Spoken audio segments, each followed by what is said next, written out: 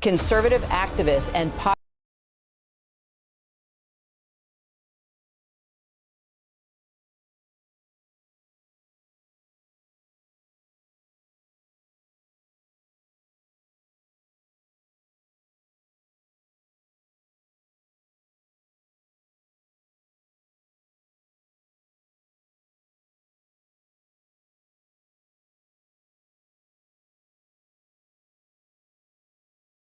All right, Shells, thank you for the $2. Appreciate you. Oh, look at her chat fly. Now, this is Candace Owens' channel. I don't want, like, I think on the Crucibles channel, he's going to have his guy, Mr. E, kind of moderating it or talking over it. So I don't want to watch that. I want to watch the actual debate, solid debate. And so, yeah, moderated by Patrick Bet David. Patrick Bet David. Oh boy, man, this is gonna be insane. Look how much money she's made just from sitting here.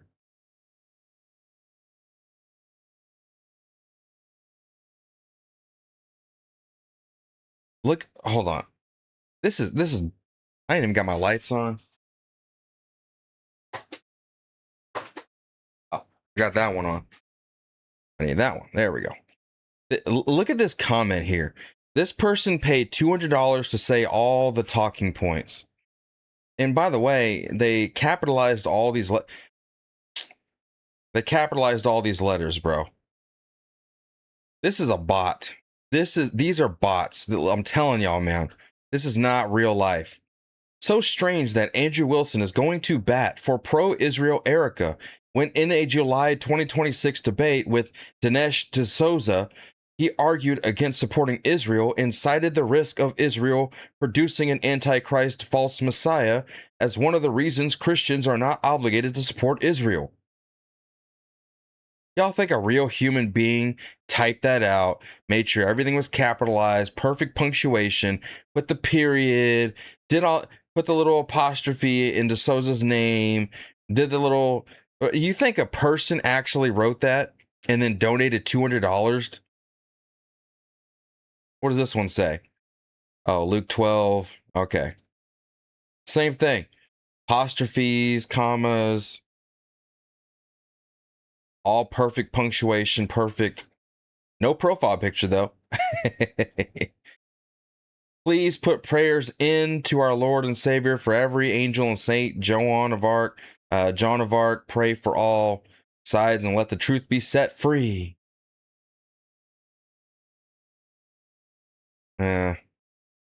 They're all attacking Andrew. They think that Andrew doesn't know what he's getting into. Again, I don't even use punctuation like that. I'm praying this is a healthy debate. Let CK voice come through and shine his light. May this debate open the eyes and hearts of all those who want truth. They really think that Candace Owens is their messiah. They're all attacking him in the chat. She's already got 13,000. Bro, she's already got 13,000 bots waiting for the show to start.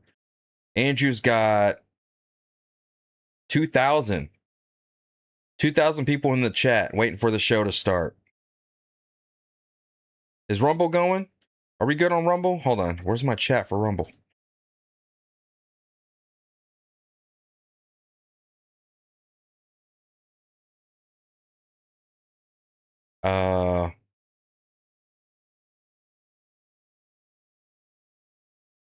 Okay. Is anyone in the chat on Rumble? I don't see anybody over there yet.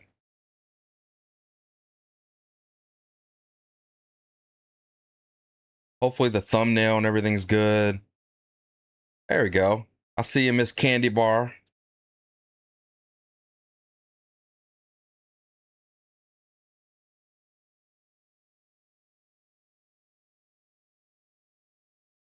Yep, thumbnail good. We're all good.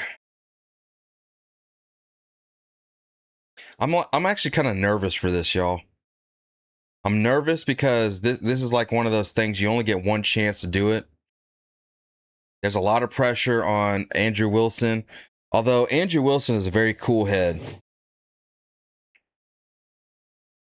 He's a very cool head, man. He knows how to handle these situations. This is what he does. He's a pro.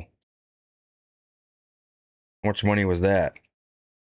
I respect PBD's skepticism until he began echoing the narrative rather than interrogating it. He is not an unintelligent man. There's no These are not real humans. Do y'all think these are real humans? With this punctuation, perfect spelling, capitalization where it needs to be.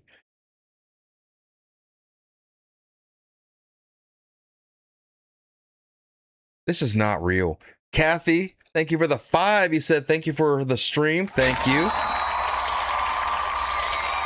I don't think this is real. I don't think those are real people. 13,000 people already? Oh, this is going to be insane. Now that's a real person. Broke as hell. Mob and messianic cultists conspired to kill Kirk.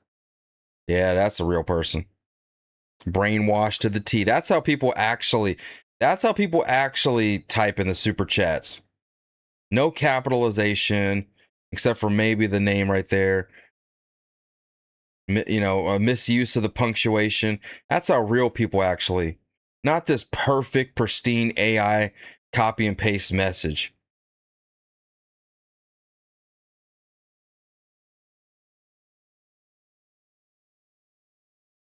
This is crazy. Wes, thank you for the happy poop. Carla, thank you for the mystery gift. Carla Sue. This is pretty cool though. Like we're waiting for like the Super Bowl to start. Iron Cowgirl, thank you for the happy poop. Hey man, flood some bots over here. Let the bots in. We need all the views we can get.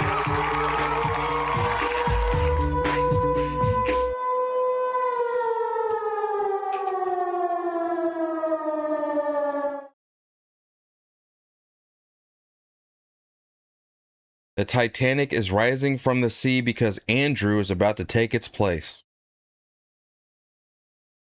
The fact that listening to Andrew Wilson talk is like listening to mini Ben Shapiro. What? They don't even sound the same. They don't even have the same talking points.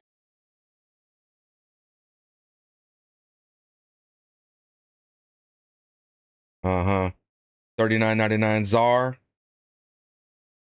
Kendall's able to present her side properly. The judge can be forced to dismiss the case. Bullshit. Bullshit. This is so dumb. If Candace is able to present her side properly, the judge may be forced to dismiss the case against Tyler Robinson, and they have to look for the real killer. Shut the hell up. These people are crazy. These people are crazy. Life don't work like that. Conspiracy theories online don't dictate what happens in the court.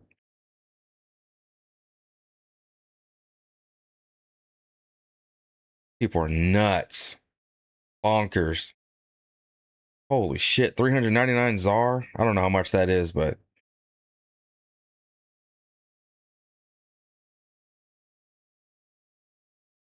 Andrew Wilson's career is over.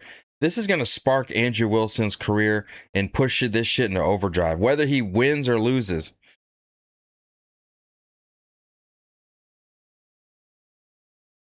There is no winning or losing. It's just, can she defend her talking points? Because Andrew Wilson is just going to say, you know, well, the state says this and they have this evidence and they presented it in court. We have all this evidence. Everything she's claiming is just claims and circumstantial crap. And, you know, it's like looking at a picture of Tyler Robinson right in front of you and then saying, that's not Tyler Robinson. It could be anybody. It could be a lookalike. That could be AI. That could be this. That could be, it could be aliens. Ooh. You know, it's not real evidence of anything. It's just speculation. Egyptian planes. Ooh. Which, by the way, the whole Egyptian planes thing, that came from somebody who told Candace Owens, I was at a meeting with Erica Kirk there, and she mentioned the Egyptian planes. And it's like, that's your evidence for Egyptian planes, that somebody thought she overheard Erica Kirk talking about Egyptian planes? Was there video evidence of this? No, but yeah, her sources. Well, that's the thing. She's going to be like, oh, I can't give away my sources. I can't show you guys my sources.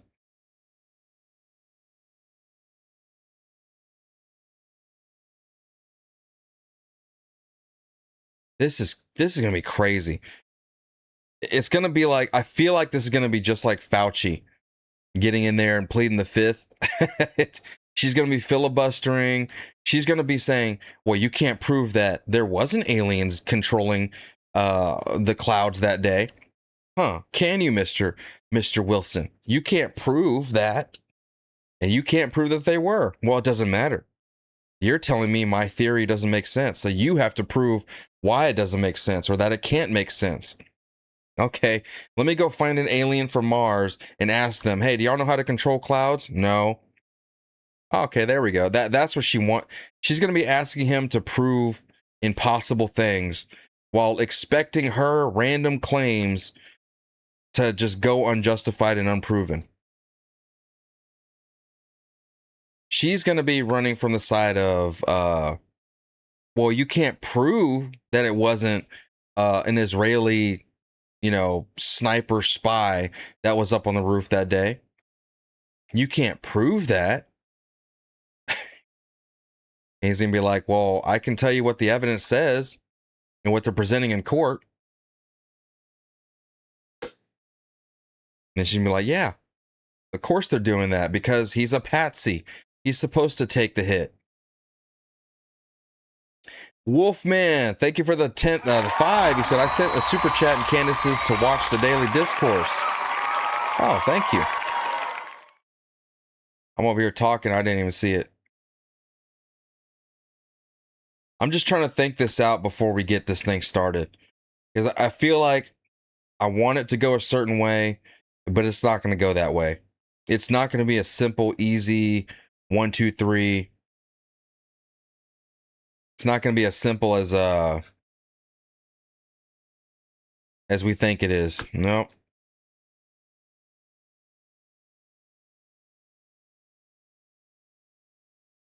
Yep. Men's Right Millennial over here says $100 says she argues that Smokey Man bad, and I'm just asking questions. Tommy, you over here in the chat, buddy? Oh man, which channel are you watching? This is Candace Owens' channel. Go live stream it, brother. Get on it. I'm covering Candace Owens' channel. And again, guys, I'm going to delete it off of YouTube the moment we're done. Right? The moment the stream is over, I'm deleting it, abolishing it off of YouTube, deporting it off of YouTube. But it will be, if you missed the show, it will be on Rumble and Kick.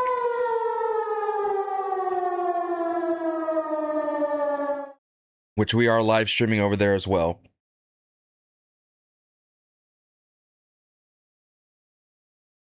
All right, y'all, 10 minutes. 10 minutes till showtime. I feel very anxious.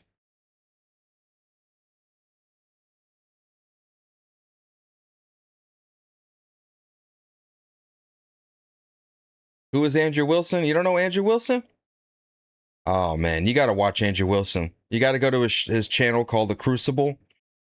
It's this channel right here. The Crucible. Just pick a video. Watch any of his debates. There's him on the Tim Pool show.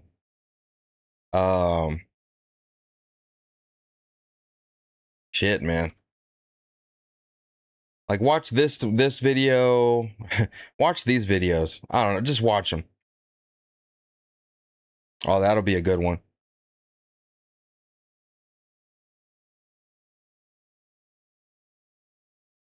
But he debates. That's what he does. His whole His whole niche is just debating leftists.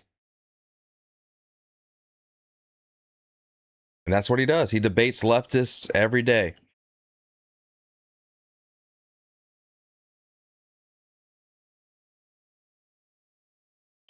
Well, you know, technically, yes, I guess she's winning because she's making money, but this is more so. This is more so for Charlie Kirk, you know, and Erica Kirk too, because no one's been able to challenge Candace Owens on any of the things that she says. You know, like nobody's ever been able to have a real conversation with her and actually question what she thinks or what she's claiming is happening. It's always like they interview her, they let her talk, and they just say, "Wow, really? Wow, that's crazy, fascinating." Oh, but they never ask her to prove it or to challenge her. They just let her talk. And so for the first time, she's got to actually defend her talking points and prove that she's not just full of shit. And we're going to see what happens, man. I don't think Candace is even left or right. I think she's just Candace. She's so all about herself. She's not even about politics anymore, really. She's not even about politics. She's about everyone's bad. Everyone is conspiring to do everything and everyone's corrupt. And it's to the point where she has to make up conspiracy theories to have content to talk about. That's what her thing is. Her content is just conspiracy theory. And eventually the theories run out. So you got to just make up your own. The moment she got fired from the Daily Wire, it was all about the money. It was never about doing any political movements or whatever. Because one of her main shticks is that she used to be a leftist, you know? West, thank you, brother, for the $20. I love watching you while at work with my ear pods in. Keep up the good work, brother. Hey, man, this is going to be a good one. This is going to be a good one. I think this is a 3-hour debate. So y'all better strap in. All right, y'all better get ready. Get your drinks right now. Get your coffee. Go get your little muffins, your snacks. This is my breakfast. I stole my son's Pop-Tarts, baby. I stole my son's Pop-Tarts. Yeah, for 3 hours, bro. 3 hours. They're gonna be sitting here trying to decipher all this.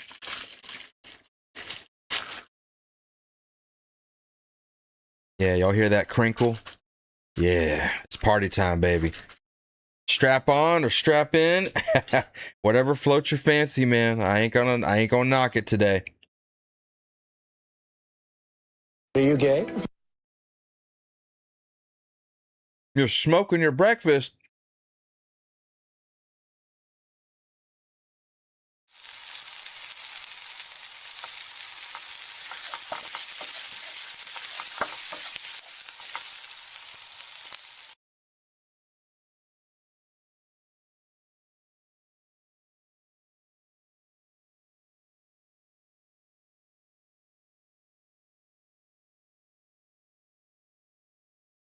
Mm-hmm.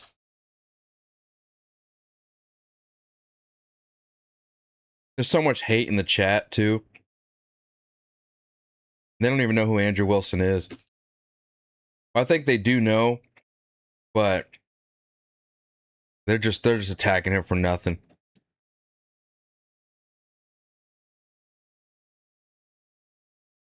They're saying that he can't handle no cigarettes or whatever. He does fine without cigarettes. He can handle it. Fuck, man. There's people that go to work and not smoke for a couple hours.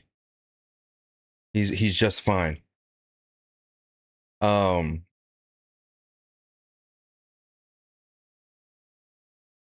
She's got 30,000 people 31,000 people watching.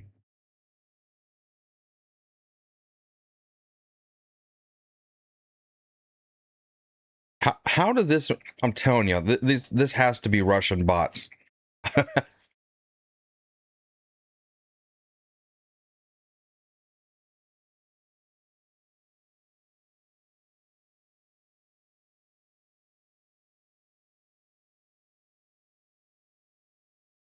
Candace's debate tactics are very. It's like this. It's like I'm right and you're wrong, and you're stupid for not understanding why you're wrong. Iron Infantry brother, thank you for the 2. You said kicking boots with Double D and the Iron Girl Bree. What's up, man? Good morning, brother.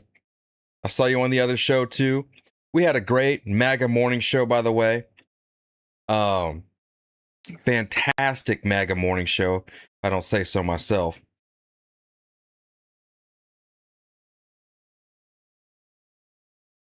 If y'all are new and y'all don't know, we have another channel where we do morning shows, 8 a.m. Central, Monday through Friday.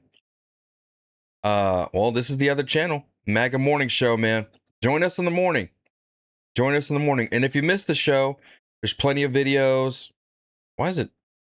There's plenty of videos. I chop up everything. Make sure you guys get every topic in its own video. Tons of content over here. This channel is really booming. It's really taking off. And I love it, man. This is my baby right here. I turned the Daily Discourse show into the MAGA Morning Show. And now the Daily Discourse is getting it's shedding its skin. And now it's morphing into something new. Don't know what it is yet, but we getting there. So join us in the morning if y'all don't know about that channel already. But yeah, Candace is going to come from the mindset that she's right and you're stupid for not understanding why she's right. Yeah, I know. I stole the MAGA morning show straight from Climatics's brain. Iron Cowgirl, thank you for the chili. Howard Foss, thank you for the happy poop. Shelly K, thank you for the trophy cake. Why not? Ooh, I can't wait, man.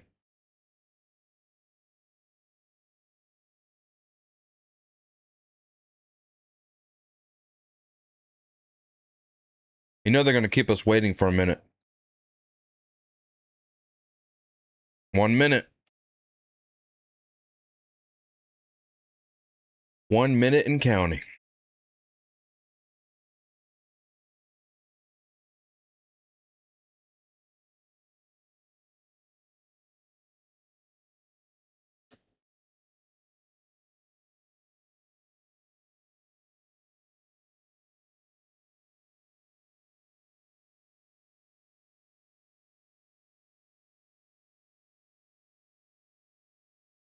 Andrew Wilson has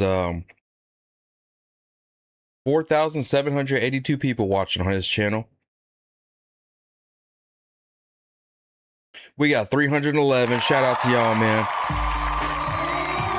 24 on Rumble, 5 on Kick. Oh yeah. This is going to be very interesting. I can't wait, man. All right. I should be starting right here in just a minute.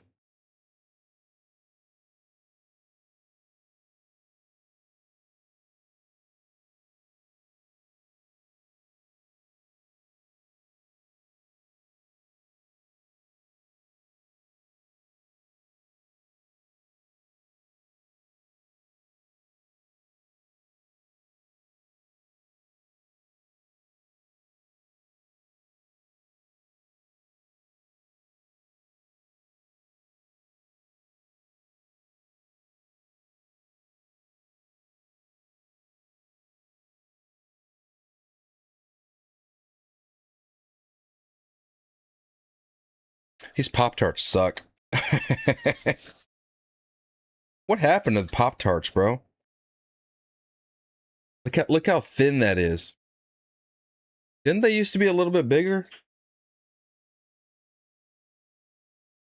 The icing is so thin you could see right through it. What happened? The Bidenflation?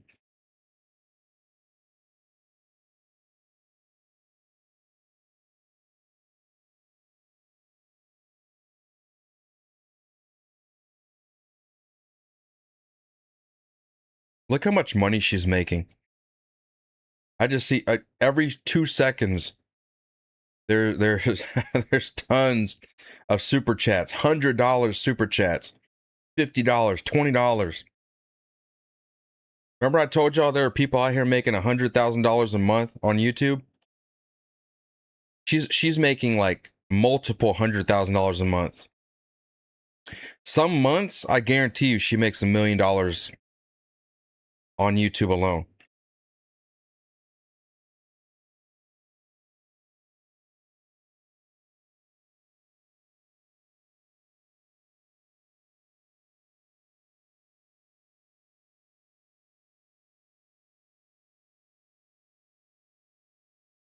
Off of ad revenue and alone, with this, 81,000 people watching right now. Off of ad revenue alone, that is like $15,000 to $20,000 just out of the gate.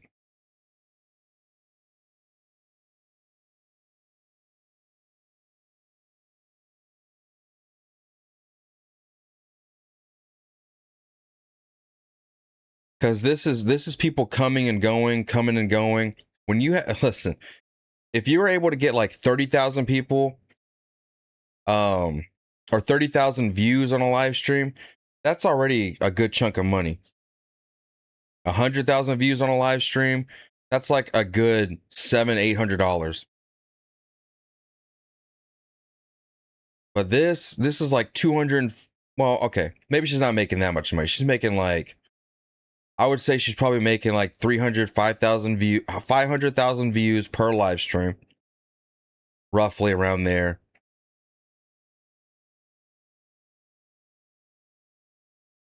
She's got every live stream. She's got to be making at least $20,000-30,000. If you stack all the super chats on top too, like she's making ridiculous amounts of money every day.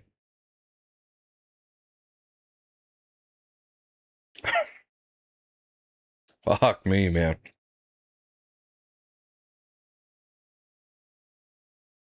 Sting is back. Thank you for the high five.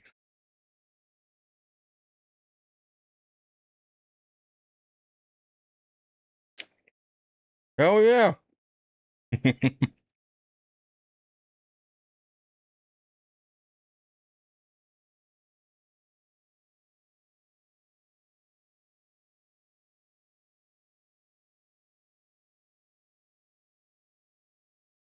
All right, any minute now. I told y'all they were going to make us wait.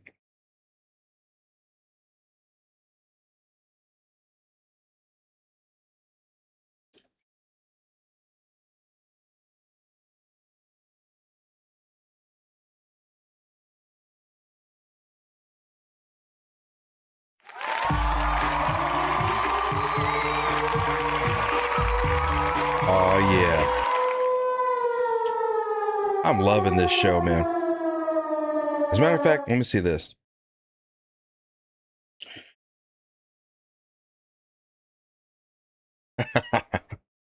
Now, this is lowballing it. This is just based off of like her revenue made from ads. This doesn't really calculate super chats. Estimated monthly earnings is $124,000 on her channel.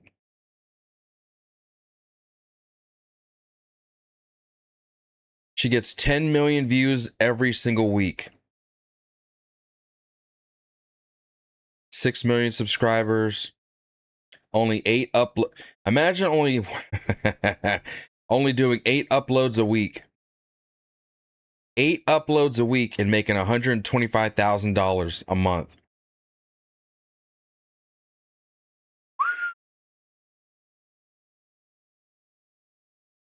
Lord have mercy. What about Ian Carroll? What's he packing? Ah, Ian Carroll's a bitch. $2,800 a month? What? With almost 1 million subscribers? What's Arturo packing? No data? Oh hell. I ain't even on the radar. I'm not even on the radar. They said, bro, you ain't making nothing. Oh my God. What? What do you mean no data? The fuck? No data? I ain't never seen no junk like that. What about MAGA Morning Show? No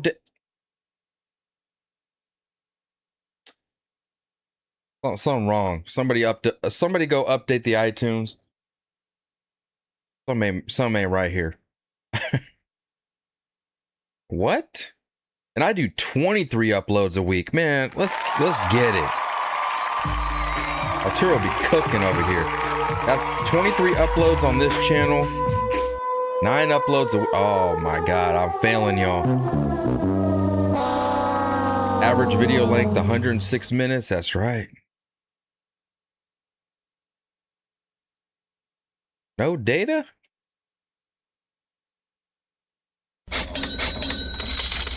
We broke out here in these streets. Up, starting. Uh-oh.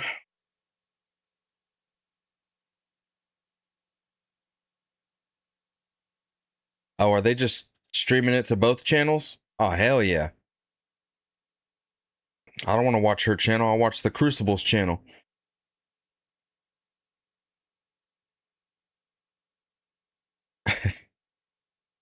Help me out with that super chat goal, man. Oh, man. I'm unsubscribing. You suck. You're broke. You don't know nothing.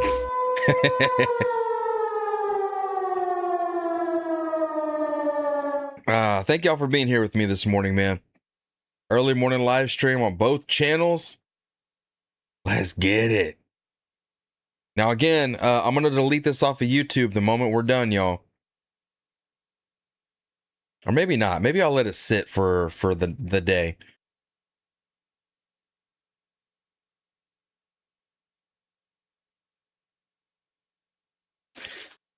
I'll let it sit for the day, I guess. And then,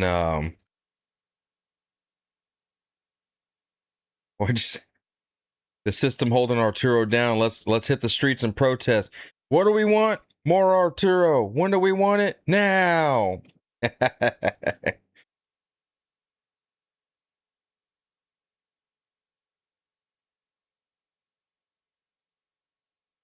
And by the way, what is this? If y'all want any...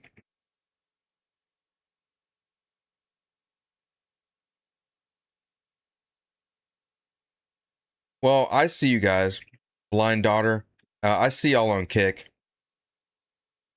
If you want any more reason or any more evidence to know that Candace is just a narcissist, look at this. Why do we got to look at Candace's face like 20 times?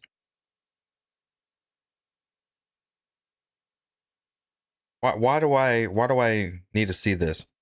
Carla, thank you for the $2. So Candace, too afraid to show up. Piece of shit.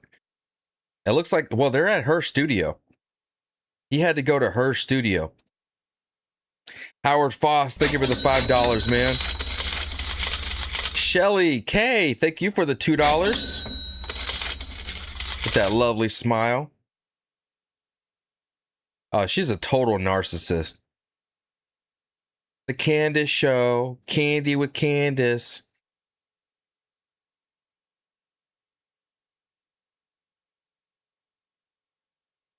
I bet she did the show early like this, so that way they can review it right afterwards.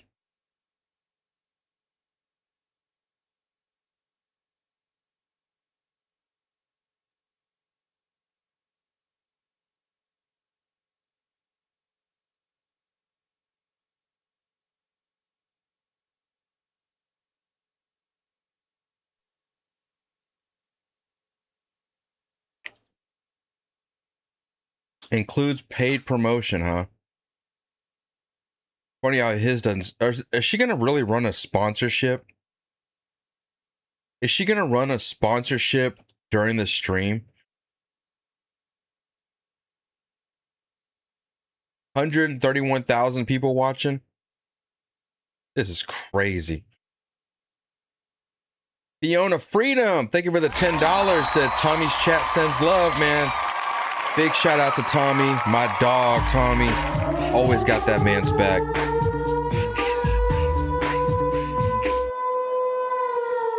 Big shout out to Tommy, man.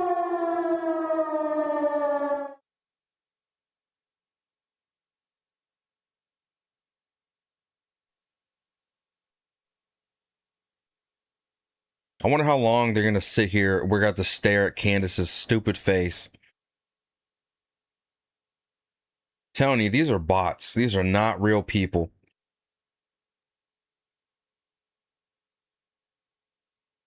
People don't type like this. I know Charlie is watching this and rooting for the truth. Let's expose these demons. Christ is king.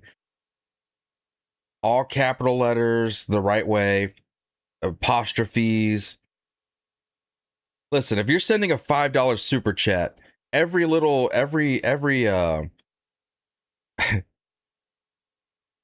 counts, right? You're going to not do that apostrophe just to make sure you get the extra letters in. Get your whole message in.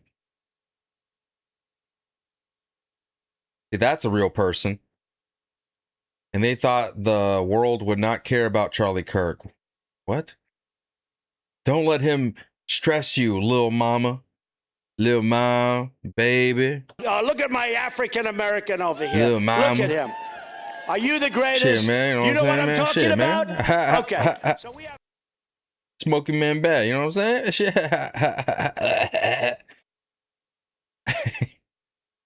Turning Point in USA. We know what you did last summer. Oh, she's pregnant too. I forgot about that. Great.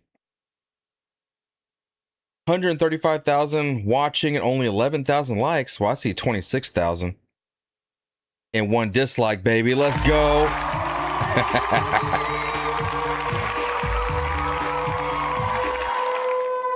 29,000 likes. Yeah, hold on. Wait, 121,000 people watching and you only got 30 likes? These are bots. Bots all day. Support you, Candace. You have been a wonderful friend to Charlie. Bull shit. Your journalism is life-changing and so important. Bull shit. Oh man.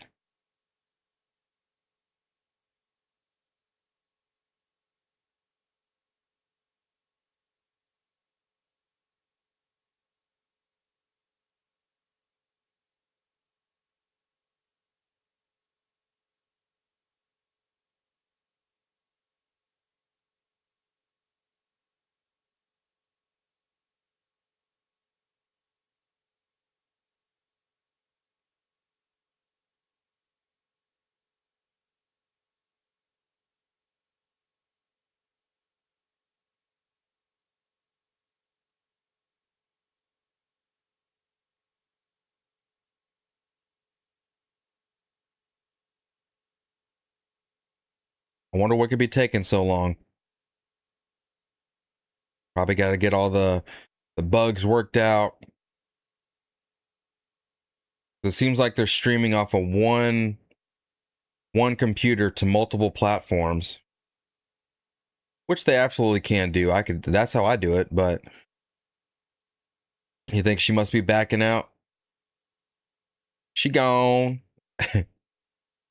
Just getting here, does she bail? We're just staring at her face on the screen, so we don't really have nothing else to go off of.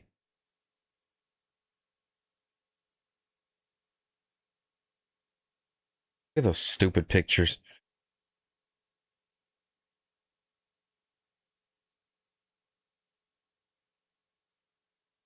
It's funny, as much as people loved Candace Owens back in the day before she started all this crazy stuff, I never liked her content. I never watched her shows on the Daily Wire. I mean, I tried sometimes, but her voice just didn't sit right with me. I just didn't like it. I'd rather go watch Matt Walsh or Michael Knowles or something. But Candace, nah, I just couldn't do it. Is Andrew online? They're both streaming the same thing.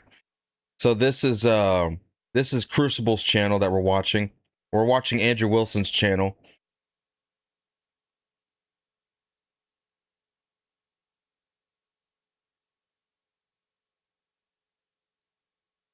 She reminds you of your sister, and you don't like her either. Hey, Jeffrey, man, I love you, bro. I appreciate that, man. Because I found you first before anybody else, and I will never leave your channel. Shout out to Jeffrey, man.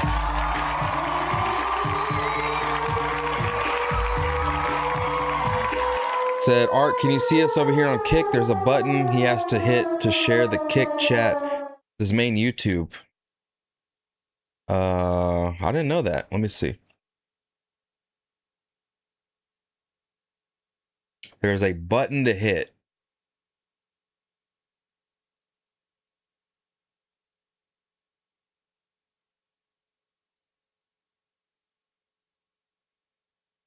Oh.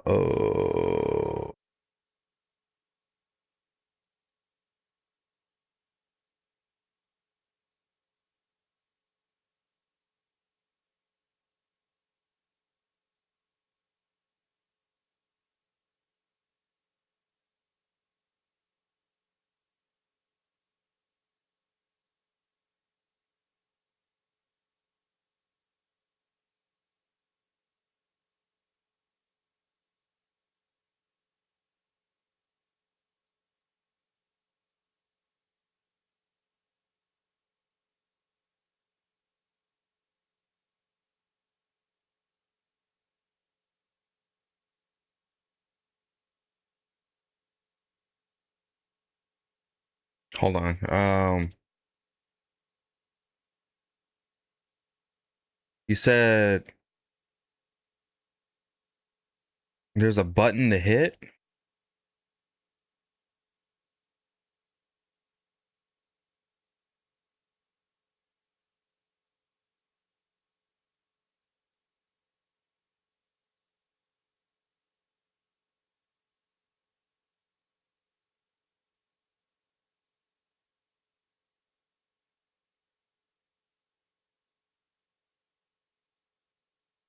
You gonna have to show me that shiny red button. I don't know what button you're talking about.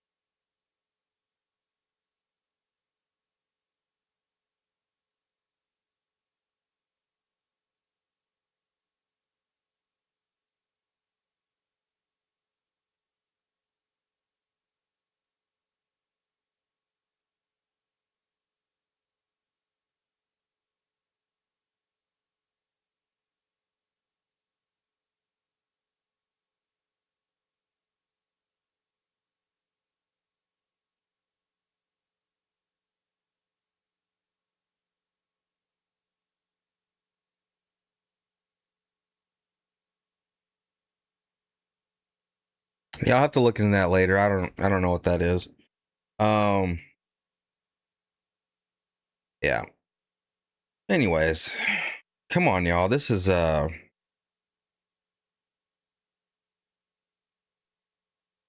thing with Patrick Bat David. They're over here.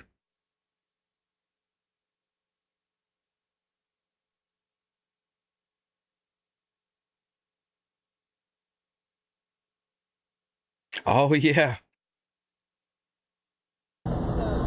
Luigi Mangione. Supposedly he's supposed to be changing his plea to guilty today. Good. Fuck him.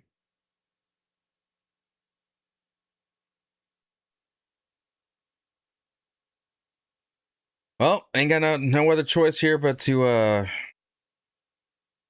You haven't had enough of Candace's face yet? Yeah, me neither. I love it. I just absolutely love it.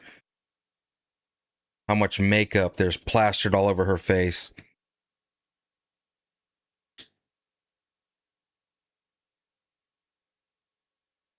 Nothing better than a black woman pretending that black don't crack. Black.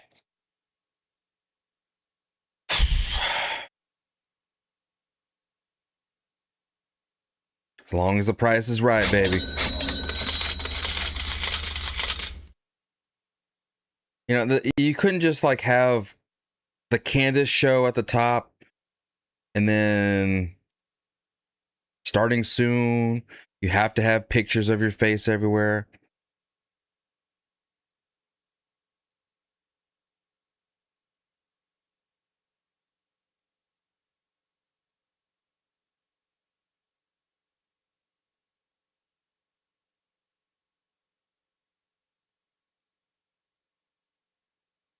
Bernie, good morning, man. It was good seeing you this morning. Thank you, brother, for the $100 super chat on the other stream. I appreciate it, man.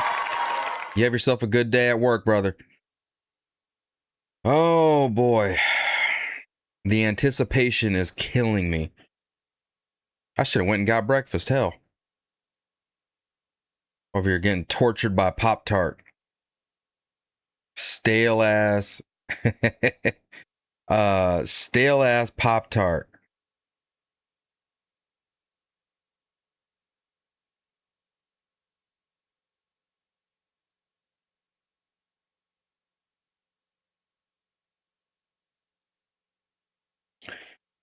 Wow, man. Didn't y'all have like all morning to set this up?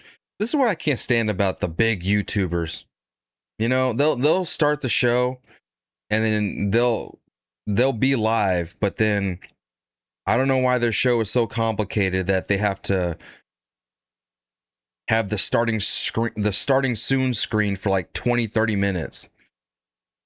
I ain't sitting here wasting people's time staring at a screen that says starting soon when starting soon is like in an hour.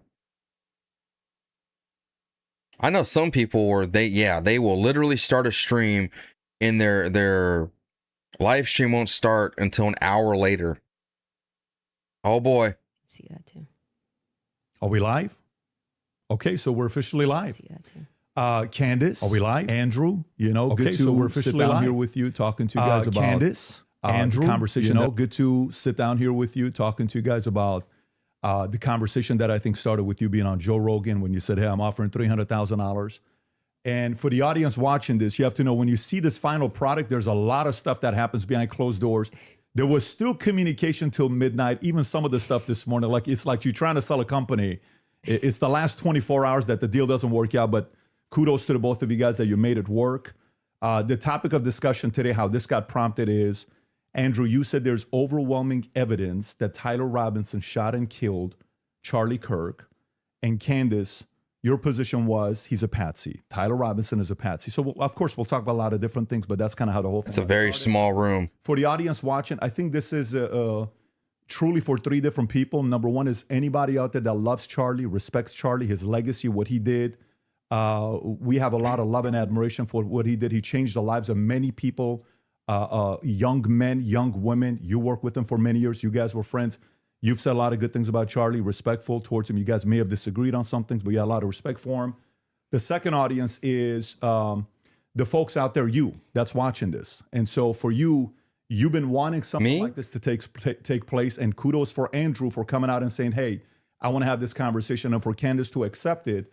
So you have the ability to say, I agree, I disagree, comment, do all the stuff that you're doing online. And if you want to see more of these things, any of the three channels, subscribe to them, the Candace Show, the Crucible. I'm sure some of the people from Crucible are watching as well, and the PBD Podcast. The more you subscribe to this, the more... And the Daily Discourse channel. Conversations to you. And last but not least, it's about the two of you. Tommy, thank you for the fight. He said you stole your son's Pop-Tart. Now you're complaining about it? Oh man. Love you, brother. Thank you, man. If I jump in, just so everybody knows, on the back end, both have agreed. In the back, there's three people representing Andrew and three people representing Candace to do fact checking. So at any point, if somebody makes a claim, the other can say, can we fact check this? I can jump in and say, fact check this. Even the folks in the back can say, fact check this. So it is a very fair conversation that we're having here. And so look at his socks. Kudos to Michael Knowles. Your name was mentioned a lot. You missed out right now. The last 10 minutes We talked about you. There's a lot of love and respect here mutually from both parties, all three of them here. And then, of course, the great Joe Rogan that started this conversation. And he also volunteered, but it ended up being this format that we have here today. So with that being said, Andrew, your claim is overwhelming evidence that Tyler Robinson killed Charlie Kirk. Opening statements, opening comments. Sure. And what I mean by overwhelming is I just find it very convincing. That's I think that's what most people mean when they say overwhelming evidence. So I have a brief opening statement. On September 10th, 2025, Charlie Kirk was murdered. Many of you already know a lot about the events which occurred after Kirk's death.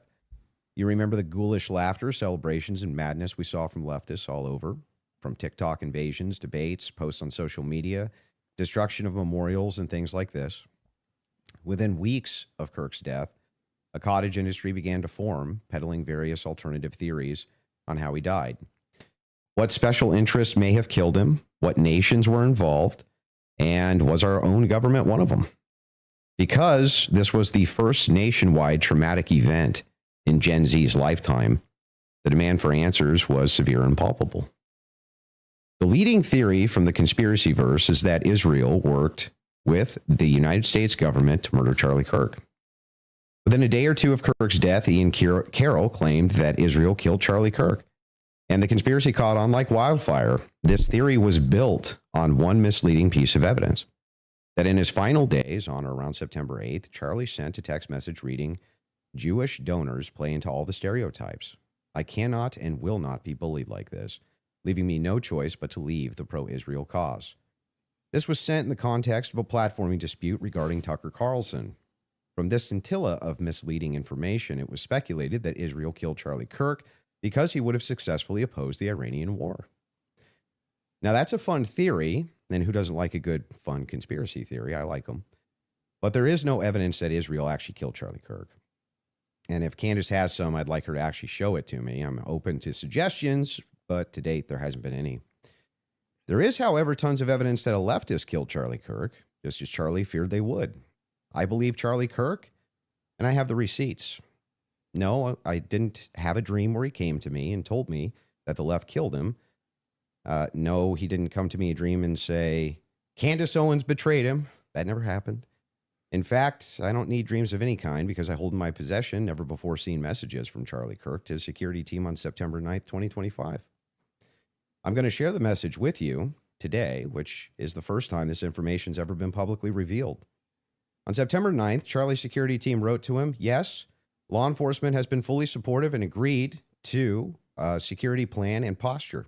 Tomorrow's event will be covered by both my team and the campus PD. If additional support is required, patrol units will be available. I have 11 on site. Charlie responded with this, okay, great. Remind them that they are there for one person's security only, because I'm somewhat worried the left is trying to kill me. That was a message sent September 9th. Day before. Whatever could he have meant by that? Well, I think he meant exactly what he said, that he was worried the left was going to try to kill him. Now, we'll discuss this more later on in the debate, and maybe that's crazy. Never before seen evidence that exposes just how wrong and, in my opinion, idiotic many of these conspiracy theories have been. But that's what happens when you rely on what's called the evidence of the gaps. In other words, they don't have evidence, they seem to just make up evidence. And what did they make up? Well, in my opinion, kind of whatever lined the pockets. And I think it's ghoulish to profit off of the death of a good man. But we came here today to debate, and so let's get to it. The debate topic today is 1, my belief that there's overwhelming evidence that Tyler Robinson killed Charlie Kirk, and 2, Candace's belief that there's overwhelming evidence that Tyler Robinson was a patsy and didn't kill Charlie Kirk. In sum, the audience is going to decide who has more evidence supporting their theory. My theory is that the state is correct that Tyler Robinson is the killer, at least based on evidence so far, and Candace's theory that Tyler Robinson is not the killer and he's a patsy set up by the feds. To be clear, this is not a question of reasonable doubt. If it was reasonable doubt, and that's all it was, and that's all Candace was proffering, I wouldn't even be here having the debate with her. It's fair to have doubts, as the trial has yet to occur, and the state hasn't even begun to try to prove their case beyond a reasonable doubt, but Candace makes a more forceful claim. She claims that there's more evidence that Tyler is not guilty of murder, and was set up as a patsy than there is for the state's case. And I just think that that's absurd. And she will not be able to demonstrate that in any way. In fact, she has almost no real evidence at all of her theory, whereas my theory is supported by compelling witness testimony, physical evidence, multiple confessions, all of which are independently compelling, but which are even more convincing as each piece of evidence corroborates the others. You'll notice the term overwhelming was included in both theories. This is because Candace demanded I defend my use of that term, which I think is fair, in describing the evidence against Tyler Robinson. She, on the other hand, only wanted to defend her theory as merely viable. That is, until I showed her clips in which she said she believed the evidence of her theory, that Tyler Robinson's a patsy, was supported by overwhelming evidence. Only then did she agree to defend that position. Regardless, we're both defending the claim that there's overwhelming evidence on our side, so it's worth defining that term. When I say the evidence against Robinson's overwhelming, all I'm saying is that I mean that as of right now, I find it very convincing. I see almost no evidence at all, only speculation on verified claims and suggestions of things that could merely be hypothetically possible. Dreams, vibes, feelings, things like this. Almost done, by the way. I have no problem defending the state's case and welcome Candace bringing up any challenges she would like. But if I'm honest, the reason I was willing to pay the $300,000 for this debate was to finally have a chance for someone to demand Candace be held accountable for the unbelievable theories and claims she's been making. Candace's investigation is indistinguishable from a leftist operation. She couldn't be doing more damage to the right if she were trying. She uses her considerable platform to relentlessly attack one of the most influential conservative outreach organizations for young people. She's making a mockery of the online right-wing commentary class. She's harming Republicans in an election year by dividing them. She's attacking the very organization Charlie spent his life building. And she's attacking the people he loved, including his wife. And it cost me $300,000. But today, I hope that she finally answers for some of that. Thank you, Andrew. Candace? Did you get it out of your system? Amazing. I did. Okay, great. Well, I'm not going to waste time with the preamble because I think I just want to get to the substance of the debate, and we'll just speak to the audience. I have obviously had an audience since we've been covering this case. People know that there was a personal friendship between me and Charlie, and diminishing the pursuit of something that makes sense regarding what happened on September 10th by throwing it to this is just people who are conspiracy theorists. These are people who are just trying to generate clicks. I don't think that people should be satisfied by that. I want people to remember that it's important to think. We've been lied to by the government a great many times over, just the last couple of years, if you just think of the things that we've learned about our government. And I do want to say this.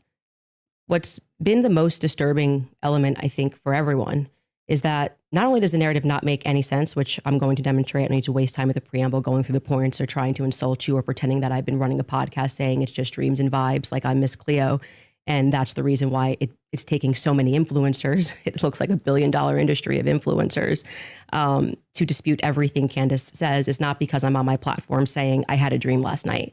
I don't think that I think that diminishes you as an argument. Obviously, we have presented a lot of evidence. You just presented a text message and said this is evidence. Well, that's how this entire thing began.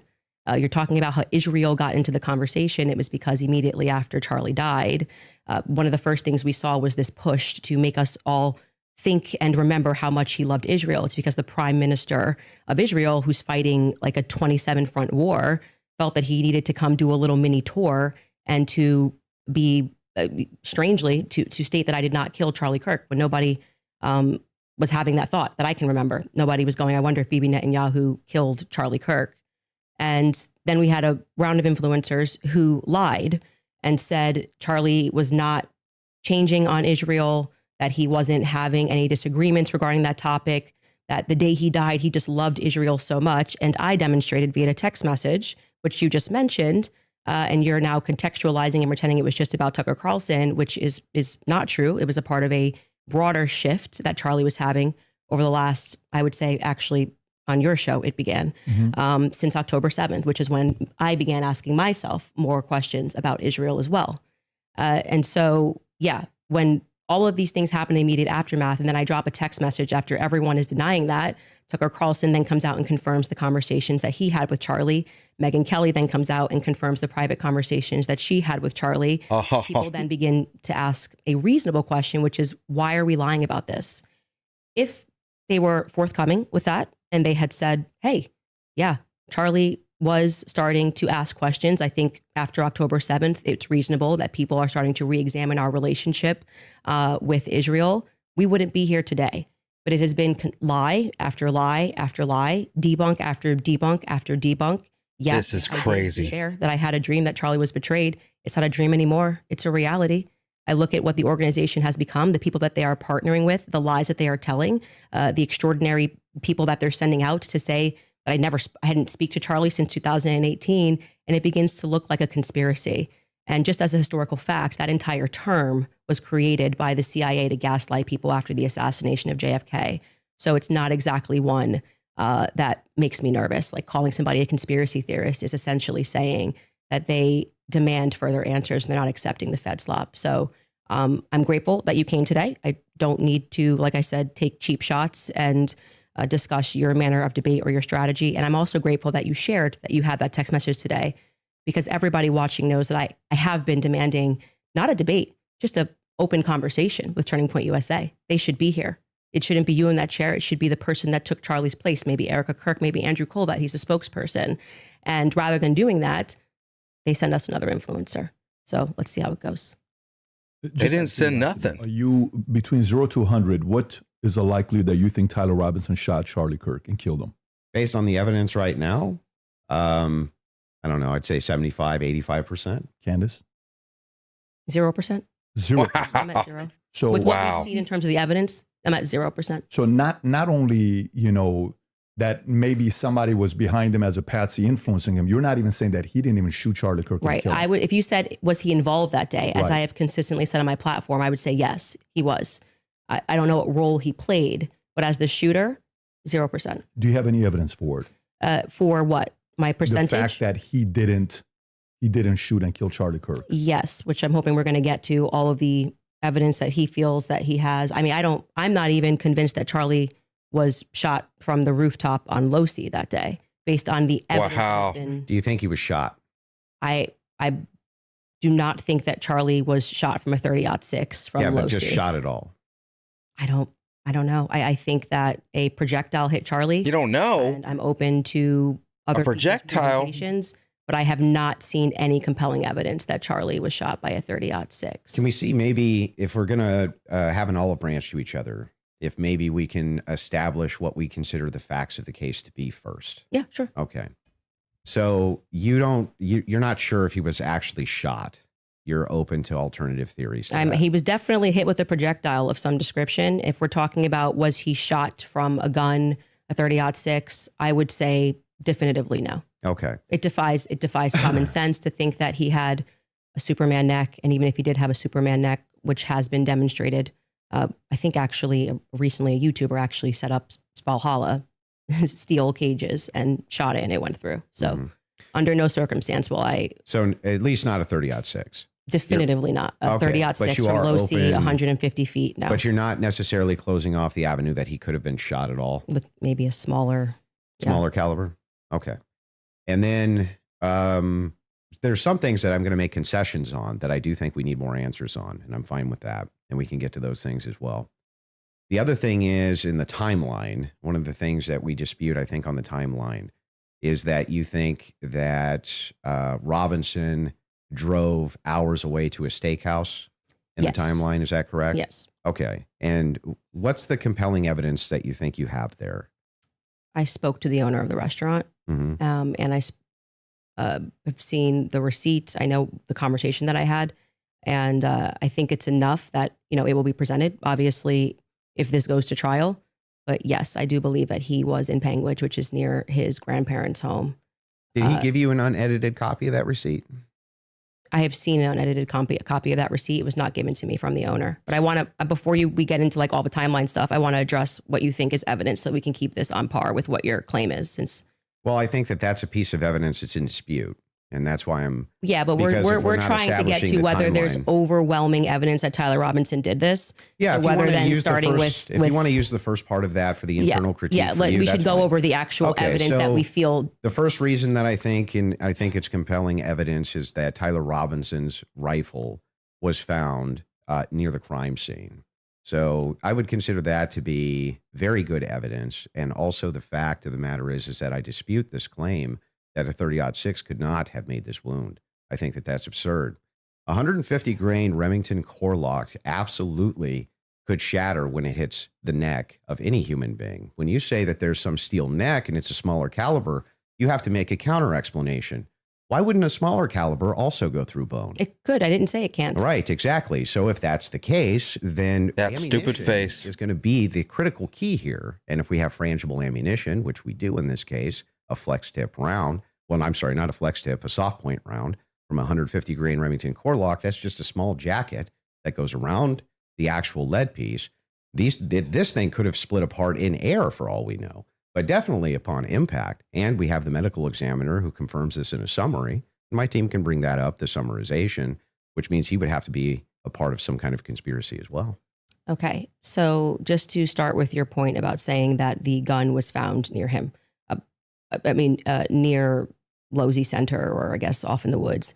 That gun, did you watch the testimony? Did you watch the preliminary hearing? Yeah, we covered it live. Yeah. Okay, so forgetting what the summary of the medical report was, did you watch the testimony that was given by the Caitlin Oliver, the ATF woman, Samantha Carner, any of those people who went into the science of?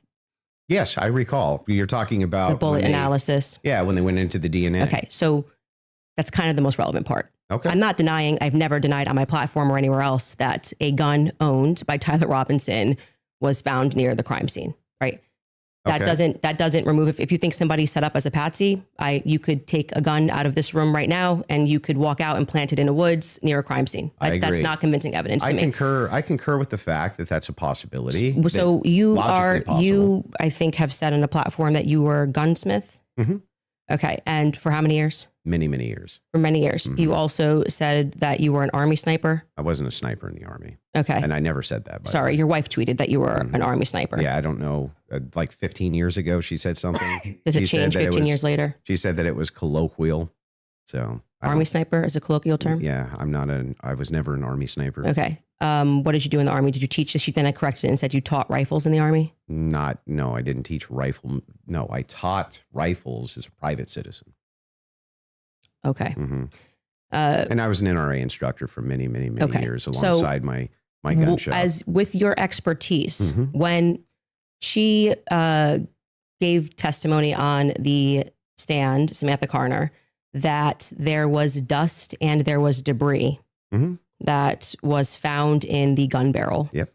And then when we had the person who, and this was, I believe, Caitlin Oliver, who explained painfully about the DNA, the prints. Well, let's start with a point at a time. I'm not done. You said something, so I'm going to finish my thought, right? You don't want to do a point in time? No, well, sure. If you want to respond to, but I want you to respond to 2 points. I want you to start with 2 points. Okay. Dust and debris in the gun barrel. Yeah. Secondly, the fact that there were 5 sets of prints, 5+ actually by the end of the testimony, 5 sets of prints for which we already had the woman who worked for the FBI forensics testify that above 2 prints, if you're taking a sample, it's no longer a science, right? She testified that when they took the sample of what was on the trigger, they saw 5+ prints. And among those 5+ prints, Tyler Robinson's was the most degraded. So I would like you to explain how Tyler Robinson's prints could be the most degraded when she said, actually, you could have DNA on something that you've touched. You could have DNA on something that you've never touched. And to get DNA degradation, they've looked at pieces, items 20, 40 years on that don't have degradation. Yet Tyler Robinson's prints, amongst 5+ other prints, were the most degraded on that weapon. Yeah. So let's get into all 3 of the claims. First, with debris. When it comes to debris, firing rifle doesn't always blow the debris out of the barrel. Okay. You think there could be debris and dust. Yeah. He just fired the weapon. Sure. Okay. Not only that, he left it in a forest. Now, I don't know if you agree with me, but if you leave a rifle in a wooded area, it's also possible that debris could get in that way. But I'm not even sure that that's what the case is. I think it's far more likely that you fired the shot, it just didn't blow all the debris out, and it often doesn't. You'll find this if you take Grandpappy's dirty rifle and it's all dusty inside the bore and you go fire it, you'll often look down the bore and there's still dust. Okay. Happens all the time. Okay. And the prints? Yeah. So the prints, we don't know all of the details on just yet. We do. It was excruciatingly long. testimony on the prints. We don't, because they haven't gone to trial, so we don't know on the print front. But Tyler Robinson's DNA was on there. You made the claim that Lance Twiggs' DNA was on there, and it was not. Well, when she gave the testimony, no, hold on. First, let's go to your first point, because that's wrong. We can get a fact check on that. What do you mean we don't know until it goes to trial about the degraded prints? She testified, and this is the person who took the prints. Yes, but the problem is that inside of this particular testimony, you agree with me that there's going to be much more of the DNA analysis in the trial, right? But you also would agree that her fact is not going to change, that among the prints, his was the most degraded. So I'm asking you to address that. How could that be possible? Let's give it, let's just grant this for a second as a possibility that his fingerprints were degraded. It's not a possibility. It's a fact. The person who took it. I'm just granting it for the sake of argument. You should grant it because it's a fact that she presented. So now it's granted. So what?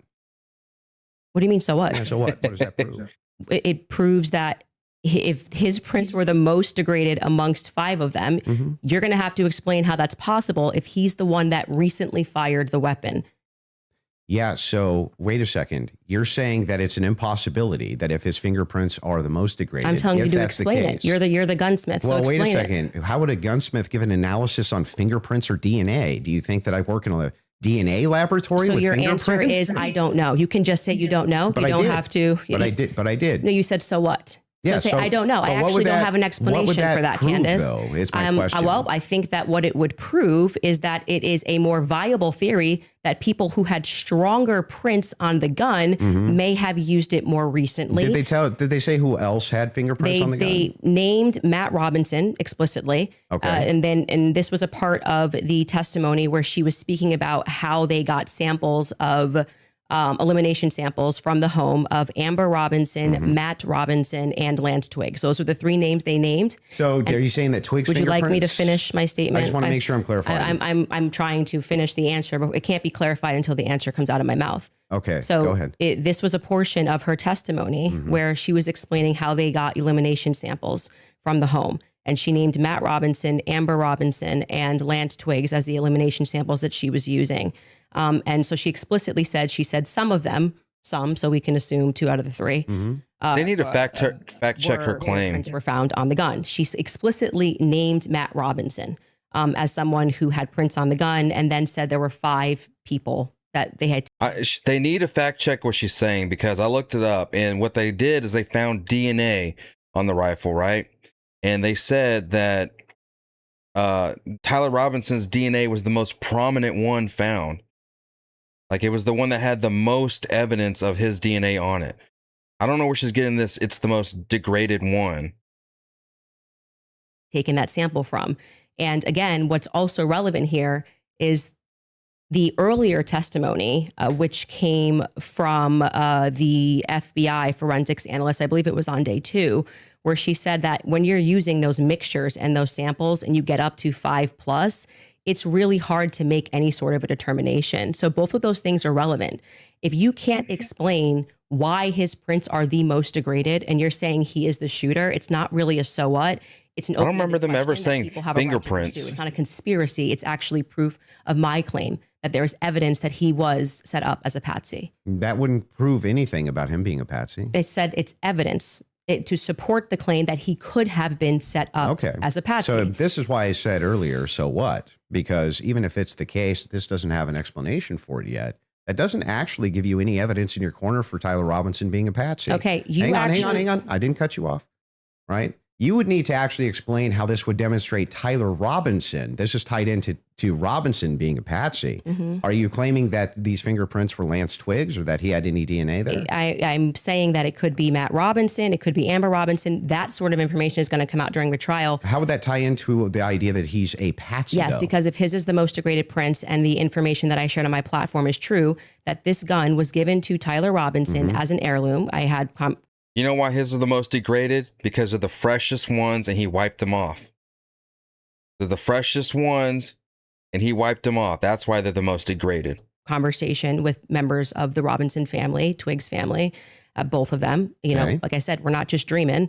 And if we're having those conversations, and they told me that gun was only given to Tyler Robinson because it was a family heirloom. Okay, so it was his grandfather's gun or great-grandfather's gun. Okay. I don't remember the difference. I don't remember which one it was. And so he got it because he's the firstborn. So, but he's not much of a shooter, is what I was told. And so he has this because he inherited it, essentially. So if I No, get he something borrowed from it my for grandpa the and I put it hunting up on the trip. shelf and I own this, you could see that could be. How do we get to the Patsy part? You don't let me ever get to the end of the sentence. So how could we get to the Patsy part Okay, if I can't I'll get wait, to the end of I'll the wait sentence? patiently till we get to So the that Patsy could be a part. reasonable explanation as to why there was dust in the barrel, because he doesn't often shoot this weapon and he is indeed a fisher.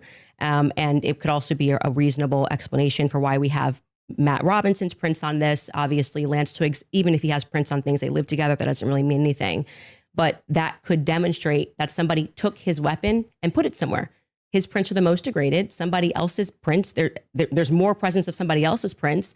And that could demonstrate that somebody is taking items from his house and putting it into various But it places. also could demonstrate nothing. So the problem that you have here is that this is pure conjecture. No, This is not evidence that Tyler Robinson is a patsy. It's only evidence that you have conjectured up that, well, if it's the case that these are the more degraded prints, then therefore that means must be patsy because dad's fingerprints on gun. I didn't say must be Describe patsy. how this actually links in to Robinson being a patsy. Okay, I just described that for you, so I can explain it to you, but I can't understand it for you, so I'm going to move on from that.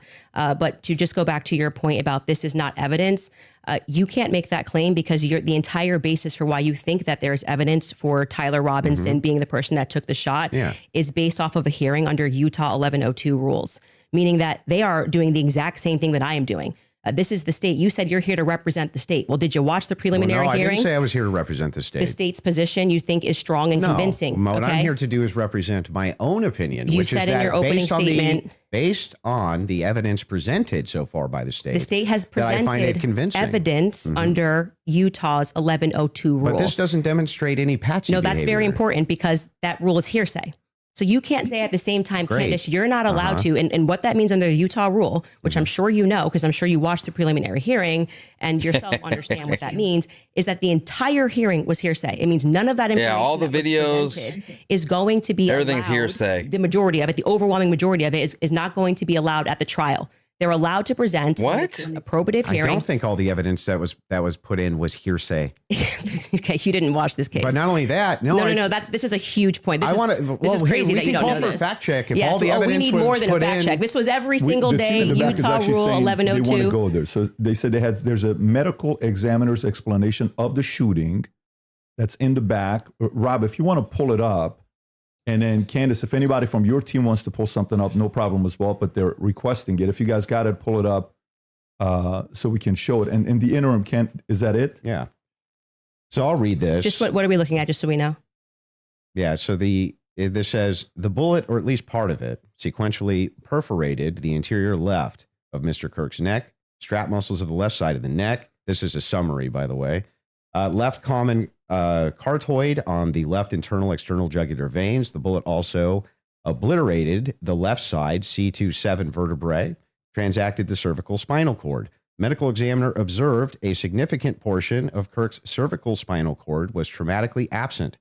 Mr. Kirk suffered from other severe injuries, including bilateral, apical, and posterior intercausal hemorrhages, pulmonary, apical hemorrhages, multiple disruptions to the thyroid, et cetera, et cetera. So the summary of the examination is that he was shot.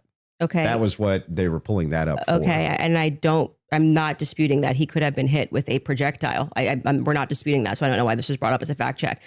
Could you bring up 1102 Utah rule? Because this is an unbelievable point that you're making by saying that I am not allowed to infer off of evidence. You can infer. I'm trying to follow the inference. But your entire reason, like you asserted that you believe there's overwhelming evidence on the basis of what we saw in the preliminary hearing. The entire preliminary hearing was hearsay. Yeah, I'm fine with your inferences. No, you just literally said I couldn't do that. Yes, I can. No, I didn't. I'm just saying from your inference, how do we get to Patsy? This is how you got to Shooter. The Tyler Robinson did it the same way that you got to Tyler Robinson. Shooter from that. Yes, you did. You again. This is something important, so we should pull up a fact check about what the 1102 Utah and under their constitution, for the sake of a preliminary hearing, they do not have to have hard evidence. They don't have to put people on the I trial. agree they swear don't them have in. to. But no, that's why the entire hearing was basically hearsay. Officer Bagley But was not saying all of it, like I said. the overwhelming And majority. again, no I mean, dispute. outside of the one But that you there's don't no- that you don't that's want to not give. what's Please don't in cut me off. dispute, though. Outside of no, that is what's in dispute. It It's means not. that your entire brand of saying you don't have evidence, you don't have evidence, falls apart when the entire preliminary hearing is based off of hearsay. In fact, Lance's testimony before they had about an hour debate, actually maybe it was more than an hour debate before he sat, and they said, this is not going to be allowed. You wouldn't even be allowed to do this. We'd be able to cross-examine him. The questions that they're asking Lance are all leading. And what did he say? Well, I'm the magistrate under Utah Constitution, 1102. It is my job to allow all of this so we can see if the state has enough here that we can then move to a trial, which will then, they would not allow this stuff. They would say we get to cross-examine Lance. Lance But just you're can't arguing willy-nilly things I'm not say, disputing. no, but the entire substance of your argument is that people can't infer off of evidence. No, That's what you're saying it's to me. not. When you say, Candace, Here, you I'll can't give you talk the about the degraded argument prince, which is now. a fact. Yeah, I'm not and then saying infer that. off of that Didn't say that. Tyler could have been a patsy. You're just telling making stuff up. So here's I'm not what the making stuff position up. is. I'm not making stuff up. I'm saying 1102 that I ready. think you. I'm Let's just pull that trying up. to Let's pull pull that up. 1102. I am Get there doing from the exactly what the inference. state did. I Okay. am looking at a piece of evidence, and I am saying. But you're not showing me how you get there. Can you from the describe to inference. the audience what Rule Yes. 1102 So means? this, just so everybody who's watching this at home understands what I am saying, even if he doesn't. What Andrew is arguing is that I don't have the right to extrapolate from Never a made that fact argument. like Just making it up. Just purely making it up. I'm asking based on Andrew. based on Can I your show my evidence? You just showed yours. Reliable hearsay. You'll get a chance. Reliable hearsay in criminal preliminary examinations. The entire preliminary hearing that you just saw was on the basis of reliable hearsay. And what that means essentially is the people who are making the statements can just say, Patrick told me that he did this on Monday. No. It's not here. No. And that is, they can allow that into the hearing. That's just because it's just meant to be probative. And so it's the state saying, here's what we have inferred. So you are allowed. I saw the video footage of him getting on the roof, and my eyes told me off of that evidence. Okay. that it was him. Case in point, So that's hearsay? To give you, that's a demonstration of what I just did. I said the prints were the most degraded off of Tyler Robinson. And from that, what I am inferring is that it's plausible that Tyler Robinson was set up. That doesn't. Okay. That's the point in contention. That's not a point in contention. That's the point in contention. It's not a point Yes. in contention. If you're saying it's a It point, is the point in contention. it's not the point in contention. I'm telling you that was what the entire hearing allowed for. So the evidence that he is Great, but describing, we're asking you that now. he is using to argue his case, is all based on inference, not fact. Only her audience It's is not going to fact. fall for They are this. inferring off of the facts.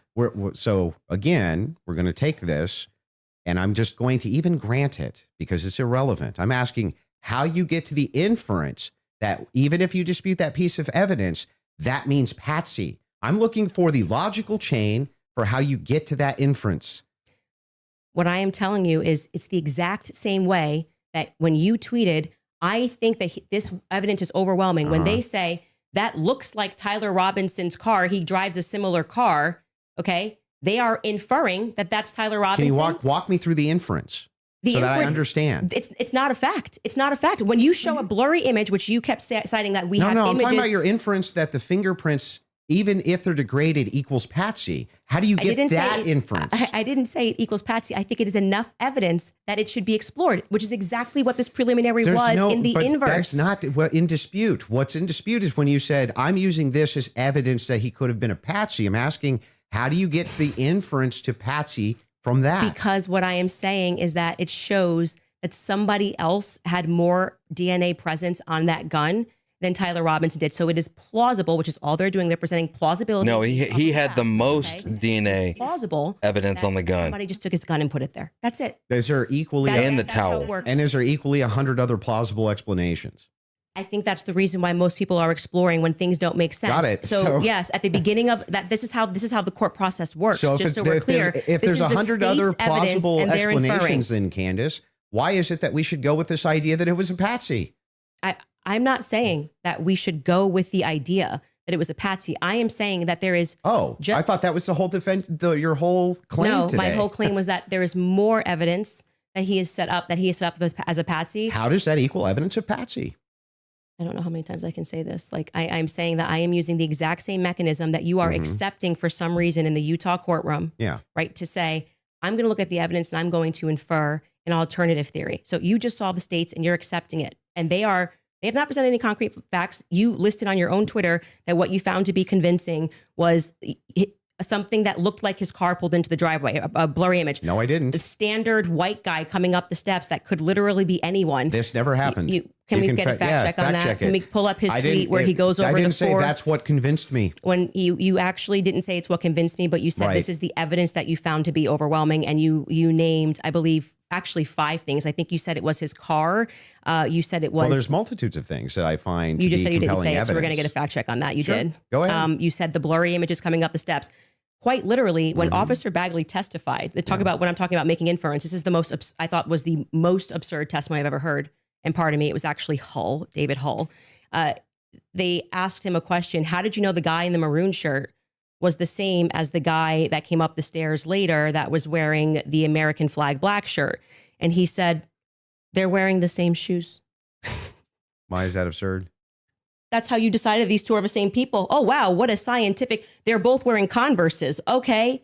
That's an absurd thing to say. That is not evidence that these are the same people if we're both wearing Converses. That was what he said.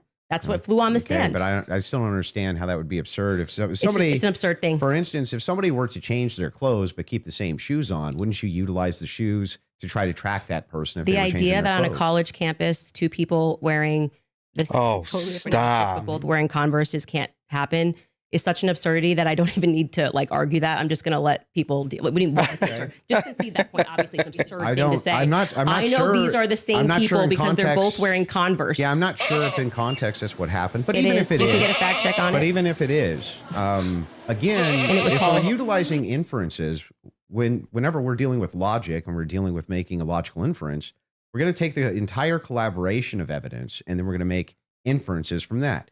You would do that with any type of logical proposition. Otherwise, you could never have a true or false claim. But you just told me I couldn't. So do when that. that never happened. You're just making stuff up. So anyway, when we're talking about logical inferences, what I'm looking for is the logical inferences that you have that Tyler Robinson's a patsy based on the totality of evidence that you have. We can keep going through your other evidence, but we should find. Yeah. the Shout out tweet to you, where he Chris believes Anderson. The reasons that he was convinced. So let's start with the 30-06. I think that's fine. Your team's looking for. Do you remember how long ago that was? The tweets of the. Oh, they can't even find it for her. Or no? No, I Did you don't delete delete tweets? tweets. Okay, cool. Just look for. He said the. Unless it I was his misspell. car. It was his. It was the car, and it was definitely the staircase photos, and it was when the trial was Okay, going she on. has it. Perfect. She has If you got, Skylar has it. If you want to pull it up so we can see Fantastic. it. Somebody said, so give me the clear evidence right here. I want you to provide it right here. All I heard from the investigator was, we believe this to be Tyler Robinson. Is belief something you go as a fact? You wrote the car pulling in. That's a totally blurry image. Robinson getting out of it. You have no idea if that's Tyler Robinson. The fact that he is seen 4 other times on camera, the fact being just a standard white boy with brown hair was seen walking up staircase. The DNA on the roof, we should discuss that. And on the screwdriver that he left behind, it's overwhelming, man. Yeah, but that's not an exhaustive list. Well, just so we're clear, you did tweet it. But it's not an exhaustive. Yeah, well, but just you 5 said seconds ago, you should concede. You said I only said this one thing and said that was overwhelming, actually. That's not what I said. It is. You could even pull Patrick, your did own I clip. say that? Can you fact check if that was said or not? I did not hear her say So the this. thing is funny here is we still aren't getting to any of these inferences. So Why are you pivoting? So but just say you were I'm wrong. not. It's cool to just say I was wrong. I did say it. I'm not wrong. So back to the tweet aspect here. It was really funny. That's not an exhaustive list of why I find it. I didn't say it was exhaustive. I just said you said it. And on top of no, you didn't. You said that I only said this one thing and then said based on that it's over. Well, I didn't. You didn't mention that I mentioned the screwdriver, DNA, all of these other things. You never mentioned any of that. So no, you're actually. She brought up the image of the But on car, top of the that, blurry over image. to the actual evidence Are you? itself. Are you? Yes, I'm okay. Anyway, back to I was the going to ask evidence if you're itself. okay. Yes, Actually, I'm fine. glad you're asserting that you're But okay. I wasn't worried about your health. I'm just but saying back that to I this. just said you tweeted this. You said no, I didn't. We got a fact check, and now you're just going to gaslight me and pretend that I There's said no gaslighting. it wasn't exhaustive. I never said that. I just said you did say this. Zero gaslighting. I didn't say you couldn't have said more, Yeah. but I would like to address what you this said is in your that time. tweet. If this is how you want to spend it interrogating my position, you can do it that way. I'm just addressing what you asserted on your Twitter was the hard evidence that convinced you it was overwhelming. That's literally That's your debate not what claim. you said. That's not actually, in fact, what happened in that exchange. I was here for it. So what's your position here? Yeah. So my position is that based on all of the evidence, which has been demonstrated, at least all the evidence to my knowledge, that I am actually not seeing anything that's compelling as an alternative theory. I'm not seeing anything which is convincing me of something otherwise than what the state is presenting as evidence. That's my position. If that's what you're asking me. So just going back to what you did actually tweet, is it fair for me to ask questions about that? Is that the only tweet you're going to ask me about? Well, we're addressing your claim that the evidence is overwhelming, and this is a tweet where you listed what you felt was overwhelming. I think that's fair, but not right? I feel like that's fair, but not exhaustive. Just so you know, I never said it was exhaustive. Go ahead. Though you said I did. Sure, whatever you want. But yeah, so going back to that, all of that, as you say to me, well, Candace, why are you addressing and making inferences off of the testimony? No, I never asked you why. You're making inferences. I asked you how, with the inference you made, you got to the conclusion. Okay. So I would like to know how you got to the conclusion. And I'm just going to throw it right back at you because for some reason you permit yourself to do it. And that's what I'm demonstrating is that you permit yourself to do it. And then you say, when I do it, it's a conspiracy, right? No. How are you able to infer off of blurry staircase images that is Tyler Robinson? Yeah. So in that particular case, what you do is you take that evidence, you combine it with other evidence. So it's not just that Tyler Robinson is seen in the staircase. Why are you calling him Tyler Robinson in the staircase? That's what I want to get to. Yeah, because, I mean, we'll just use this. If you don't agree that that's Tyler Robinson, then you would just have to humor me. I think it is, so I'm using the name. But why do you think it is? Because you make everybody, you call them conspiracy theorists. That's literally what I'm trying to explain to you. Okay. So if you're asking for my inference why I think it's Tyler Robinson, is because Tyler Robinson said in his text messages, you'll be able to see me on security footage at the campus. Said it in his own messages. On top of that, Twigs, yes, you can pull them up if you want to fact check that. He did say. I'm sorry. I actually think I really did miss that. I'm not saying you're wrong. I don't remember him saying you're going to see me in. I'm paraphrasing, but but it was close to it. Yeah, I think that's not right. Twigs himself said that he had some on the staircase. That he had some, maybe a tiny bit of doubt, but it sure looked like Tyler Robinson inside of this various surveillance footage that he saw. So Lance. Sorry. Hang on. So there's multiple reasons why it is that I believe that that's Tyler Robinson, not just because of blurry footage. Did you have a dream? Just kidding. No, it's because I combined multitudes of evidences. Okay. So let's address those multitude of evidences. The first one we're working on a fact check on because I do not ever remember him tweeting. That's me in the stair. Or texting. Didn't tweet it. Texting that's me in the staircase. I think that I didn't say that. I said I literally didn't. What I said is that he texted over, you'll be able to see me in footage at UVU. And I'm paraphrasing, but that's what he said. Yeah. Could we get a fact check on that? The second thing you said was Lance's testimony and actually what Lance says is I'm not 100%. I agree. But in terms of what he wears, again, me pointing out the absurdity, he wears Converses.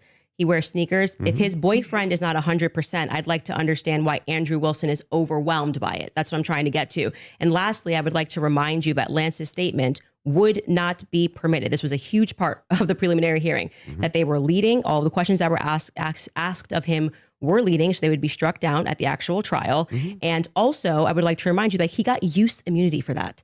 Use immunity. I understand. Which means that happens, by the way, all the time in these cases. And I'm wondering why it particularly happened for Lance and this testimony. And I would also like to point out that something that's remarkable about this, again, leaning to my perspective, that Lance has a lot more, which I have said many times, Lance has a lot more involvement than the feds are letting us know. I think more is going to come out that either. Because they interviewed him on September 11th. And then for whatever reason, just ahead of what was supposed to be slated as the preliminary hearing, which was initially supposed to be in May, they bring him back to do this interview, which in my opinion should have never been allowed. And I actually agree with the defense that it's a violation of his constitutional rights not to allow them to have cross-examined him. But I understand Utah 1102, do what you do. It's all hearsay. But to allow it in that way for him to just be able to also have use immunity, knowing that he's not going to get in trouble. He could literally get up there and lie about anything and he's not going to get in trouble because the use immunity was given to him in April, I believe. April 28th is when they gave that testimony to the defense. I think they shot it in like April 20th of 2026. That is not compelling to me for somebody who has use immunity to give a testimony and to say, I'm not really sure, but definitely like he wears jeans and stuff. That's not what he said. He did. Actually, you can get a fact check on that. Yeah, that's Skyler, not, I think he said much more than that. Can we stop until we get our fact checks? Because there's been a lot of we need fact checks. That says it's not hearsay. But first, go to what Candace is asking about Skylar. I think you have it. You just texted me if you want to pull it up. You said you have the text. If we can put that up on the screen. Thank you. It was me. Look at the pictures from the surveillance footage. It was me. Okay. I literally said to you, it's not an oof. I said I didn't remember this, and I'm happy to have a fact check on that. Okay. I didn't call for the fact check saying you're wrong. I literally said I don't remember that from the time I'm just saying, I'm trying to be concise for you. And then also bring the 801 Scramble. that you just said. What was the other one? Yep, the 801. Tyler messages saying it's not hearsay. If you have that as well.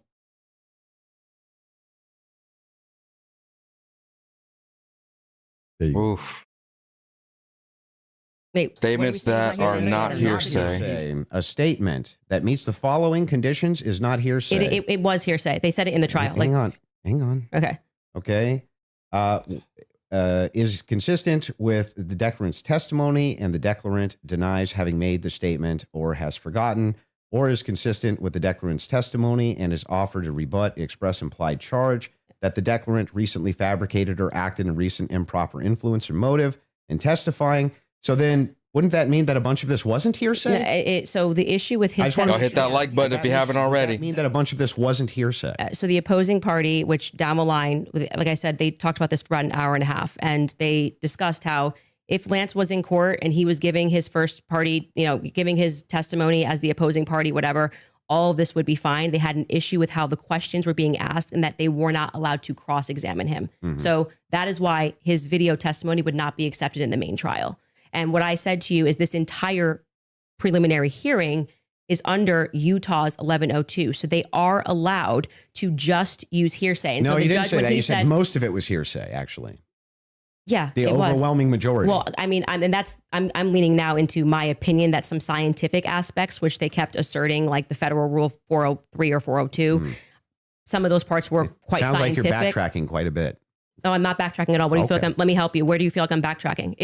She said the entire trial was hearsay. Nobody disputed that. Okay. What the dispute was is whether most of it was overwhelmingly hearsay. Yes, is that the case? It was. She said the whole thing was hearsay. And what are the things? How many times did you, if you watch the preliminary hearing, it's like they constantly, I'm 1102, 1102, 1102, 1102, 1102. And the reason for that is because it's allowed. I'm not saying it's illegal. It's allowed at this stage, but I'm just reminding you that when you're going to sit across from someone and your claim is going to be, where is your hard evidence? This is what I heard and I agree with what I'm watching. You are watching the state put on a hearsay preliminary hearing. And all of those things are not going to be allowed, right? Even when they got into witness statements and things of that nature.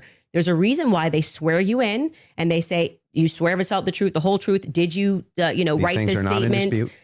So it's the overwhelming majority of what you saw was hearsay because other people were representing other people's statements. They were saying they had conversations. We don't know where it came from, all allowed at this stage. Okay. But it's hearsay. So but even a lot of that stuff may not fall under hearsay under what we just read, right? But the evidence that you're speaking about, like when she's making her own definition for hearsay. She doesn't understand it. Tyler Robinson. Okay. His boyfriend is not 100% it was him. So I'm going back to your points that you made that this was overwhelming evidence for you. That doesn't make sense to me.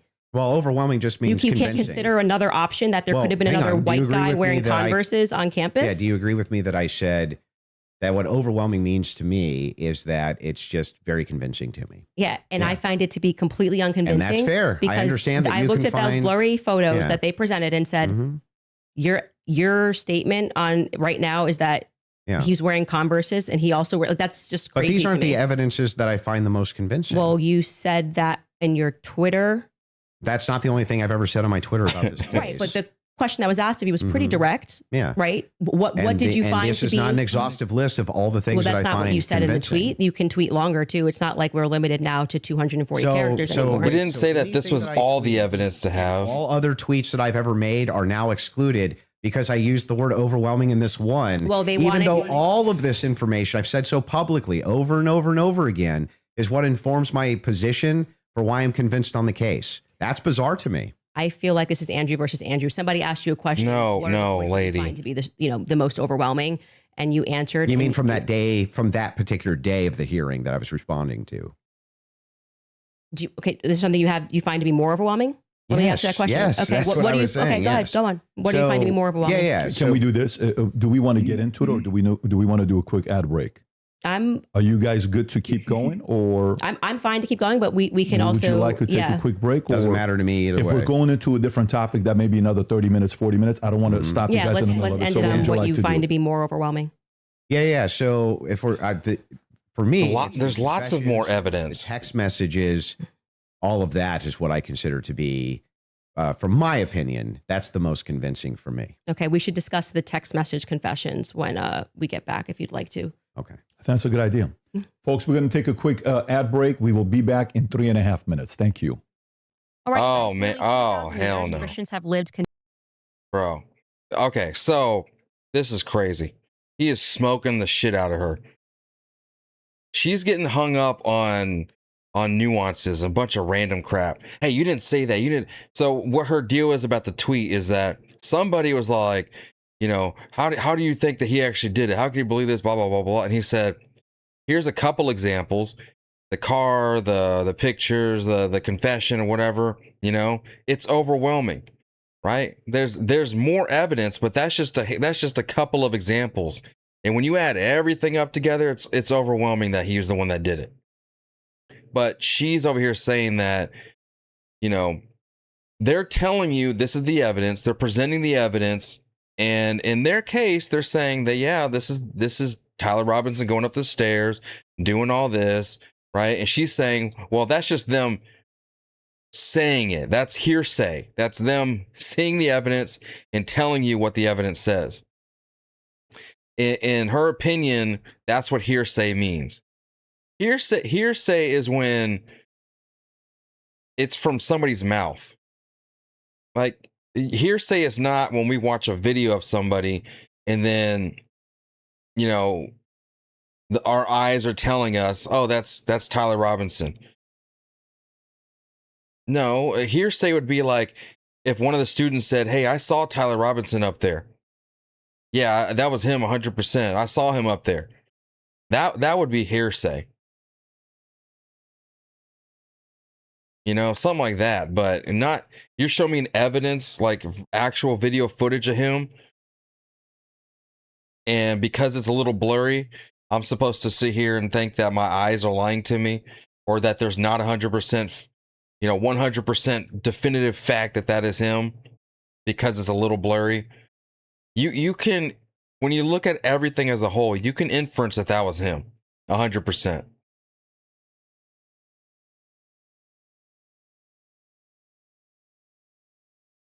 Yeah, and again, this is just the preliminary hearing, right? That's what they're doing. It's just here's a little bit of the evidence. This is why we think it was him, and why we think there's a reason to go. Not even that we think it was him, but there's a reason to go to trial so we can prove the case. That's all it is. We found this evidence. Here's videos of this. Here's text messages. Here's this and this and this. All this evidence is pointing that a crime did happen, and that we do believe that he may be the person. So we need to now that's put in front of a judge, the judge decides, okay, let's go ahead and have a trial. Now in the trial is where they got to prove who actually did it and whether or not he's guilty or not. Let me see. I did pause it a little bit. Maybe we can skip ahead.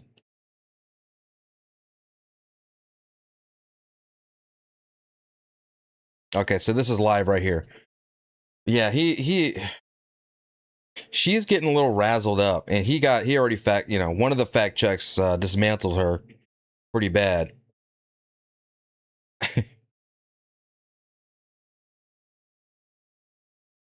One of the things that she thought she had over him was him saying that he said something in the middle of this debate, and then she says, "Oh, that's not what you said a minute ago. No, you said something a little bit different. That's not exactly word for word what you said a minute ago." And he said, "Well, okay, sure, I'll grant that. We'll just, sure, whatever." The meme's already going. This Cam Higbee, the face of fear, baby. Yep, this is already the hottest thing on Twitter right now. X.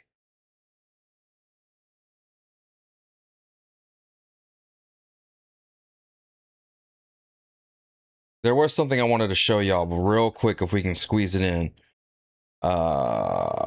It is Candace Owens.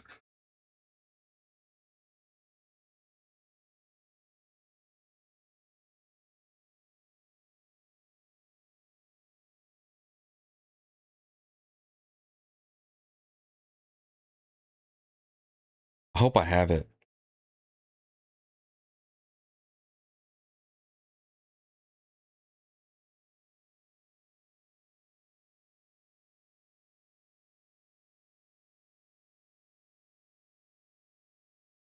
Come on, I want to find this before we get back to it. It's where she says something. She said that Turning Point was complicit in this murder, right? And then she's talking to Piers Morgan, and Piers is like, well, you said Turning Point was complicit in this murder. And she said, no, I didn't. You're just making that up. I didn't say that. And then they rewound the tape, and she said it word for word. Turning Point was complicit in the murder. It's like, yeah, you did say that.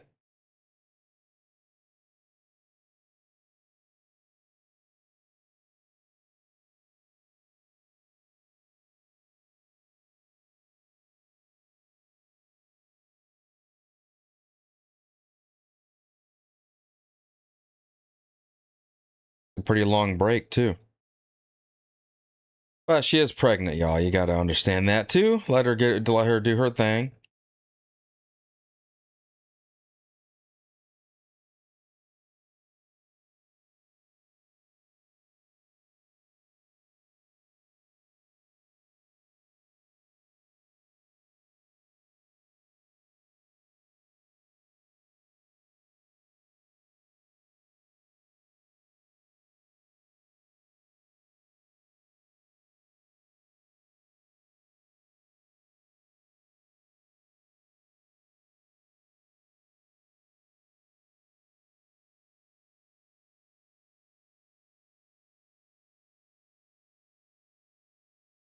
I forgot that Piers Morgan did kind of grill her pretty good.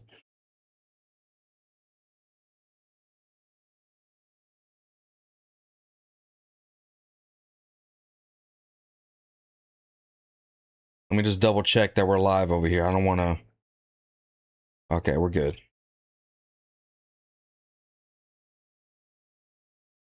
And by the way, she has 200. I have never seen this on YouTube. 201,000 people watching right now. 562 over here, man. Shout out to you guys. I hope the audio's good too. I raised it up a little bit to make sure that it works out right. Where is this damn clip, man? I knew I saved it. Oh, did y'all even know that Carolyn Levitt's not the press secretary anymore? And then it may be going to Marco Rubio? Maybe, I don't know. But yeah, man, I didn't know. I didn't know she was leaving.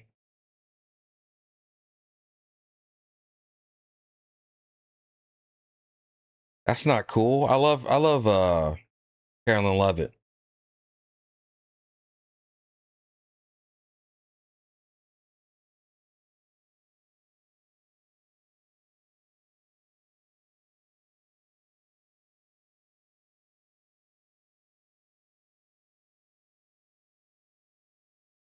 All right, we're back. We're back. Fantastic. I think we're back. By the way, just an FYI for those of you that are watching The Crucible, there's 30,000 concurrent there watching. Support Andrew Wilson. That's your fans of his. Click that subscribe button and helps him grow his business. If you're watching Candace, I think there's 225 to 250,000 concurrent right now. We'd like to see that 300,000, 400,000 number on there. Click that button as well to subscribe and share it with your friends and family. And if you're watching it on PBD Podcast, do the same there as well. This allows us to have more conversations like this. The mainstream media hates the fact that we're having these conversations right now. Just so you know, they want to control it. This is free for all. This is what's best for the audience. That's why we like freedom of speech. Having said that, let's go back into the text conversation you were having. Found it. Okay. Let's stay there, and then we'll go into the cross-examination stuff in about 30 minutes. Okay, that sounds fair.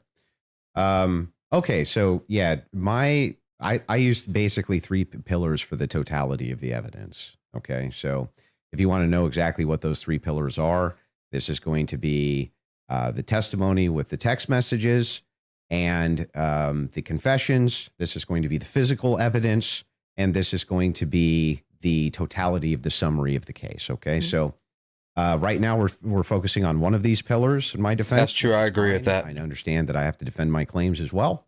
So when we're talking about the messages themselves, they seem totally valid. I have no idea why they wouldn't be valid.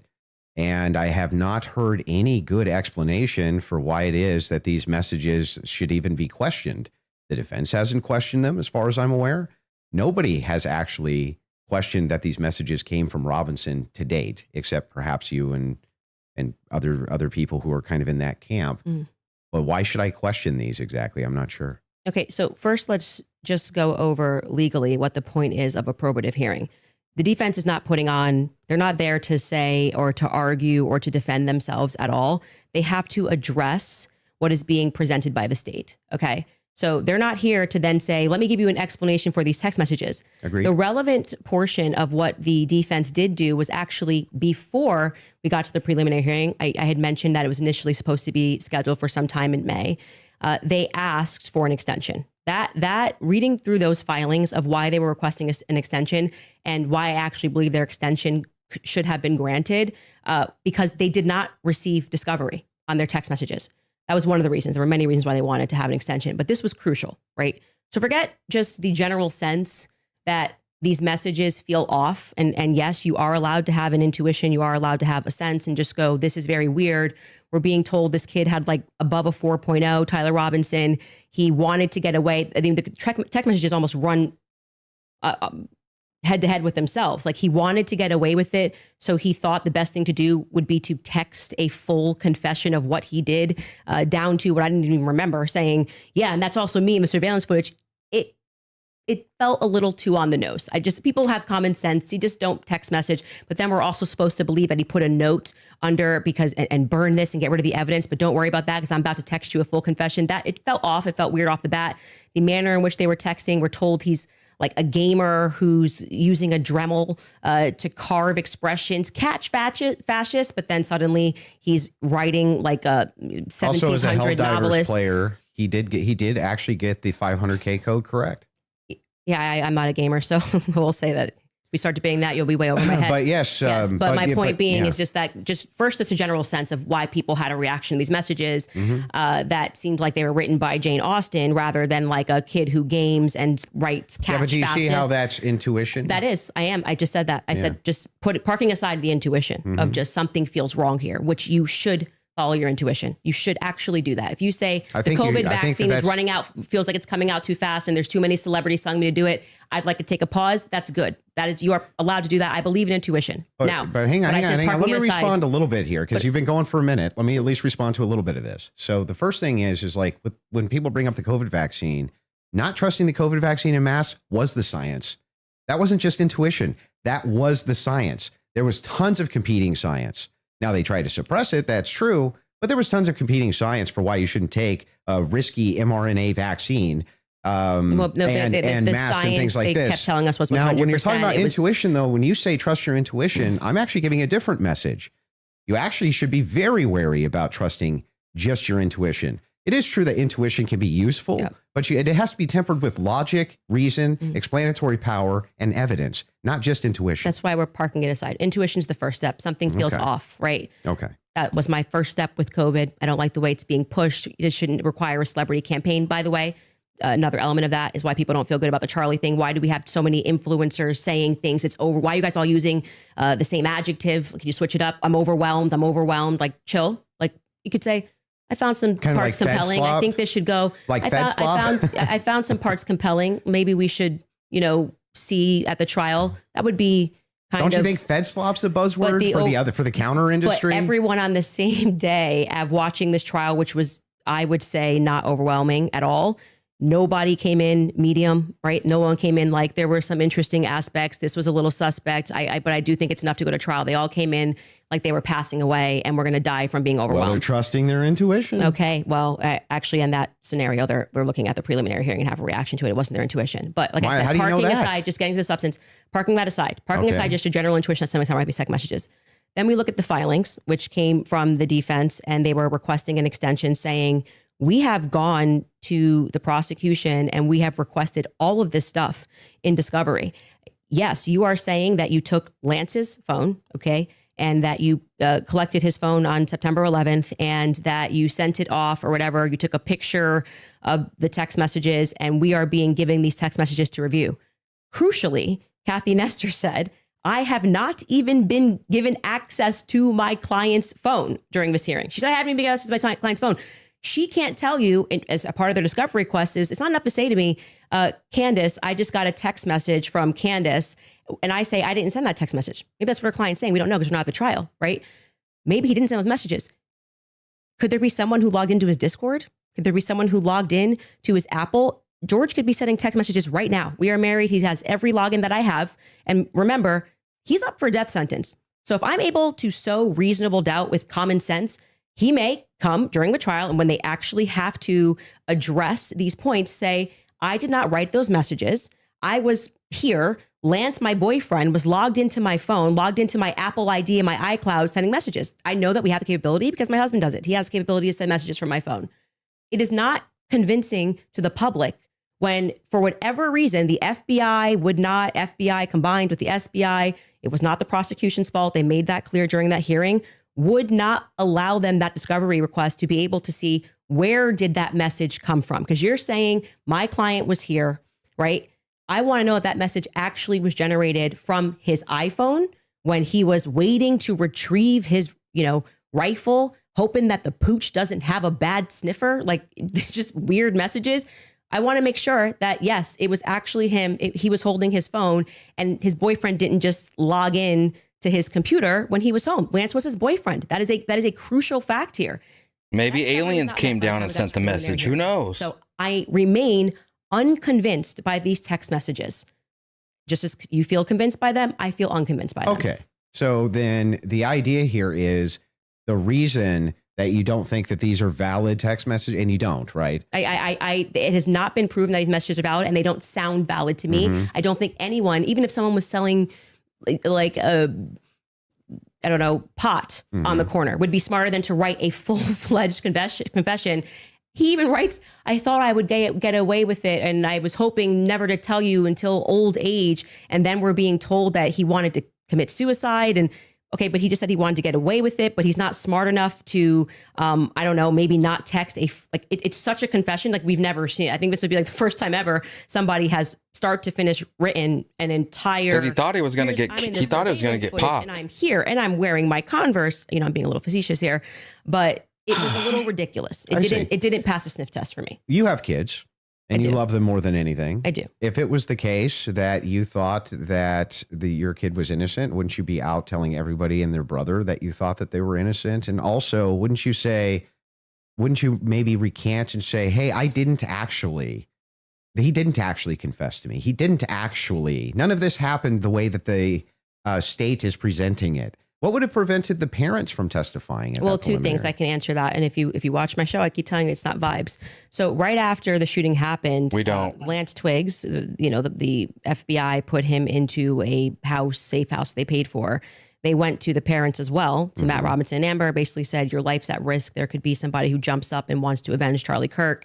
And, we're going to watch you. And they went into a federal safe house. What happened next is that they started thinking that the feds were maybe gonna, maybe not as honest as they thought. And how do you know any of that? So you gotta watch the show, right? Yeah, no. How did you know that? I had a source within the Robinson family. Subscribe, like, and subscribe the video, y'all. So there's no way for us to verify that what you're saying. Send a super chat. You find it to be reliable hearsay? No, I don't find it to be reliable at all. It's just a source. I'm just doing what the prosecution What you're doing did. is a cool story. It's not cool. Well, you must have hated watching the preliminary hearing. You're giving us a cool story. Wait, you're saying that according to your sources, that the reason that the parents haven't recanted any of this Recanted what? They have no statement from the parents. Wait, I just want to make sure that if it was the case that was being reported in mainstream media that your father came to you and said, "Hey, is this you? What's going on here?" And then he and one of his buddies took you in where you turned yourself in. You wouldn't go out and be like, "No, that's not what happened." That isn't what happened, though. You're just wrong on this. Okay, maybe Yeah. I'm paraphrasing. What am I wrong? That's literally what they said happened. Where is your evidence that the parents turned him in? Well, no. I didn't say that. You said I it doesn't mainstream media? I said with a sheriff friend. Yes. But the father did confront him. The father confronted what? Tyler Robinson. And where did you learn this? That the Tyler Well, I mean, confronted that's part him? of the official documents. Our fact checkers can pull that up. But But- yes. But I'm saying, but when you say official documents, do you mean you saw this on CNN or you saw this play out in the hearing? No, this was one of the things that I went through and fact check pre-debate. What? Are you talking about like the charging documents? I think it was it could have been in the charging documents, but I do, we can pull them up. No. And yes, are you disputing this? Do we have that in the back to pull it up? Is that Didn't Cash Patel say that when the shooting happened? Where we had to figure out where this story came from because everyone was operating under the assumption that Matt Robinson turned him in. Until we got to the preliminary hearing and we understood, like I said, even for that, when you are charging someone, you can use hearsay. It's all probative, right? Sure. Nothing. So they didn't have statements. It's not like Matt Robinson, even though he was interviewed that night. They didn't need Amber them. Robinson was interviewed that night by a Fed, separate rooms. You don't bring Tyler all Robinson was evidence to the interviewed by a preliminary Fed. They hearing. did not produce Just anything enough. saying my son did this. I believe my son did this. But what happened was they did interviews, but also the crucial person here who you just brought up is Mike Mitchell. Mike Mitchell is the biggest unknown in this entire case. Everyone keeps saying they heard from Mike Mitchell this, they heard from Mike Mitchell that. So when the person wrote up the report that night, and it was Brian Davis who wrote up what became the charging document, he after they transported Tyler Robinson from the Washington Sheriff's County office up to, I think it's Salt Lake City. I think it was 4 a.m. in the morning that they got up there. He then writes the charging, what becomes a charging. They didn't mention anything about his dad in We the all preliminary spoke to a bunch hearing. of people, and here's the information that we got. Right? We've not seen that. So it could have come from Mike Mitchell. Mike Mitchell could be saying, I don't know how this negates the point, though. it Why wouldn't truly the negates parents? the point because you don't have a statement from the parents. Yeah, you are going. Why wouldn't they just correct the It's not the correcting. That misinformation? doesn't negate the point. The point is that we now got the preliminary hearing. If the parents were the ones who said, "I'm turning my son in because he's guilty," I didn't say they turned him in. I think you're talking about the over. You said it's been the narrative. Everybody's known this. The narrative initially, which I think you agree with, was that Matt Robinson knew his kid was guilty and turned him into the police station. What actually happened in terms of Sheriff Brooksby, who was present there and gave a press conference, what happened was this Mike Mitchell character essentially peer pressured him, and we can get a fact check on this. We can find Sheriff Brooksby's press conference, and he said, they know it's you and you're going to come in peaceably or people are going to be banging down your door. He was a undercover cop, which I don't like that. I don't know what he did undercover. It's very hard to find anything about Mike Mitchell, but he worked with them for 20 plus years, the police officers.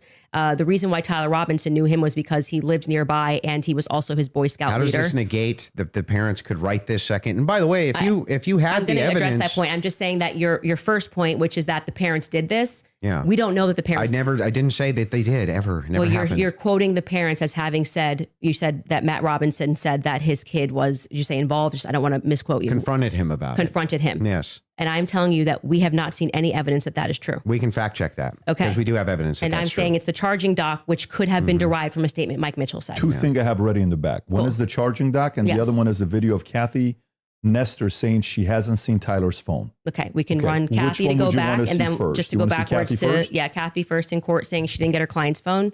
Yeah, and then I think we'll go to the, if you're okay with that. A thing not in dispute. These are all things that I'm not even disputing. Okay, so we don't And have to show it. We never get to the thing that I am disputing. Well, I was just providing an answer. We were coming back in from a break because you were talking about the text messages as something that you felt was concrete. So it was just my rebuttal to you that it's not concrete because they haven't had a chance to actually answer that. And she didn't even get to see your client's phone. So that's effectively, again, the state saying these messages are real. You don't get the discovery on these messages just yet. She will during trial. They will actually get Don't you discovery on think the that messages. would make their case fall apart if it was the case that they weren't able to actually pull the data off the text messages? Do you think the prosecution would go to court with fabricated text messages? It's called winners and losers. They may not be fabricated, but by the way, as what they are saying, like I said, if there was somebody logged into his phone, they may not be fabricated. That's the point. So let's get to the They just let's could get be to somebody the parents, else. The parents fact check. Yeah, was so the I other was one, saying, right? I believe what you're talking about was derived from the charging doc, which was signed off by Brian Davis. Let's pull it up. Let's see if that's correct.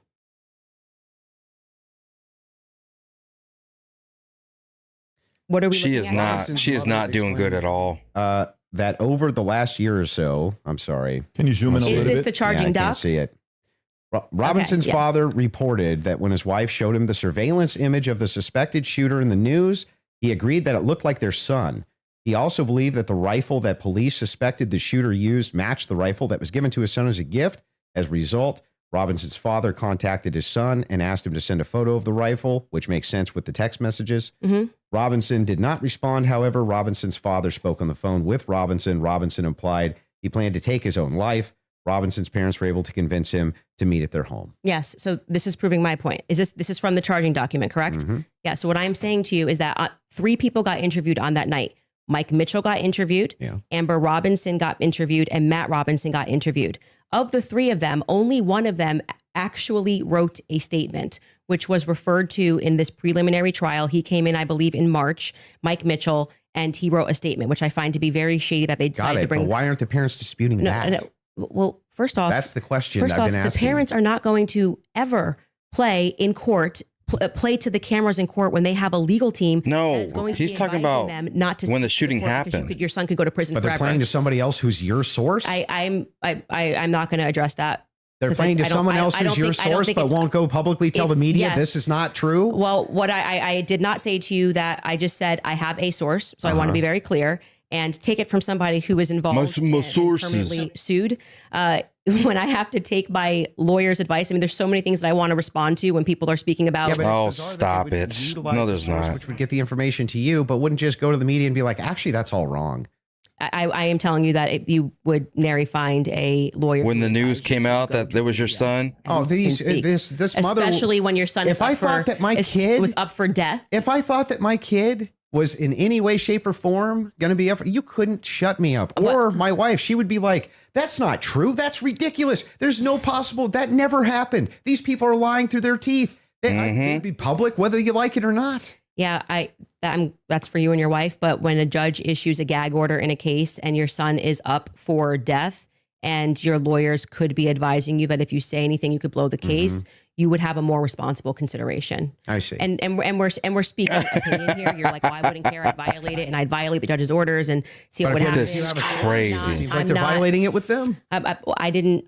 I'm not speaking to a source, but what I am saying to you is speaking just relevant to what this is. We have not seen any proof that statement that is included in this charging document. I think it is highly likely on the basis of the preliminary hearing that all came from Mike Mitchell. And Mike Mitchell would be a part. He's Based saying, on the statements of it's the him parents. saying the parents told me this. The parents could dispute that. That's going to come down the line, right? They're going to be able to seat the parents. I will say They would have this, disputed it putting it under context, the day when if the news state came out. had it on 100% certainty that Matt Robinson and Amber Robinson said it, a 5-day preliminary hearing would be a good time to say we have enough evidence. And I can tell you why Matt Robinson made this statement, and here is his statement that he signed. That would have been a good time. To They present don't bring evidence. that to It's preliminary. for the defense to say that's just totally fabricated. No, it's not. It's the wrong time. Why couldn't they? That is completely the wrong time. Why couldn't they? Because what they're doing is they already said they didn't receive discovery. They literally can't. They literally can't because they can't. They did not You're receive saying that discovery. they didn't receive that information? No, they just received the text messages. But in order to That's not the text messages. the probative information. Yeah, we're talking about the information that we just reviewed. That's not the text messages. They never presented it. The state never put it on. Yeah, they didn't. The defense could easily still have presented this. Yeah, No. they could have said they're No, no, they're not allowed to. Are no, you sure? in a preliminary hearing, Yeah. the defense is engaging with whatever evidence the state decides to put on. They did not put That's this true. on as evidence. The state Brian brings the Davis is evidence. up there. So they're not the allowed defense to present just- anything.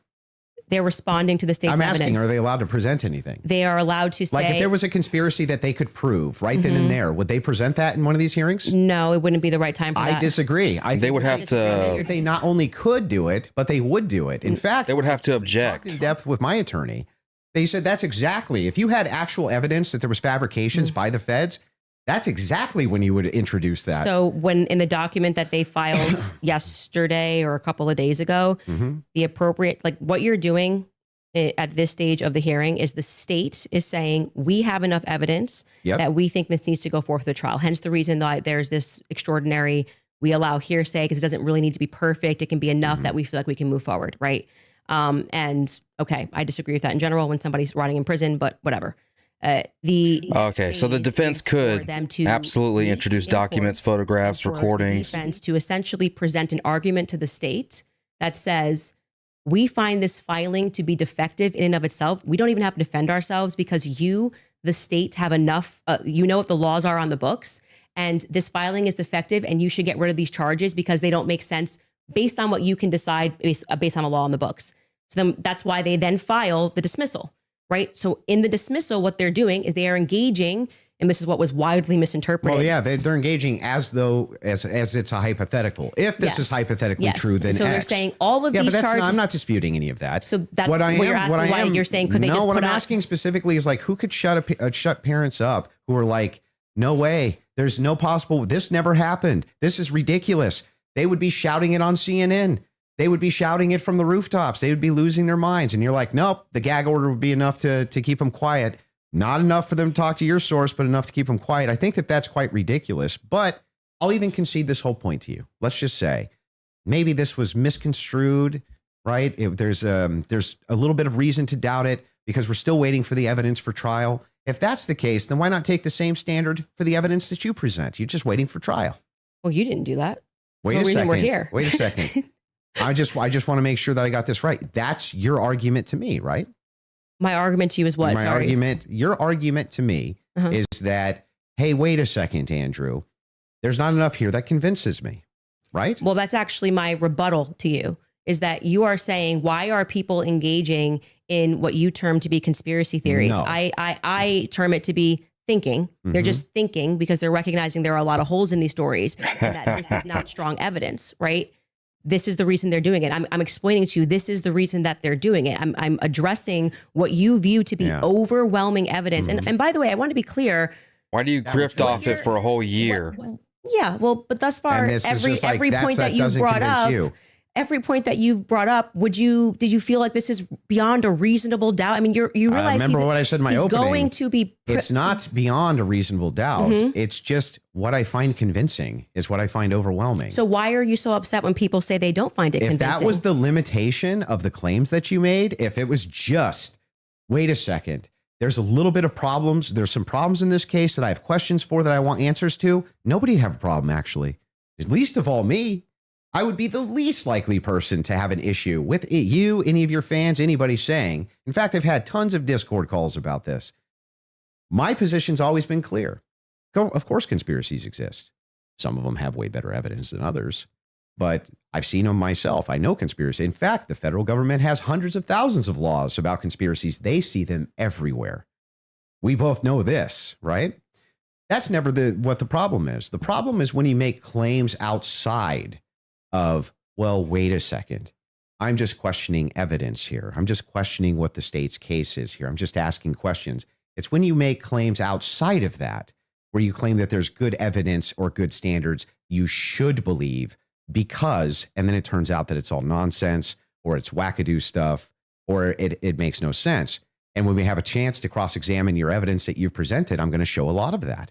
A lot of this conjecture that's based on literally nothing, that leads from no inferences whatsoever. Like you couldn't even infer it logically. That's the problem. The problem has never been whether or not you just said, there's not enough in this case so far until we get to the trial. I remain unconvinced. I'm sure there's tons of people who remain unconvinced yet until we get to the trial. I think that's fine. I think it's fine. There's people who are convinced too. That's never been my problem. My problem is the claims which are external to that. Okay. I'm not sure I really care if you have a problem with what I think in my own spare time. I don't understand this that you just gave. In your own spare time, you mean you spew on the internet? Allowed to use. I didn't like slander people. Problem is, you guys are not allowed. Yeah, you guys think while it's still legal, you can. You a defame Turning Point and Erica. Going back to you saying I wouldn't have a problem. I think I just demonstrated pretty thoroughly that what you claim that you have a problem with is exactly what the state is engaged in at this stage. So it just doesn't make sense. That's not the case. In fact, so if people look and they say, I'm looking at the gun and I'm inferring this, and someone else says, I'm looking at the gun evidence and I'm inferring that, they're both doing the exact same thing. They're not. You're just saying, I want to do it for the state. That's propositionally false. That is not propositionally false. I'll explain exactly how. It is the case that every proposition is going to have a true or false conclusion, period. That's just logic, right? It's the law of excluded middle. All propositions are going to be true or they're going to be false. When we get into when we're making inferences based on propositions. We can actually come to true conclusions with false premises inside of a proposition. In fact, what we're talking about here is not whether or not you feel that you're convinced by this evidence. But you felt like you were convinced. Right? Sure.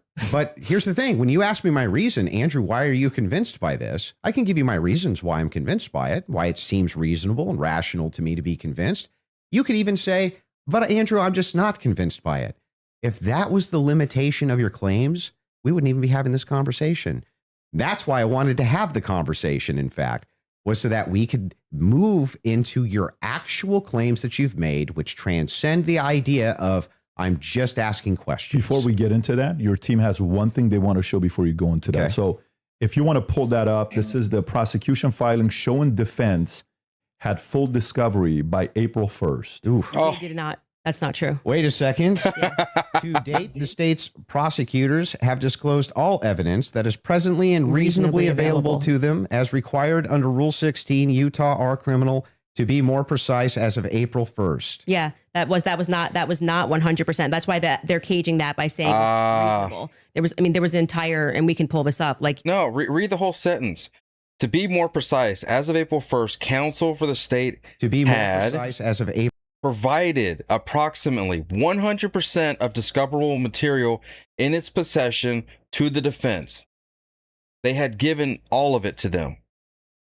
Whoops. Oh, look at her scramble. Prosecutors have disclosed all evidence that is presently and reasonably available to them as required under Rule 16, Utah R Criminal, to be more precise, as of April 1st. Yeah, that was not 100%. That's why they're caging that by saying what's reasonable. We should now play the Kathy Nestor clip because that's from there. So, and they were basically saying you don't need it at this stage, meaning it's not reasonable that you're asking for this when we're going into a hearing that's just going to be based on hearsay and stuff, things of that nature. But of course, by the time a trial comes, you're going to get all the discovery documents. Show cause. Yes. Yeah. So that's what they're saying. Yeah, I understand. Okay. So that's I'm even fine with it. Yeah, we all know. And then, by the way, just now that the hearing is over, and you can also fact check this, they now at the end of the preliminary hearing dropped like an insane amount of the discovery stuff they gave to them like the week after. You guys can give me the exact amount. I don't want to say because I don't know my I don't remember how much it was. It was absurd. They said April 1st. After the preliminary hearing that they had been asking for, because that was one of the things that I kept saying on my show is as we were watching that preliminary of the preliminary, why not just give them the stuff now so they can engage in these arguments? Because I feel like you, it's like, I want to hear what they have to say about the text messages. Why can't you just give them what they're asking for so that they can actually engage you? And it didn't happen. So, but the judge ruled that it wasn't necessary at this stage. And that was the whole point of that.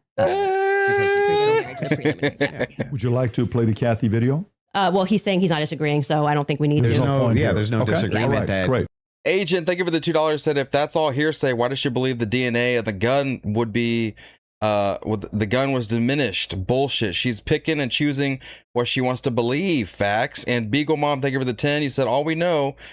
We all know who did it, and it wasn't a microphone. Exactly. We all know it was Tyler. Come on. That she said that. Yeah. So so I guess the disagreements now would move into the evidences that you have stated on the record, which transcend elements of reason. Why are we having a transcendental conversation now? Because I mean, because they're all related to this case. Your entire thing was about looking at the evidence, which never made sense to me, again, because all of the evidence that you felt to be overwhelming was hearsay. That was bizarre to me. You told me that. No, I could take as oh much my time as I God. wanted to You question can. you on No, these but things. I'm just asking you just to lay the groundwork of what you're saying is Because you've problematic, made that many, you many decide that it trips claims. into I'll something explain. else. And I do still want to hold you for going through, because we've discussed the gun, we've discussed your... And you can hold me to those things, but I would like She's to been get getting into the smoked on every basics. single one of them. So, and I'll explain exactly what the groundwork is. When you make claims which pass the idea of I'm just asking questions because the state's evidence is not convincing, I think you have to answer for those claims because they are in regards to this case. You're saying, I have a claim. It is in regards to the assassination of Charlie Kirk, which is what we're talking about, not just the case of Charlie Kirk, his assassination. You should have to answer for the claims that you've made in regards to the assassination itself. You should. Yeah, agreed. So if that's the case, then I would like to finally dive into some of that evidence and dive into it. Well, just to be clear, and I'm happy to have you talk about, like I said, publicly, you want to engage in some conspiracies, but I said I want to make sure that we get to the substance of our debate. The substance of our debate is the major is substance. me demonstrating that all of the quote unquote evidence that you feel that you have, which demonstrates that Tyler Robinson shot Charlie Kirk. You don't find convincing. I get it. It's been invalidated by the testimony that we saw, and in your answer for when I explained to you that he had the most degraded prints was, I don't know. Okay, well there lies my ability to process that. It's just fine for you to not be convinced up to this point. All of your viewers, everybody watching. You're conceding. Nobody's giving a dispute that if all your claims ever were just up to now, the evidence that the state's given, I'm just kind of not convinced. That is not what's been happening. What's actually been happening is that you've made tons of claims in regards to this case and in regards to the Kirk assassination, which are far above and beyond, I just doubt, the state's theory. Okay. Yeah. I mean, sure. And those are the I do doubt the state's theory. I also am. No, you said Turning Point is complicit. If you want to move into opinions, prove it. How do you think they're complicit? Kirk, if you want to talk about Turning Point USA, I'd like to talk about all and of get into it, I'm totally happy to do that. But I just want to say that, like, I do not feel, because I've said what's important to me is that we exhaust this topic. First, Wes, thank you for the $2. Let's send her boxes of Fruit Loops. Let's send her boxes of Fruit Loops. The evidence is overwhelming. I'm sorry. Candace, question for you. But I am sorry you feel that way. Candace, one question. What evidence do you need to see for you to say Tyler Robinson killed Charlie Kirk? That's a great question. So I actually expected in this preliminary hearing, actually, the inverse of what he was saying is true, right? So this is now the time the state is putting on their evidence. That's the purpose of this hearing, right? The state is using hearsay, but they're also putting on their evidence. So I was just expecting some sort of a slam dunk. Like, we got him on camera taking the shot. Yeah. We have him clear on camera. You're telling me this guy drove 13 hours all around. Like, we can definitely show you a picture that it's going to be beyond a reasonable doubt before we even get to the trial. People are going to see and go, oh crap, like it was really Tyler Robinson. I was expecting to at least see evidence that, because I had reported early on that the source was saying that Tyler did not step foot on campus that day. It is my perspective that he had something to do with something. I do believe he was disposing clothes at this stage, at this phase. I do believe he was disposing clothes. He was involved somehow. I find Lance to be more suspicious, if I'm being honest with you. And also, like I said, the use immunity that was given to Lance by the feds, the fact that the feds didn't ask him any questions, the fact that I spoke with Lance Twiggs' family, and they were they had an interview with him. They asked him questions. The feds are not asking him more questions. He's exactly the person that I would imagine to be involved in some stuff. Allegedly, I'll say allegedly. Is it Turning Point? Is it Lance Twiggs? Is it some preliminary hearing? There was trained assassin? What are we talking about? I felt was slam dunk. I was waiting for that. A photo. I mean, anything would have made me go, all right, I think this could be the guy. A photo, maybe. You had videos. On the text messages, since that was their big ta-da, we've got the text messages. That would be the first thing that I would hand over. But actually, who was holding them up? Like I said, it wasn't the prosecution. They're right to say we were handing things over, and we heard the defense argue on behalf of the prosecution, saying it's not them and it's not the SBI, it's the FBI that's holding on to things. Is the FBI took everything. The FBI took the gun. The FBI took fed schlop. And then when I heard testimony about the things that they found that were suspicious, example being the backpack, that's something that really bothers me. That they say they traced the shooter. They traced the route that he went on, and then there was an we know it looks like he's wearing some sort of a backpack. We know that there was an abandoned backpack found at the bus stop in front of a library, and they felt that this should be taken into evidence. They took it. The FBI, this was the testimony of Amanda Baker, I believe her last name is, but you might want to fact check that because I think I'm blending last names. She was the forensics for the FBI. And then she says she gets a call on the 13th and they stop testing on this backpack because they find that the backpack actually belongs to somebody on Charlie's team. But if you know the map of the layout of the campus, you're going, well, what the hell are they doing all the way up? This is nowhere near anywhere. And by the way, that's not an acceptable answer for why you just gave it back. That's like, why would you give it back? You're acting like no one's ever been killed by somebody on their team before, right? So I found that to be very strange. She's making so much money right now. That the alleged gunman ran, and that their excuse was, we just gave it back because we heard that this belonged to somebody on Charlie's team. So that to me is, this is why the investigation itself feels underwhelming. When you learn, and this is completely crazy to me, that would be something that the defense would bring up during the actual trial. Returned to Erica. This is just a preliminary hearing. Everything should be in evidence. When you learn that this is a preliminary hearing, they don't bring all the evidence forward. The hospital, they had immediately towed, cleaned, and goodness, for resale. That's absurd. That should be sitting in evidence. And any police officer have we hit that super chat goal yet? They say, I didn't get my stuff back for years. Had nothing to do with anything. It was just around.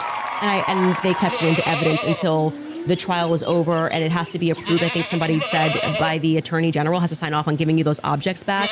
And we were told this is all fine. And we see, this is just one example, Erica holding the crucifix. Oh, that should be in evidence. Yeah, if you feel bad for her and think she should have it and it's sweet, that should be in evidence. Immediately paving over the crime scene. This is like the craziest thing ever. This is like defies common sense. You immediately, and when you heard the guy who did it actually go up on a podcast and explain, I got the call. They said it was a paver emergency. I've never in my entire career heard of a paver emergency. They had already had someone come up and dig up the dirt. So by the time he got there on Sunday, the dirt had already been dug up for him to lay down pavers. That is what people are looking at and going, this is weird. There needs to be answers for why this was done. And he tells us the call came from the feds and the governor's office.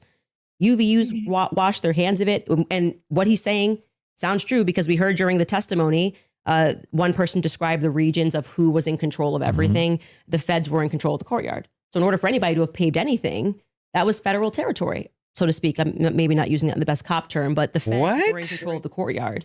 So these are things that I think should be why are we doing things differently than you would in any other criminal scenario of keeping the just let her dig her own grave until we're confident. The various decoys. I did it. It just doesn't look right. Okay, so go back to the question. Don't look right. Need to see for you to say something. If they had, I was expecting, here we have him. He took the shot. Here it is. And then I'd be like, great, a clear image of him on the staircase where I'm like, that's definitively Tyler Robinson, and he was on campus. We got nothing. We got literally nothing but hearsay of people saying. But you basically get no case. What? You basically no case on planet Earth. You get the sure. Oh, we got a picture. Okay, here's him with the murder weapon. Right. Here's him taking the shot. Most of this doesn't take place on a college campus that has surveillance everywhere. Yeah, one clear image of his. But I don't understand when you're his asked car plates. If you're asked the question, what would it take to convince? It'd be the same question be asked to me, Andrew. What would take to convince you that the oppositional's Patsy, true, right? That he's a patsy or something like that. Just good, clear, concise evidence that's been presented, right, and is being presented that I could go through and link all together to see if there's actually some clear picture of there being a patsy. That's what it would take for me. Okay. I don't disagree with that. We haven't heard the defense respond. A good evidentiary standard. And then, of course, I would change my mind. So just to qualify this, so there is a possibility in the next few months that you may come out and say, guys, it's done. Tyler killed him. Yeah. So you're saying yes to that. Yeah. I think it's very important for the audience here. Without question. For you, is there anything that you could see for you? Yeah, because she made all that fucking money off of this. I'm going to always follow evidence. Perfect. So my whole thing is just this. It's really important to me. I don't mind people being truth seekers and justice searchers, and the internet has helped solve tons of crimes. There's no ifs, ands, or buts about that, right? However, there's also people who, they not only don't solve crimes, but they just come up with conjecture and what's called flooding the zone. You flood the zone with tons and tons of conspiracy-based ideas and they go nowhere, right? And in fact, they actually take away from legitimate investigation. Now, I'm not even saying anybody here is purposely flooding the zone. That's not even the claim. All I'm saying is that the claims made absent, this is just me not being convinced by the state's evidence. Those become claims, and claims have to be defended. Just like mine have to be defended, yours have to be defended. And that's what we're going to get to now, yeah? You want to get into it? Would you guys like to take an ad break? We'll take an ad break. Take an ad break, sure. And then we'll talk Erica Kirk and TPUSA. And the conspiracies that have been conjectured by Candace Owens in regards to this case in the Charlie Kirk assassination. Folks, we'll take a 3.5 minute break and we'll be back soon. Lord have mercy. This is crazy. So far she has basically said that the evidence presented in the case isn't 100% removing all shadows of a doubt. You know, it's a blurry image of Tyler Robinson. You can't tell that's him. Other than that, she hasn't presented any evidence. There's nothing to back up her claim that something else may have happened. You know, she can say that. She could say anything she wants. She could say that an alien came down and that's actually an alien in a double bodysuit or something like that. She can say that, I don't know, Vladimir Putin came down and walked in his same clothes, and that's actually Putin up there. You know, she could say that. Okay, but what is actually pointing you in the direction that this is a patsy, that Israel did it, that, like, you have to have something that told you that the evidence being presented is pointing you in the direction that he was a patsy and that was not him on the roof. She's leaving it. She's just like running off of there's still a possibility that anything could have happened, you know, but she hasn't presented a lick of evidence over anything. It's just, your evidence isn't good enough. So I think that this is my theory of what may have happened. Okay, but what evidence do you have to say that that's the theory to run with? You know, just the fact that your evidence doesn't prove your point. Okay, well, what's your evidence that Turning Point was complicit? Well, your evidence isn't strong enough to say that they weren't complicit. Well, how do we know that Donald Trump wasn't complicit? How do we know that Candace Owens' husband wasn't complicit? We got any evidence to prove that? This is crazy. And her audience is eating this shit up, bro. Her audience is just like, what do they say? Andrew Wilson, Candace Owens is destroying Andrew Wilson right now. I've never seen him in a position like this before. Wild. How?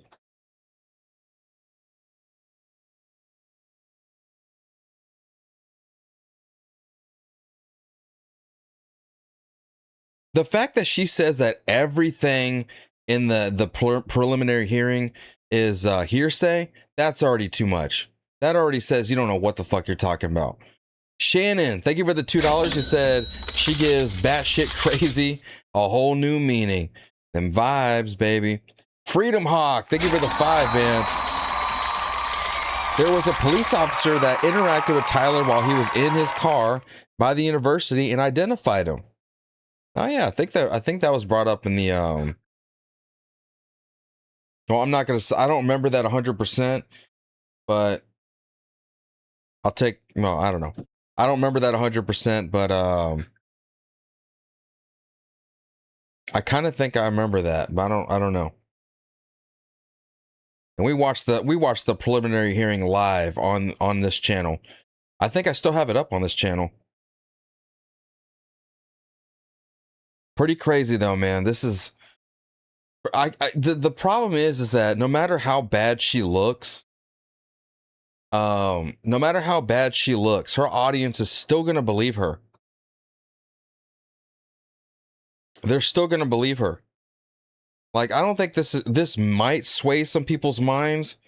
It just really solidifies everyone's position. Us on the right, if there was any doubt that she was crazy, batshit crazy, making up a bunch of nonsense, just grifting off of his assassination, slandering Erica Kirk, slandering Turning Point USA. You know, if there was any doubt that maybe she's right, that's gone now. There is no possibility that she's right. No, it's like, yeah, we knew all along she was full of shit. We knew all along she was just making stuff up and just riding the wave, baby. Imagine you make some shit up and you just ride the wave, and you making thousands of dollars a day, tens of thousands of dollars a day. A millionaire just by making shit up.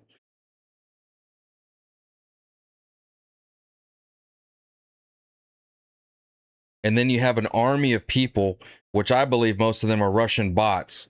An army of people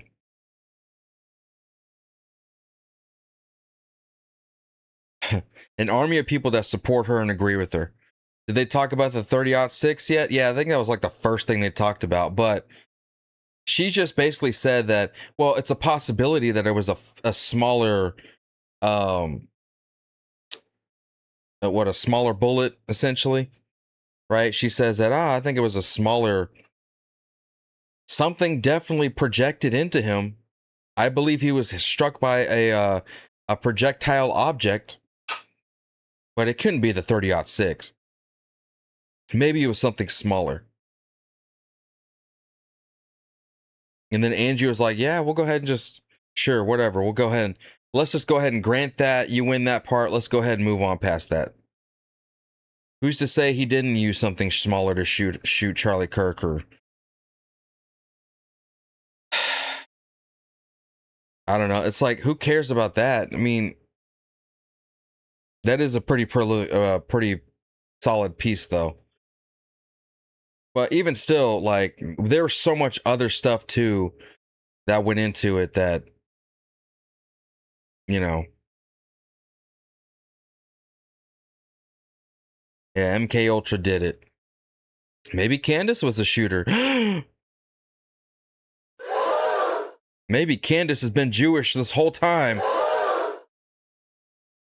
Caliber. That's what, yeah.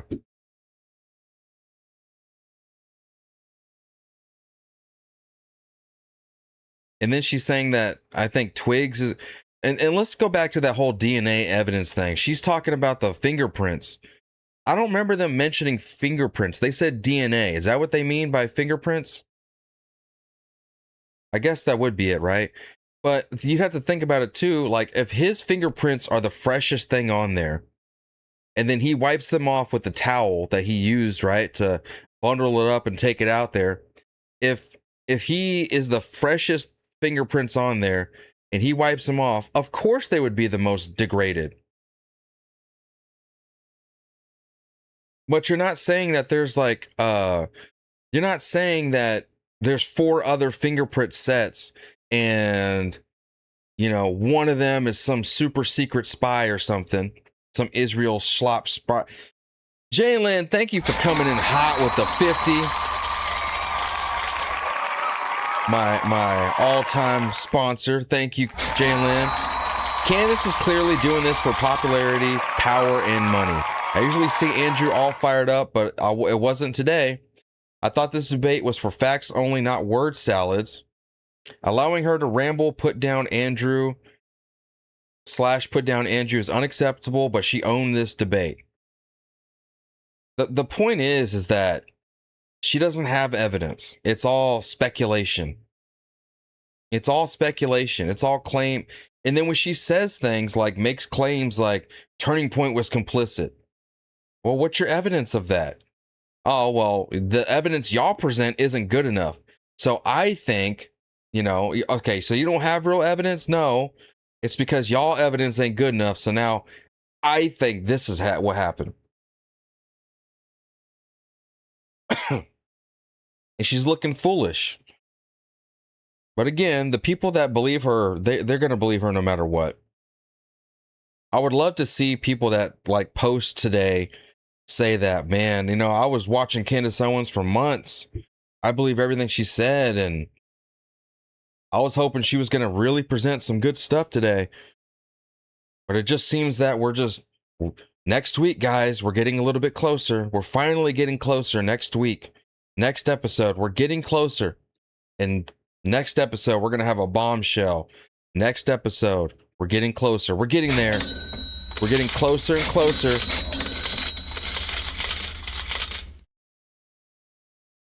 The only thing she's getting closer and closer to is becoming a billionaire. That's the only thing she's getting closer and closer to.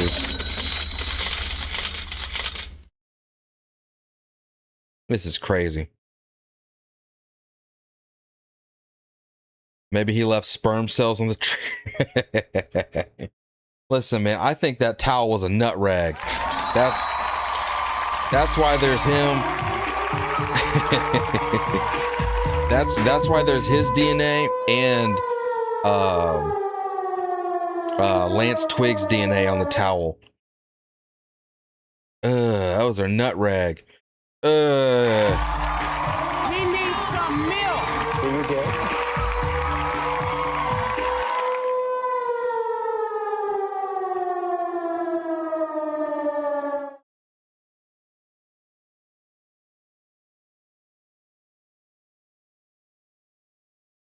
What? Andrew's staying very calm and collected. He's just letting her kind of dig her own grave.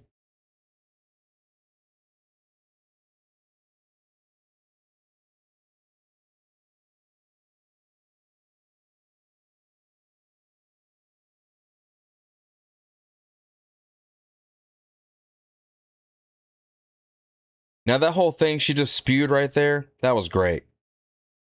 That was just her giving theory after theory after theory, but again, not a lick of evidence for nothing. It was really her just asking questions. Well, they did this and this and this, but why did they do this? Too Easy B, thank you for the 5. You said Lance's DNA and fingerprints were not found on the rifle. DNA on towel and screwdriver. Candace is certified crazy at this point. Thanks for covering. Yeah. You know, I remember the evidence being on the towel, which, by the way, was 95% Tyler Robinson and only, I think it was like 5% for Lance Twiggs. It wasn't no like, and they were sitting here trying to say that, well, both their evidence is present. That must mean that both of them could be at fault for doing this. Well, how do you know they didn't use that towel for, you know, extracurricular activities? How do you know they didn't use that towel for that? The evidence they found, 95% Tyler Robinson. Andrew, before we go into the other issues you want to talk about, is it fair to say you're good defending your position of the overwhelming evidence?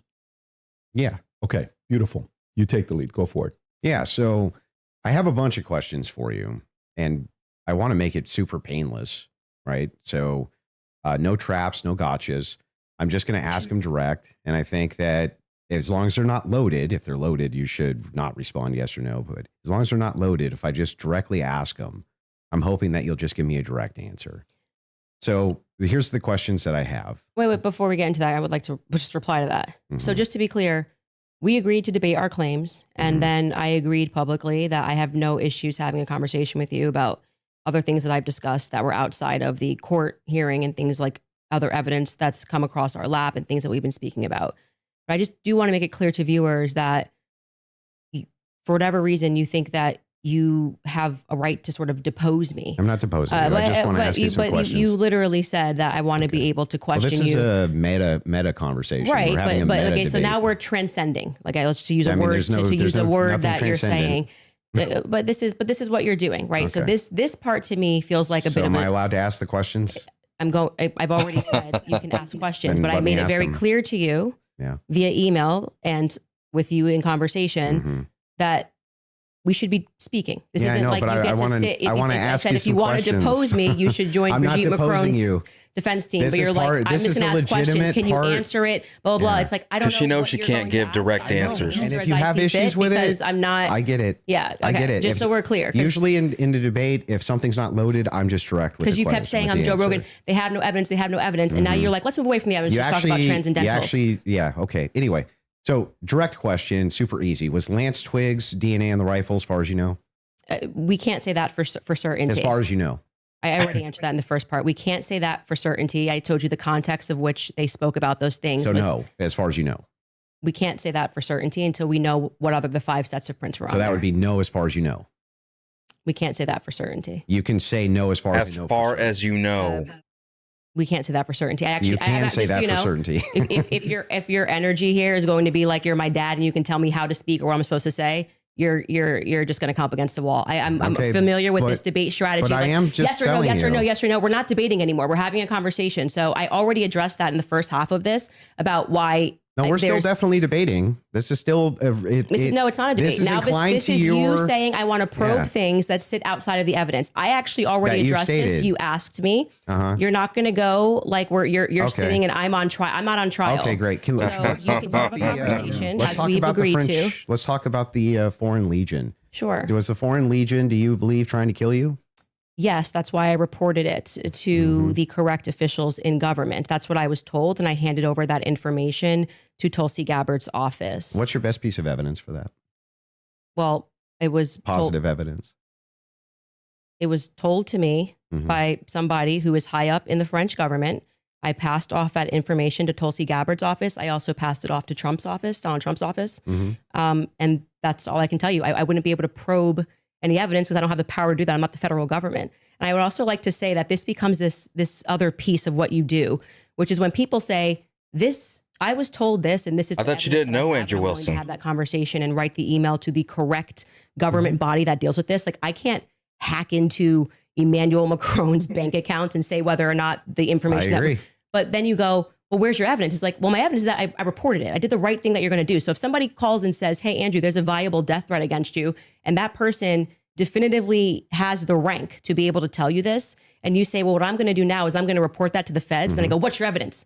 It's like, well, I got the information and I gave the information that I got from who I got it to the right body of people.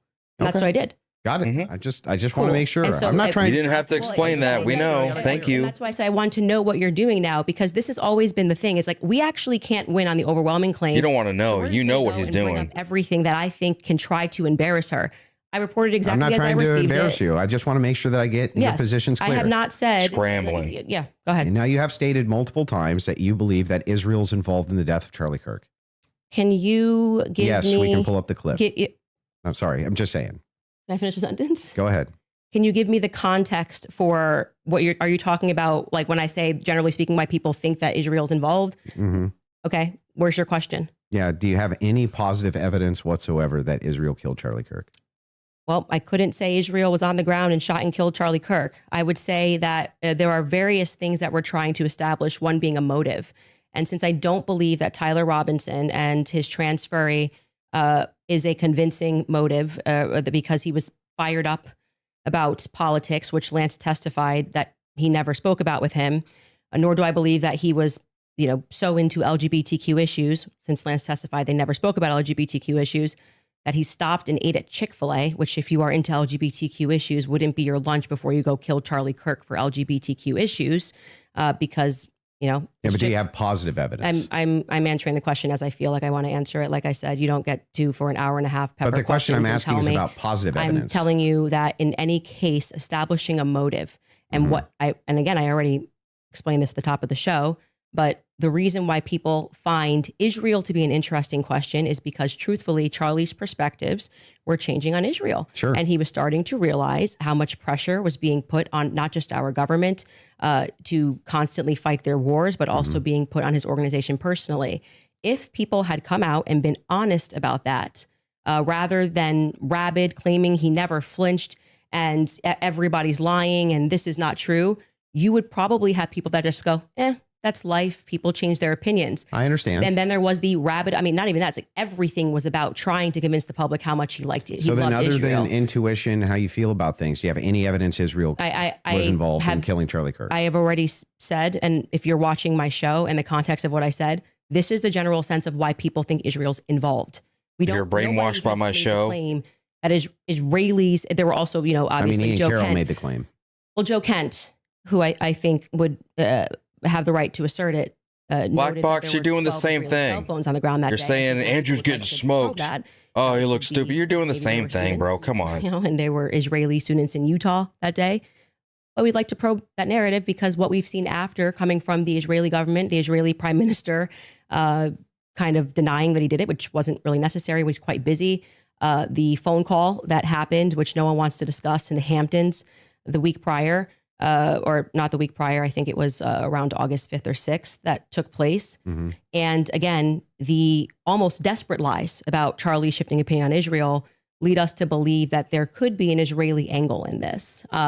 But we cannot say for certainty that Israel called the shots. There could be but it is African angle to this too. A lot of us would like You to see say there's no pulled. positive evidence. I whatever you want to say, however There could be a South Korean. you want to say it. Well, like positive evidence angle to this too. Material evidence and other evidences, which maybe the Canadians did it on our show, is what we said, which Hey? is this feels like a conspiracy building. There's no reason to lie about these things, and yet people are lying. BB ain't acting right. The Hamptons thing was weird, and the way they BB tried ain't to acting shove the right. Israel narrative down our throat immediately. I mean, the day he died, posting a picture of him with an American and Israeli AI'd photo on the president's feed doesn't feel right. Do you have any evidence that Erica Kirk or TPUSA participated in the murder of Charlie Kirk? I've never said they participated in the murder of Charlie Kirk. So how could I say that I have evidence they participated in the murder of Charlie Kirk? Okay. So then you don't believe that they did? Obviously, for this to have been pulled off, there had to have been multiple people involved. There had to have been people at Turning Point that were complicit in having this happen. I didn't say that they murdered Charlie. You said that people at Turning Point were complicit in his murder. No, my exact sentence that I said was that there were people at Turning Point who are engaged in a cover-up. No, you didn't. Obviously, for this to have been pulled off, there had to have been multiple people involved. There had to have been people at Turning Point that were complicit in having this happen. I didn't say that they murdered Charlie. You said that people at Turning Point were complicit in his murder. No, my exact sentence that I said was that there were people at Turning Point who are engaged in a cover-up. No, you didn't. I believe that thoroughly. Ooh, buddy. Never said they participated in the murder of Charlie Kirk. So how could I say that I Participated in the murder of Charlie Kirk? I've never said they participated in the murder of Charlie Kirk. So how could I say that I have evidence they participated in the murder of Charlie Kirk? Okay. So then you don't believe that they did? I never have said that statement. So I'm not going to get you to ask me personal questions about things that I've never said on record. Okay. I love receipts. I love receipts. Okay, go ahead. I don't know what the video is.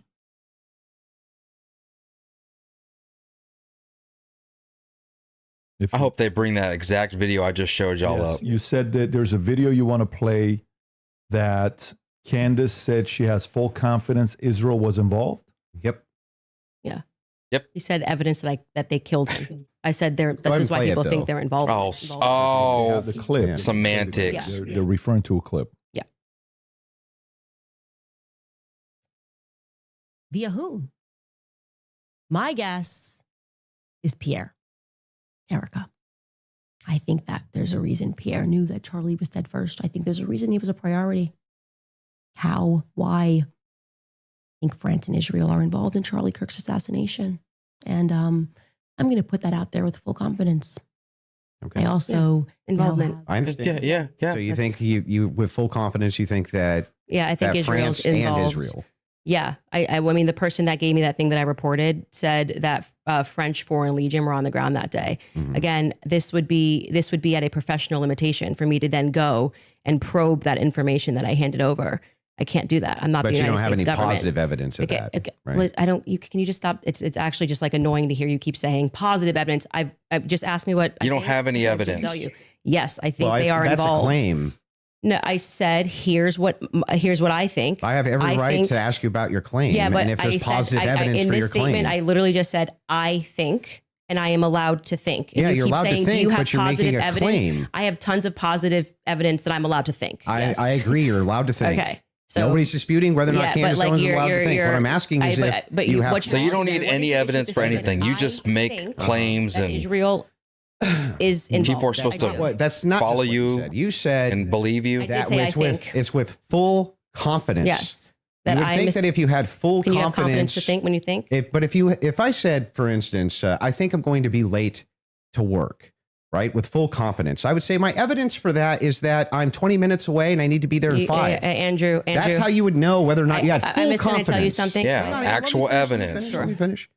If it was the case that I said I have full confidence I'm going to be late to work, I would say my evidence that I'm going to be is that work is 20 minutes away, right, and I have to be there in 5. So I have full confidence. That's why I would think that. So I'm asking, if you think that Israel and France were involved in the assassination of Charlie Kirk, and you say with full confidence, I'm just asking for the evidence, or at least walk me through the mindset of why it is that you could think that with I evidence. actually don't have to walk you through why I think.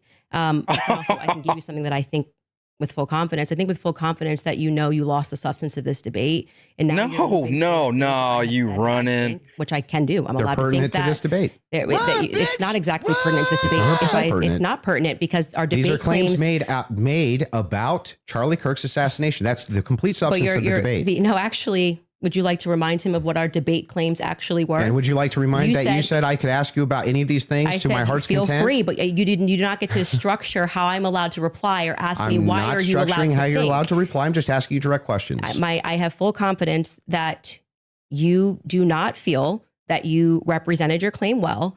And so now what you came That's prepared nice. to I just do is wanna to know- present yourself like a professor of I fallacies. just want to know. And to say, you are not allowed to say that. You can't. It's You my can say podcast. whatever you want.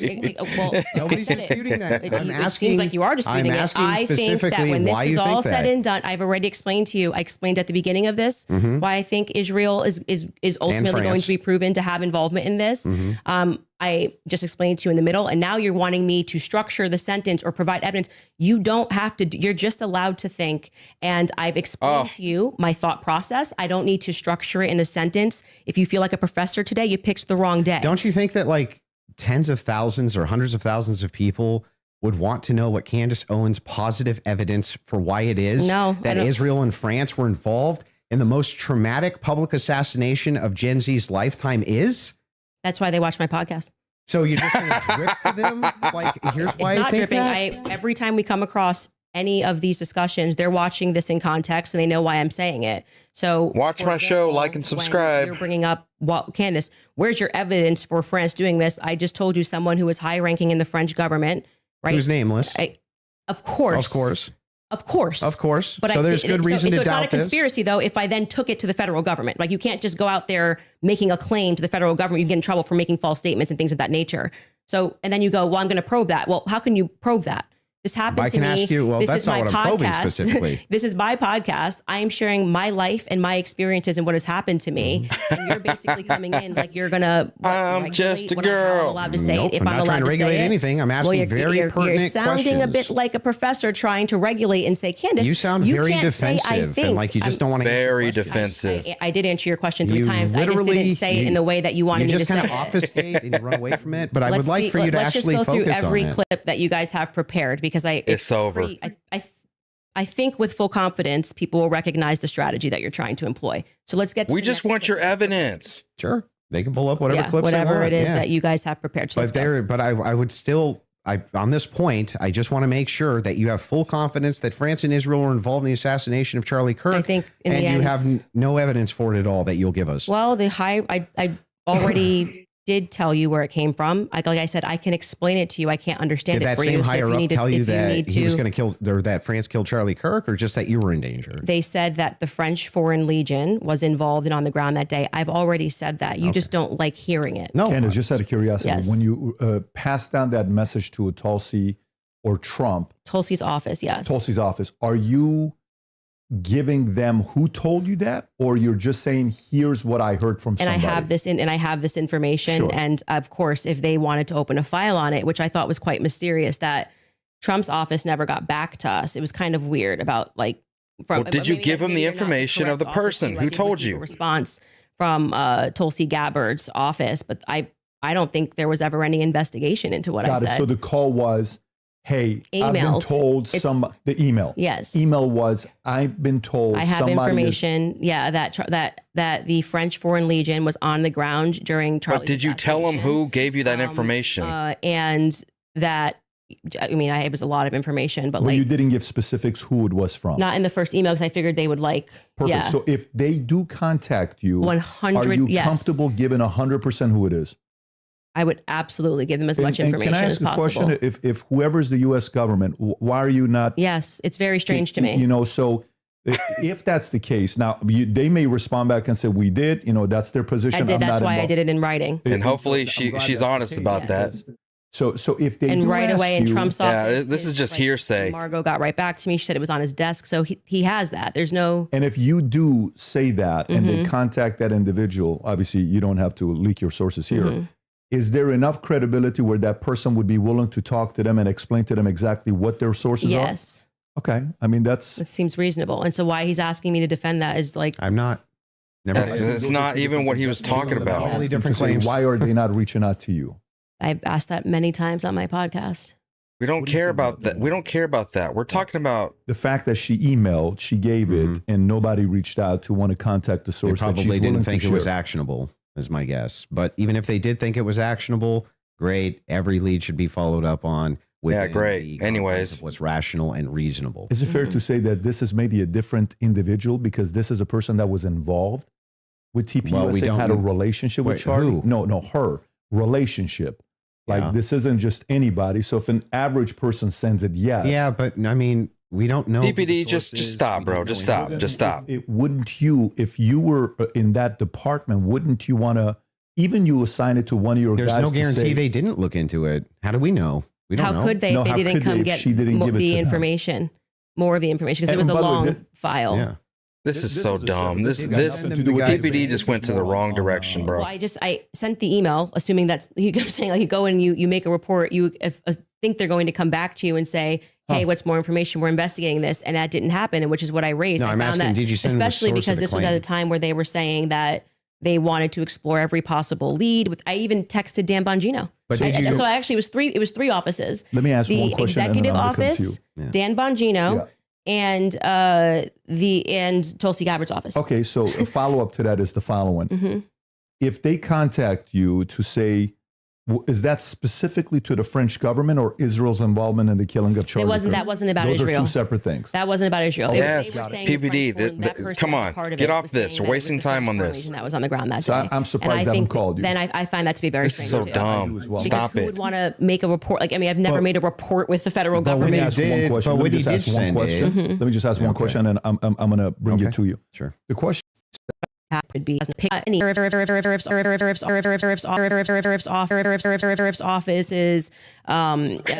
were commercials were saying they were basically sent on a wild goose chase that day. But do you see how you say my sources? You're I'm not allowed to you- have sources. Well, like the news thing news. that's funny. So is CNN allowed to have Well, sources? hang on. I that we have can't? sources. If I said I have sources that claim none of that's true. In fact, my sources claim that her sources are lying. My sources claim that there is none of them believe that there's a conspiracy. My sources claim all of them really think that Tyler Robinson was a lone gunman. If I just said that as hypothetical, wouldn't you say, what? Yeah, I think what probably adds weight is like then when I drop photos of the car that no one was supposed to see, people go, okay, her sources are legit. So, and then when what I say is Where's that at? Nobody knew those things. People are recognizing that my sources are legit. When I say Charlie was scared in the last how do we days, know and that's then I dropped true? The text message, which you've just learned about a couple of weeks ago, of him saying he was leaving the pro-Israel cause when everyone was lying about that. Then they say, I think Candace's sources are legit. So I think what's happened is I've actually built up a rapport with my audience that it's not vibes and dreams. And that's why they keep watching my content because like, for example, when I just the other day released the content of the shooter on the roof doing the lateral crawl, then they're going, The lateral "I don't think those are just crawl." vibes. It seems like Candace's sources are legit. So I've proven myself in the market. Yeah, I'm not sure that would legitimize your sources as being legitimate when it comes to the idea that, oh, they all believe that there's a conspiracy going on, which is actually what your claim is now. How Well, would that I was actually, just- hang on, I'm almost done. Not How I would was that- talking to PVD. How would without that legitimize? Well, it's not his debate. How would it legitimize these sources that even if it's the case that you get some court footage or some things like this, Why would it legitimize that your sources are telling you all the marshals believe it's a conspiracy, all the police believe it's a conspiracy, everybody believes it? How would that legitimize Well, any what of that? I am saying to you, and you are not forced to believe it. So let me just explain what I was answering here, and I think that you understood what I was saying. Is I have, because people trust me, compiled a lot of information and presented it to the public, and this information has been proven true. We've presented photos, we have presented videos, never seen stuff. The public has never seen it.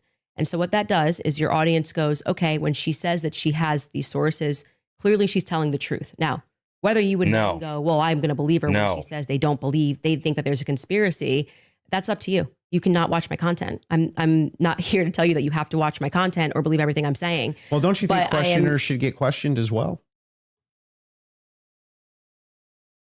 By who? I'm not committing a crime, am I? By just like saying what I think and collecting aren't evidence. most of the people you ask questions of not actually committing crimes? But what do you mean they should answer questions where? Like at a police station? Like no, what are you just saying? like if you want people to come Like me in and asking you answer a question. questions for you. I have questions about this in the investigation. I have questions about this. I have questions about that. You want them to answer your questions. Doesn't it seem totally fair that you answer back the questions people have for you? No, they're not answering our questions. So it's also fair that they don't answer them. So you're That's why I okay. said So I just Andrew want Colvin should be in the chair. He's not. But That's isn't his that a prerogative. double? But isn't that a double standard? No, it's not, because he's not doing it. Yeah, but what that would still be a double standard. If you're requesting that he does do it, then that seems to infer that you think he owes you answers. Oh, so inferences are allowed again? And they never weren't. So that seems to infer that you think that he owes you answers. If that's the case, then don't you? That was owe not a answers? mic drop. Well, I feel like I'm answering your questions and his questions about, I mean, I'm talking about Andrew Colbert. His position is he's a spokesperson for Turning Point USA. Uh-huh. So when the crowd turns against Turning Point USA on the basis of a lack of information or because there has been, I don't know, seeds sown of distrust, I would imagine, and forget answering my questions because it doesn't need to be me. Aren't you sowing a lot of those seeds of distrust? Well, I think they're doing a pretty good job themselves, if I'm being honest. You can blame it on Candace all you want. Well, people love to do that. The thing is funny is people act like I'm I think ground they're zero. PR. I'll be fair with you. Ground zero of people. You've not made trusting yourself Turning Point ground USA. zero. I think that It's there was actually some kind of a PR there. last. I think there was some PR there. Sure, they could have done better. Absolutely. I'm not disputing any of that. One thing, though, that I want to just directly ask you is, do you actually believe that anybody in TPUSA or Erica Kirk or Erica actually participated, had foreknowledge of, or facilitated the murder of Charlie Kirk? I'm not going to get myself into a legal pickle here. Oh, now you're not going to get yourself into a pickle. I think firmly that if I was the investigating officers, I would seat them all and I would ask questions. I would at this phase. I would. Okay. So, Oh, using hypothetical, Jesus. Does that mean that you do think so? I think it was not a sufficient investigation Yes. into what we know to be true of 80% of homicides. It's usually conducted by someone you know, right? And the fact that Obviously, for this to have been pulled off, there had to have been multiple people involved. There had to have been people at Turning Point that were complicit in having this happen.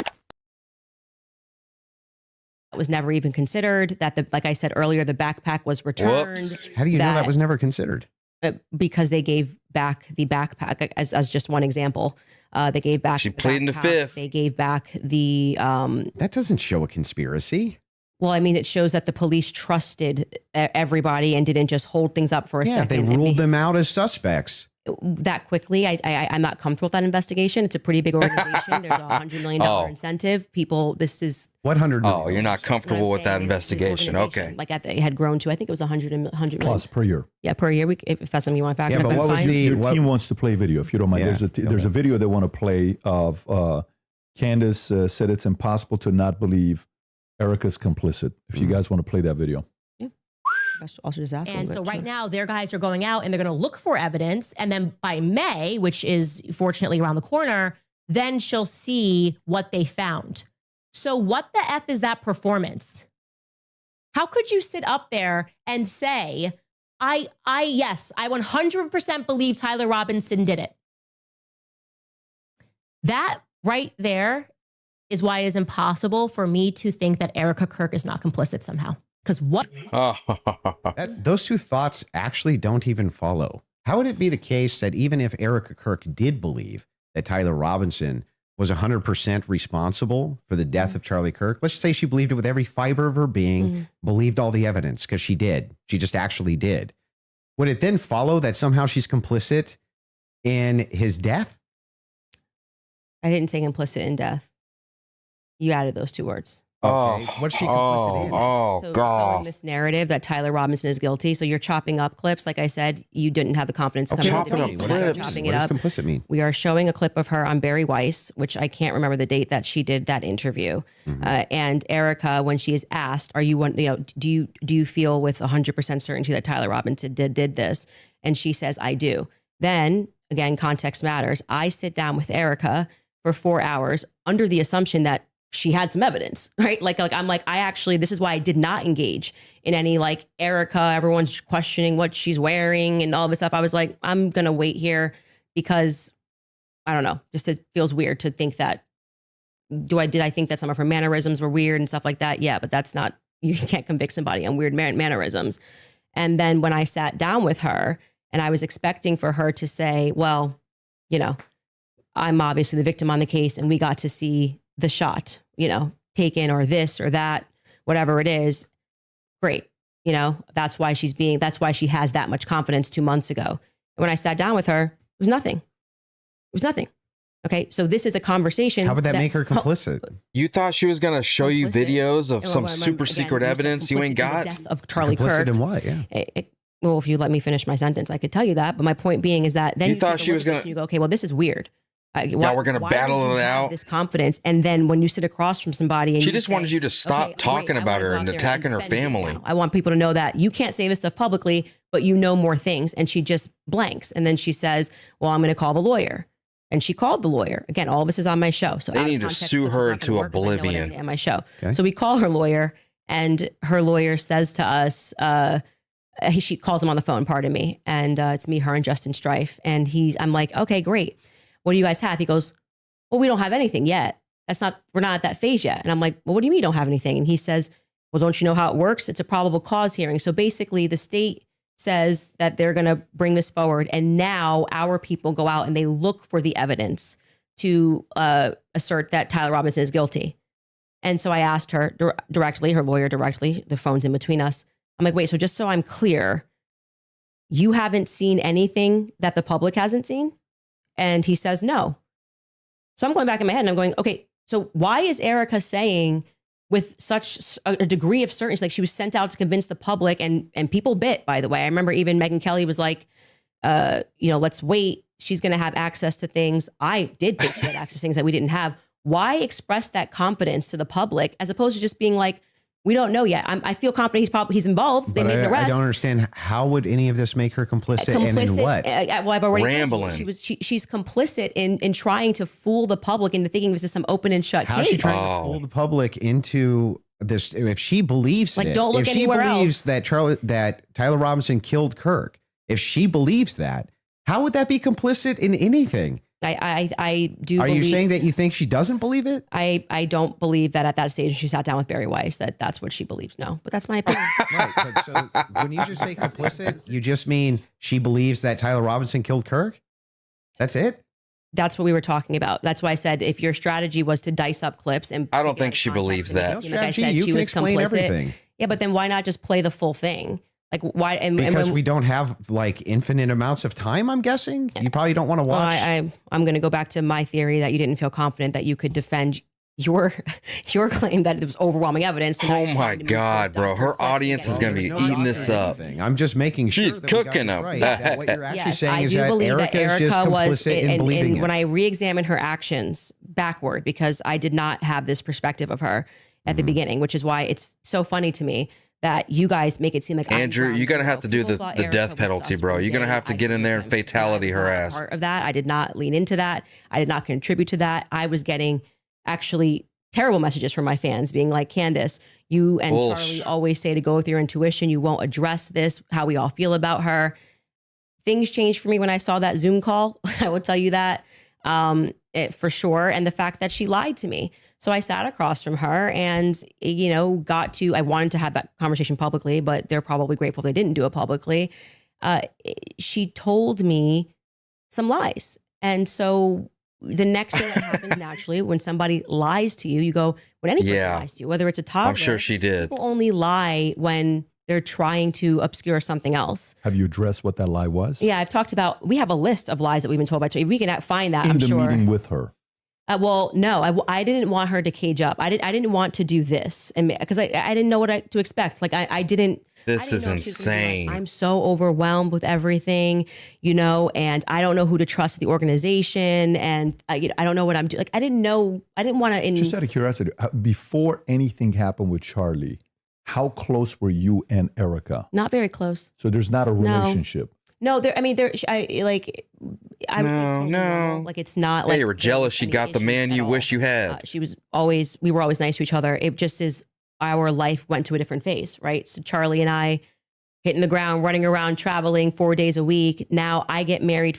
I find love of my life. I get married and I get pregnant. I've been pregnant. I haven't stopped being pregnant. Black Box And Gaming, what how are want you, out of life Team changes. You don't wanna Candace? be running around for 4 days a week and That's all traveling right. on a plane nonstop. You suddenly want to start building at home and live. Right, we always got to have one slow one in the family. Double Just dates, one. You, George, her, and Charlie. Was there ever double dates between the four of you? I was engaged to George quickly. We were planning our wedding. I was kind of in my bubble with George. TPD, traveled you with keep Charlie, on going but off in the Erica wrong and he were direction. Just starting to date at the beginning of 2019. George and I were planning our marriage. So George really got to know Charlie. I wouldn't say that I really got to know Erica. I was just rooting for them because I knew how much Charlie wanted to, You're find wasting love. And so I was time. kind of It's almost a 3-hour mark. throughout that phase. And I was just happy. And I never was under the impression, obviously, that they were going to get married when they were dating. So it wasn't like I was conscious, I really need to get to know this person. And so it was just kind of normal that by that time, because of where I was in my life, that I wasn't. You're joking, man. You're over here fooling me in the chat, bro. You're over here saying So the complicit part about all this shit in the chat. I'm like, what's wrong with Black Box Gaming? It transformed when she lied. You can take the lead. I'm just asking questions. Yes. He must have fell on his head this morning. I still don't understand what you think she's complicit in. Yeah. So when I say Erica's complicit, that's my opinion. When you tweeted Erica's too retarded to kill her husband, would you like to explain how you developed your evidence, your positive evidence for the fact that Erica was retarded? Yeah, sure. So Yeah. I just think all women are retarded. Oh, so you're allowed to just say stuff. Who knows? My God. And what dramatically explain how you developed your evidence, your positive evidence for the fact that Erica was retarded? Yeah, sure. So Yeah. I just think all women are retarded. Oh, so you're allowed to just say stuff. Who knew? So and You what just and by asked the way, me. and Like, what dramatically transformed your opinion of Erica after going to the headquarters? Because Nothing. you were pretty hostile about. I wasn't hostile towards them. You don't think calling somebody too retarded? No, come on. That's like normal tongue-in-cheek stuff for me online. Oh, you're being tongue in cheek. Yeah, he says that to trigger feminists. Yeah. Like, for instance, you got supporters. I mean, if you And people that you take it wanna too use the same exact seriously. argument, you would take a supporter like Men are Owen dumb as fuck Benjamin. too. He called you bad, But we can take it and we can laugh at it and say, yeah, you're right, we are. names. Are you just like, well, that's no biggie?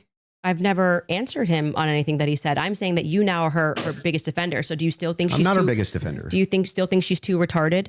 No. I didn't know Erica Kirk. I'd never met her before. Okay, but you had an issue with Turning Point being led by a bunch of fembots talking about Still the do. feminist angle. Still do. And then suddenly you go to the headquarters. Still think it's a terrible idea. You go into the headquarters. Now all of a sudden you've got text messages that you're sharing with them. You say that you and your wife are getting involved with management. No. I'm not involved in any management at Turning Point Well, USA. I'm pretty sure there is a clip of you where you say that your wife went to their recent conference and sat down. And then when you were on Joe Rogan. No. Hang on. I'll explain what happened just so that you understand. Yeah. So I was invited there to do some debate training. That's literally what I was invited there to do on recommendation. So I went down and did some debate. That's the first time I ever met anybody at TPUSA. Okay. And then you said you sat down with Erica. Well, I didn't sit down to her. I talked to her in a hallway. So you didn't sit down and speak with Erica? No, I didn't have like some sit down long conversation. We talked in a hallway. Okay. Is I that don't when you know, gave her maybe- the hug? Yeah, gave her the hug right there. My wife did too. We were both very sorry for what happened. Okay. to So her. at what point did you start receiving text messages from that you cited in your opening statement? Oh, that I you- just reached out to TPUSA and said, I'm prepping for a debate. Is there anything that's pertinent that I can use here? Do you find it interesting that people have been asking for basic answers to questions, and you're saying that you walked into their headquarters and reached out and they instantly... It's amazing, isn't it? If you reach out in good faith and you're not demonizing them and saying that they're complicit in the murder of people's deaths, that perhaps they're actually willing to release things to you that are pertinent, other than thinking that, you know, perhaps you're diabolical. Well, I don't know. I feel like if I was going to release that information, I didn't demand that it be released to me. I actually never demanded that it be released. I just simply said that this is what was going on in the last 48 hours. Maybe to the media, they could release it. They could release it to PBD. They decided to release it to a guy. How about no? Fuck you. We'll take it to court. So what? Yeah, I just think it kind of shows that Turning Point is sending you as their horse. Well, I don't know where you... Oh, stop it. Courage to have the conversation. Like, I don't... If they were just releasing something in good faith to answer questions, do you have any evidence of that claim? It's not evidence. You're sharing your opinion that she's too retarded. I can't share my opinion that I think it's going to register as really obvious to the public that rather than presenting that throughout the course of everybody wanting to know what Charlie was going through his last days, they decided to give it to you to come to my house as some sort of a surprise. Well, do you think the public's not smart enough to see through that? Do you think that if you talking know about terrible PR, if you know that there's a huge debate that's coming up that's going to be probably one of the most viewed that year, and one of the debaters calls you and says, I'm taking this position. This is the position that I feel like there's the most evidence for. And Candace also agreed to answer many of my questions in regards to this. So if you got pertinent evidence here that I can use, I definitely like take a look. What is It was actually amazing to me. It really was actually amazing to me how if you approach people in good faith and just say, hey, I'd actually like to know what the facts and details are around this, they actually do talk to you. It's amazing. Yeah, you can't do that because you slandered them first. That they are doing this in good faith. I don't believe that anything you have done has demonstrated that's in good faith. It demonstrates that you walked into Turning Point USA headquarters and came out a different man because you were critical of the organization. You were critical of Erica, and now you're sitting here going, Candace, I want to interrogate you for an hour and a half about everything you've ever said about Erica. Critical? You hadn't met, and then you meet him, and you're less critical of him. And the inverse has happened too. I was less critical about Erica, and now I'm more critical about her. But I'm asking you, isn't it the case that there's people you've been critical of, and then you've met them, and you're less critical after you meet them? Too retarded. I feel like if you think that she's dumb and let's just talk about your record. I mean, you're a person that has spent time in what most people would term to be the manosphere, talking about feminists. Well, yeah, I debate against against feminists and red pillars. Okay, and now she's just trying to discredit him. So I'm a Christian ethicist. And then you go on to Joe. We already know this. People that know Andrew Wilson we know all about all this. Charlie's company when they don't have a parent at home. So now you're a feminist icon. Like you just go into the headquarters and you just shift all of your perspectives. That's a bizarre criticism. Like nobody's in the bigger girl boss position than you. Yeah, I'm actually. You're in the business of the girl boss. Oh my! You don't have to do this. You just do this. You could definitely not do it at all and be fine, right? But you still do. I would say that you are making a comparison that cannot be compared because Erica's husband was just assassinated in front of the world. Which makes sense why she would take the organization over. No, that it makes sense. Yeah. Just so you know. Wait a second. That's bizarre. Yeah, because they don't have a parent. They don't have a parent, and they've just suffered a trauma. You don't go into the office. You want to protect your husband's legacy, right? No. And you're trying to find some new normal. The legacy is his children, not the organization. It's both. No, yes, it's both. It is both. It's totally rational. He spent his whole life building Turning Point. It would be both Turning Point USA. That is part of Charlie Kirk's legacy. He worked his whole life for it. This is why people think she's sus. And his children. Now, for you though to say that anybody's a girl boss. Right? That's like the pot calling the kettle black. That came out of your mouth. No, that was you. You brought up girl boss. Girl boss came out of your mouth. Yeah, I'm just saying. I'm telling you that you brought up this idea. Oh my God! Defending some feminist nonsense. I'm not.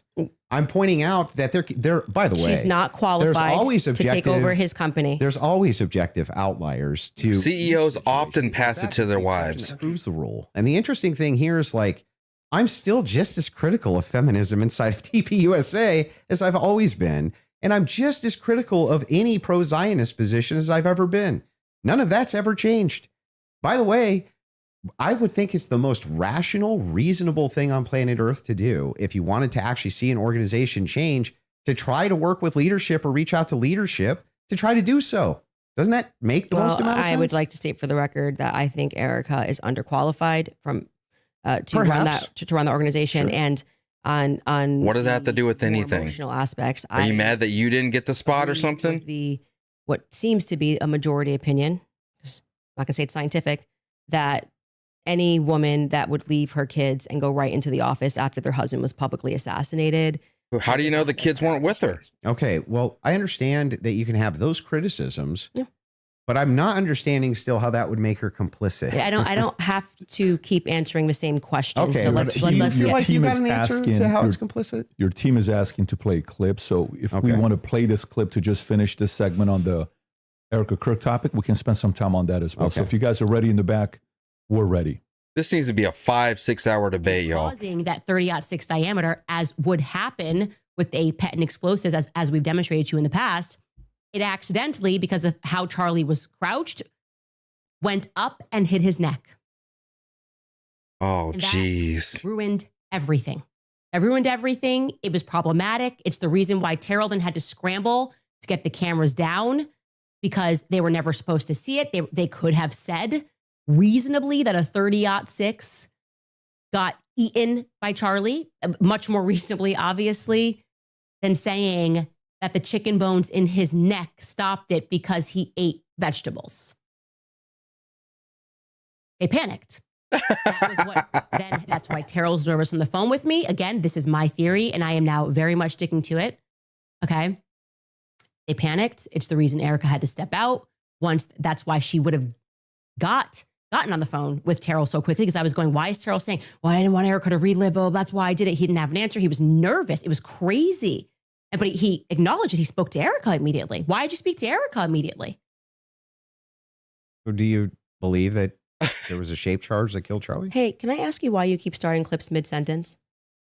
Probably to get to where the clip is. No, it doesn't seem that way, because you can always start a clip at the beginning of a sentence. Like you're just. What do you want the it's full sentence to completely out of say? We know what you're getting context. to. Yes. I didn't So prepare the in clips, but yeah, I think I it's didn't. like you But were it's kind of fine ready. to ask it to back it Like up. I said, I don't need to say what's happening here because the internet will clock it.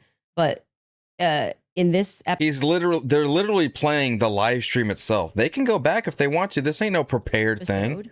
we are now going, and that's why I said we're now going to look at some alternative theories. I made it very clear that this was a theory that I didn't want to look at. This is, I believe, because I don't have every episode in my head, but I'm pretty sure this is an episode where we presented the evidence that was in the car, the photos of what was in the car, right? And so we are now inferring off of what we see in the car that this very much does look like that we see a bunch of shattered Rode microphone, which was an early theory that I was actually interested in, but couldn't really wrap my head around what was the shape charge explosive. As I say at the beginning of the episode, it was just not my expertise. And I was concerning myself with timelines and stories and statements that didn't make sense. Without question, Terrell Farnsworth is. So you don't know what the fuck you were talking about. Made me think that we were missing a big part of the story. So I'm walking them through John Bray's theory. If we started to insert what we are actually observing with the evidence that we're taking a look at and what took place that day. So we're completely in the hypothetical right here. And you're now introducing this. If that's the case, if you're just hypothetically exploring it, and that's why I'm just asking directly. Yes, but that's obvious when you watch this episode. So that's why it feels like I'm in the middle of an interview with CNN when they like pull up random clips and they're like, just making "What's sure. this? What's this?" You watch the episode, you I'm know just what it is. trying to make sure. Do you think that your alternative theory? I think John Bray's theory should be explored. Yes. Okay. Do you think that Charlie Kirk was killed with an explosive? I think that is a possibility. Yes. Okay. And it good. should be explored. He's done a lot of work on it. John Bray has done good work, and I think that that's why that theory is now starting to gain steam since we released the second set of the photos of what was in the car. I think it's viable. So this was the big thing I wanted to get into with you on the explosives too. Mm-hmm. What is it about that theory that's actually compelling to you? So I looked into the explosive mic theory multiple times. And the biggest thing that stood out to me is there's no explosion. there's literally no explosion. In No fact, there's smoke. videos when the shot rings out, that kills Charlie. At least it sounds like a shot to me. People are actually like looking up towards where the gun is being fired. They're looking away for where the sound is. Like, where's the actual explosion? Well, for every person that you say looks away, there's going to be a person that was looking forward. We have former Marines that have gotten on and said it looks to me like there's an explosion under his shirt, right? You obviously saw Rob O'Neill go on to, I'm forgetting which platform it was, where he said, this, the first thing I thought was it looked Rob like, O'Neill is the man that killed Osama bin Laden. yeah, and I think he's qualified to say what he believes he saw. We should actually, since they're pulling clips, we should run that clip of Rob O'Neill and what he said and what he observed in his experience. Yeah. So I'm going to take that. And also there were people who immediately spoke to the media that day who said the same thing, that they thought that something happened under his shirt. That was actually, if you go back to like my first episode, when I was just observing what I saw with my eyes, I was asking the serious question. I was seriously saying, why is it like somebody shot him from underneath? Why is his shirt moving first? That doesn't make sense to me. And I'm not. Well, that's just hearsay. From the bullet. So whenever a bullet is shot, a projectile shot, you can actually run this experiment yourself if you have a rifle. Mm-hmm. Take like an empty box of ammunition and put it on the table. That sonic wave with it. Near the muzzle, and that box will actually blow off the table. Okay, so question for you. Does that box go sideways off the table? It can. It can. Yeah, it can. It depends on the dispersal. You 3,000 pounds of energy or 2,000 pounds of energy coming at you. That's how much it carries. Well, it's not 2,000 pounds of energy. Well, we can fact check that. That's how many pounds of energy is it? A 30-06 being shot 150 yards away? That's a great question for Grok. I'm going to say when we looked at it, it was between 1,500 and 2,000. I'm pretty sure pounds of energy coming at you, and you just go upward and to the side. I don't really buy that. I'm going to just say I just think that's not possible. It doesn't go through on top of that. So there's another miracle. Yeah, you're an expert now. Backwards. It didn't but go if through. air is doesn't fit your theory. Rob O'Neill is infinitely more qualified, I think, to speak on that. Why? And because he's actually shot and killed people. Why would that have anything to do with anything? Because did he slow down all the videos of the people he shot to see if their clothes moved? Well, why are you able to assert your position as a fact? Because I'm gonna tell you how projectiles work. He's not even gonna I guarantee you this guy's not even gonna disagree with what I'm about to say. If it is the case that you have energy and you have mass and the mass is moving in the air has to go somewhere. It doesn't have a choice. I think you're totally BSing right now, man. Not only am I not BSing, I'm telling you the truth. Wow. Moving in air has to move out of way of bullet. But maybe not at the bottom of a shirt here. I don't know. I disagree with that. I'd like to say for the record, I've watched some of you do these sorts of things where you assert something with a lot of confidence, and you can fact check it. Your check if bullets displace air. Not about whether it displaced air; it's where it dispersed the air. Underneath his shirt here. It's not underneath the shirt. But bullets this big, and you're telling me it's going to hit his neck, Candace, and then it's not underneath it is beneath the his shirt. The it shirt starts puffs. up here, and the collar's moving, and then you see the wave here as he's moving backwards. No. Yeah. That's not true. It's not. And we obviously don't show that clip. I disagree with you. Okay, I understand you can't show it for TOS purposes. Exactly. That's fine. I disagree with you. People can go watch and make up their own minds. We don't need to debate it. Whether or not it was the first thing I said was, why is his shirt moving first? That didn't make sense to me.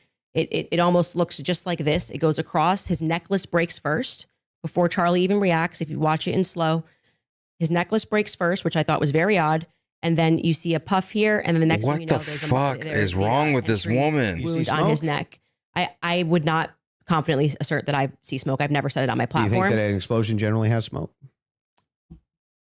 I don't think that there's any quality that would get us to be able to answer that question other than Terrell's 4K footage that he has from the front. So. There's a lot of, if you look at the Israeli pagers, it's assumed that it's a similar, if not the same type of explosive that was used inside the pagers that would have been used inside of this road mic. I think that you should, since you love debating, you should debate someone like John Bray, who's worked on that theory for 11 months. No, you're the one who's making all these claims. Would work. You better back that shit up. I presented the evidence of what was in the car, and I also, at that episode that you're clipping, said John Bray has done an unbelievable amount of work on this, and I think he has debated a ton of people actually regarding this topic. So that's the route that I would send you on. For the purposes of my show, I do believe, to answer your question, that it is a hypothetical. I mean, that it is a PPD, stop scrolling on your phone. Thoroughly explored. There's two clips your team wants to show. One of them is the Rob O'Neill clip, since we're on it. So if you guys are ready in the back before we go to ad break, if you want to pull it up, this is a good time to do so.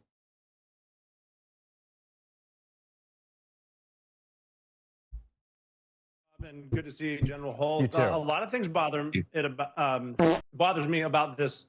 Nothing in particular. And it's not like I'm out there saying big lie or a conspiracy or someone did it. I'm just saying I've been in a lot of shootings. I've killed more than a handful of people, and this thing looked shady off the bat. I mean, I've killed people closer than I saw the camera, and I've never seen a shirt move like that. That looks like an explosion to me.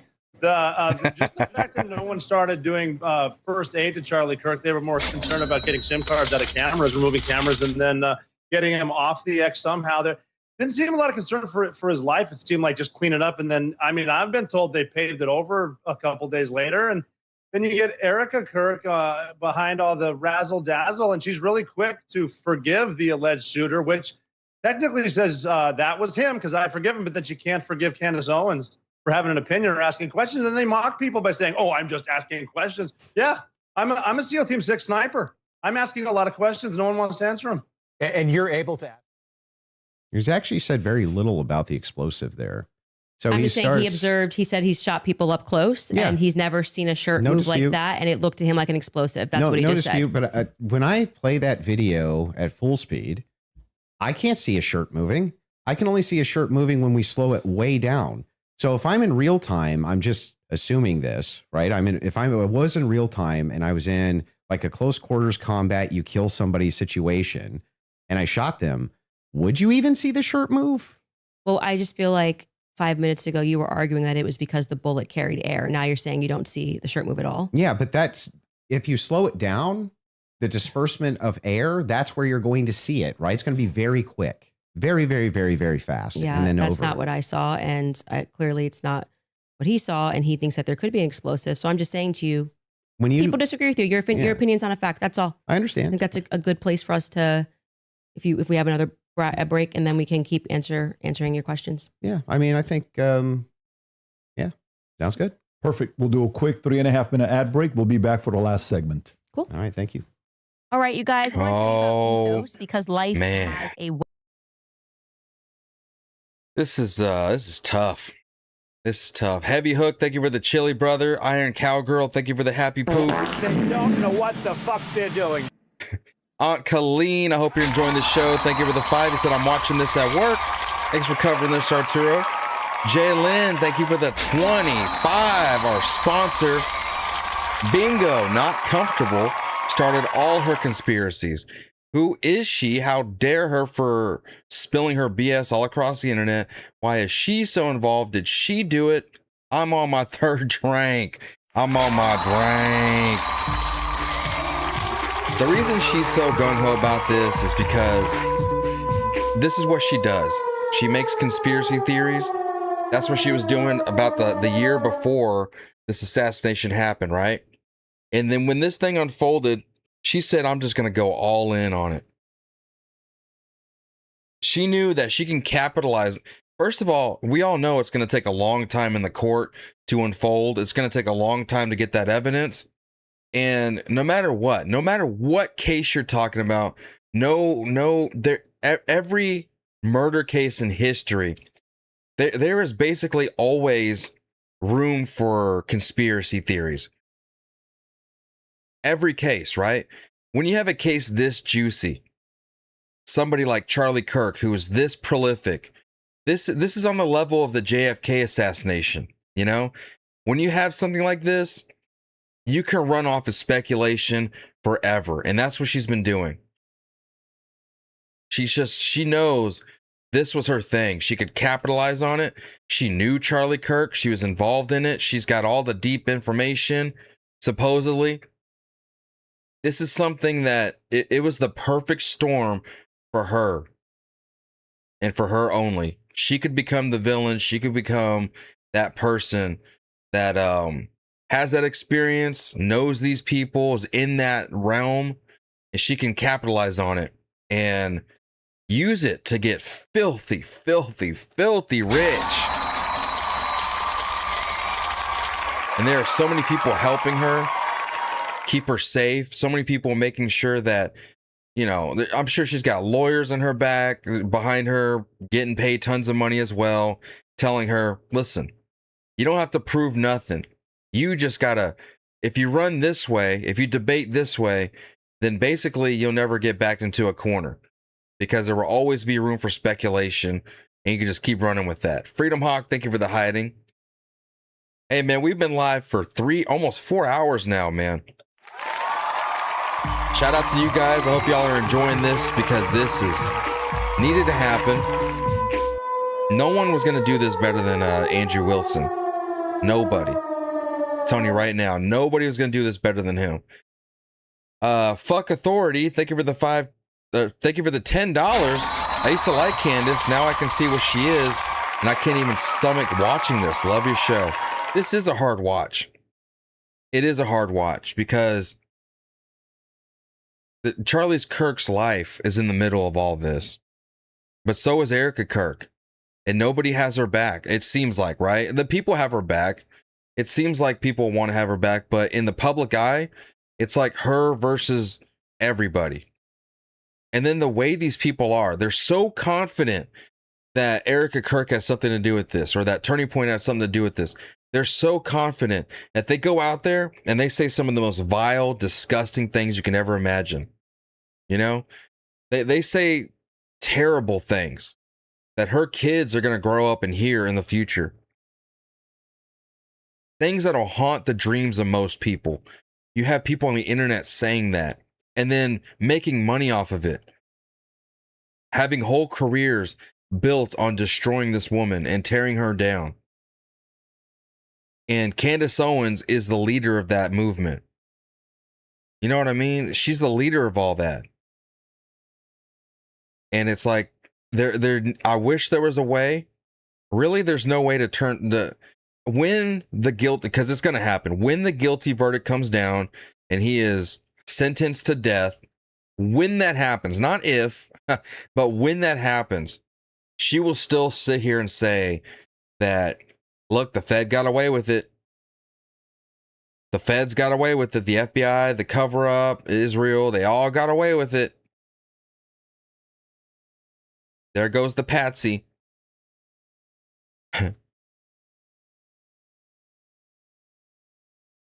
So,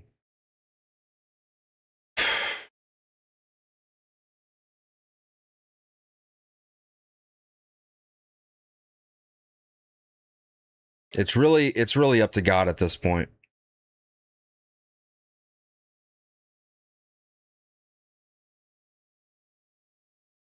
This is the true battle of good versus evil. And Andrew Wilson, he's not the perfect person. He's not no hero or nothing either. He's kind of like the anti-hero, but you know, he's like the perfect person who can get on her level and understand what kind of person she is.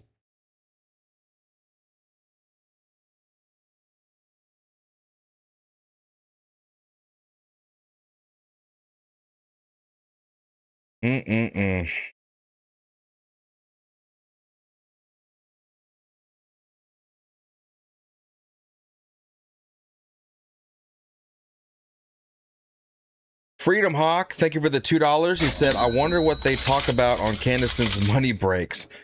Yeah, well, they probably step away for a second, maybe. Jay Lynn, thank you for the 10.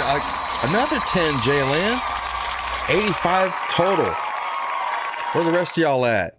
Why is Jay Lynn the only one dumping that money up in here? But no, thank you, Jay Lynn, really, seriously. I think... Didn't you donate on the other show this morning too? So on top of donating for this show, you donated on the MAGA morning show. Shut your goats up. On top of donating over here, you donated on the morning show as well. So thank you. You said, so she's another Alex Jones. Spews conspiracy theories all day, every day. It's all about the money. That's all it is, y'all. It's just all about the money. Beagle Mom with the 20. She says, "Gah." Oh man. Thank you, Beagle Mom. I appreciate you. My sugar mamas are so fine. They're so beautiful. Hanging out in the chat, just having a good time, bringing that good energy.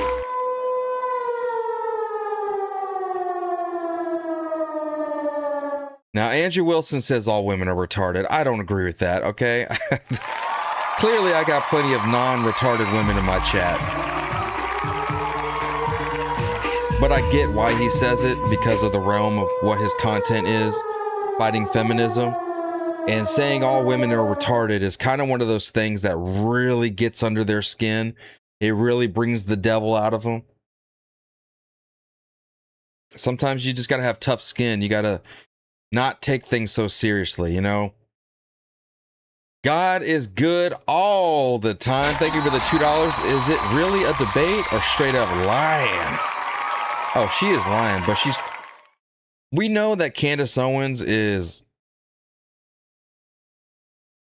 very deceptive, full of it, lying possibly, but she has run this game for so long. She's a professional liar, a professional cover-up of protecting herself from being really drawn out and called out about what she's talking about here. Like, she's just like any other lawyer, really, you know? She's very well equipped to keep herself safe. Remember earlier? They're like, hey, you said, and I showed y'all the clip. Look, bro. She literally said this. These are words out of her mouth. I didn't say that. Obviously, for this to have been pulled off, there had to have been multiple people involved. There had to have been people at Turning Point that were complicit in having this happen. I didn't say that they murdered Charlie. You said Obviously, for this to have been pulled off, there had to have been multiple people involved. There had to have been people at Turning Point that were complicit in having this happen. She literally said Turning Point was complicit in having this happen.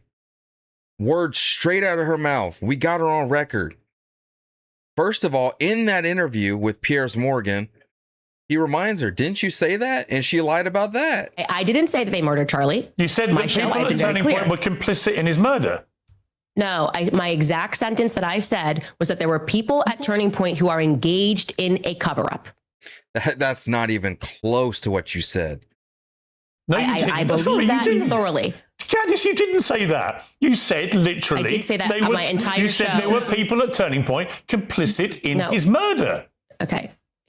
That's what you said. Obviously, for this to have been pulled off, there had to have been multiple people involved. There had to have been people at Turning Point that were complicit in having this happen. You said complicit in the murder. Because I said who at Turning Point was involved in his murder. And let you me said, clarify for you. Okay, you can keep saying what I said or you can listen to what I am saying. Okay. When I was using the analogy of No. We need to go back to what you said. JFK and we were connecting it. I was basically pushing back on you because you were suggesting that, you know, all of these people being involved would be crazy. So I was applying the analogy I said, of what happened to JFK. Well, you actually, if you go back and listen. I said, I don't know JFK's assassination. And we recently had a lot of the files released, which did not conclusively prove any of these things, right? Now, again, I don't know what happened to JFK. No, make it clear. Piers, I really think you're not holding on to your thoughts Candace, here correctly. Oh, he actually... if you want to see the video here, I can send y'all a link of that. I'll put a link in the chat. Let's see.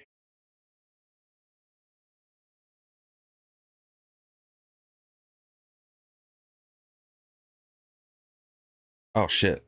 To play. Okay. Right. And then we can do final thoughts. I'm guessing. I feel like we got where we were trying to go, or at least for the most part. So the two other clips, I do want to play the Twigs clip. That one is important to me, the Twigs DNA clip. Yeah. And they're going to pull it up just to have you respond to it. Well, you don't have to play it because, like, if you're saying that when I initially watched it, I thought that Lance Twigs' DNA, like, he was directly responding to that because the testimony was a bit confusing. They started by saying that they were going to, like, explaining how they got the samples, and they said Lance, Matt, and Amber Robinson, how they got their DNA samples. And then they started speaking about the gun and said, you know, multiple prints were found on them. And then they moved and they said Lance Twigs's DNA was found on the screwdriver. When I went back and rewatched it, I realized, well, they haven't officially said that Lance or Amber are on the gun. So I think I've already conceded that we don't know that. So I think, like, but if you want to play the clip, this is directly you saying it is on the gun. Twigs' DNA I'm saying is that on the I feel gun. like I've already said to you, like, I've made that concession. But just to be clear, whenever I make a mistake, I just correct it. So that's why when you were asking me 3 times, I've already said we don't know yet, and I've corrected that mistake. So if the purpose of you showing this is to demonstrate that Candace makes mistakes sometimes when she's taking in a lot of information and she's reading through legal documents and she's trying to remember No, it's not 9-hour actually. testimony. It's just demonstrate something else. It is, in fact, the case. We're all going to make mistakes. Yeah. I'm going to make mistakes. And I've on already the case. I've already You're going to make conceded. mistakes on the case. Yeah. But in this case, you were very adamant that his DNA was on the gun itself. Yeah. So I'm just saying that it's not ruled out. We know that there's 5+ prints. I've said this so many times.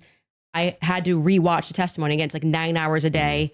It got very scientific when they were speaking about this. And I think I wrongly extrapolated that they meant all 3 of them were on the prints when the only person they officially named was Matt Robinson. So we don't know yet if Lance Twiggs has his DNA on the prints, DNA on the gun officially just yet. Okay. I've already conceded that. Sure. So That's fine. And then the last one is Yeah. one with Well, then they would have to name Tyler Robinson if they thought that his were the most degraded, right? all right, Well, this Erica, just you goes could back- just sit down with me, Erica, This but we just can do it goes- this way. This goes back to a previous claim that you made. Yeah, Why I'm sure. bringing it up. God, what a sniveling little. Straight to jail, straight to jail. For questioning, at least, Erica. I don't care who's mad. I really do not care who wants to be upset after this episode. Really, you'll be wasting your breath. You can spend $1 billion on influencers because this is all becoming increasingly inexplicable. You are asking me to be an idiot, actually, and I cannot do that for you. Someone once commented beneath this show that if the situations were reversed and there were this many verifiable lies. So straight to jail. Yeah, so that's the show intro, and straight to jail is a monopoly term. Okay. Like, you know. So do not pass Stop go. it. Yeah. Stop Do not it. collect $200. Yes, it's You're gonna straight to obviously jail. tongue in cheek, and then I explain that actually I think that she should be brought in for questioning Oh. because of inconsistencies. So this is the So she exact can episode use when I tongue in started to cheek, think but that, she should be sat down and questioned. yeah, And when I still Andrew, believe that. I still hold up. she can use tongue in cheek, right? But when Andrew says all women are retarded, and that's tongue in cheek for him, oh, now that's the no. You can't just do that, Andrew. perspective that Erica should be sat down and she should be properly questioned. Do you know that she hasn't been? No, actually, that would be a great thing for the spokesperson of Turning Point USA to say that she's already. but sat through. why do they? I mean, my guess would be she hasn't because they returned everything to her. Yeah. But Why do they owe you that though? Why they don't owe me yeah. anything. That's my show you're watching. Just, the clips that you're pulling are Yeah. from my show. So if I want to say something on my show, I can say that. I You didn't say can. they owe me something. I don't think that's ever, You unless you can, have but another if you clip. say like you need to be sat down for questioning Yeah. and you don't even know if they haven't been, that's strange, right? Do you know if they have been? No, I have no idea. So you're just. But he saying didn't you make the wonder if they claim. haven't been? Yeah, if your You're just kind entire of filling the air. if your with entire thing just is junk. if you're no, it's not junk. If the query is why is it that Erica Kirk's not being sat down for questioning, but you have absolutely no knowledge whether or not she's been sat down for questioning or not. What that does is it creates an innuendo. It creates an inference. It creates out to the ethos that this should be happening because something's wrong here when you actually don't have the knowledge that anything's wrong at all. I just think that my opinion is that she should be sat down and questioned.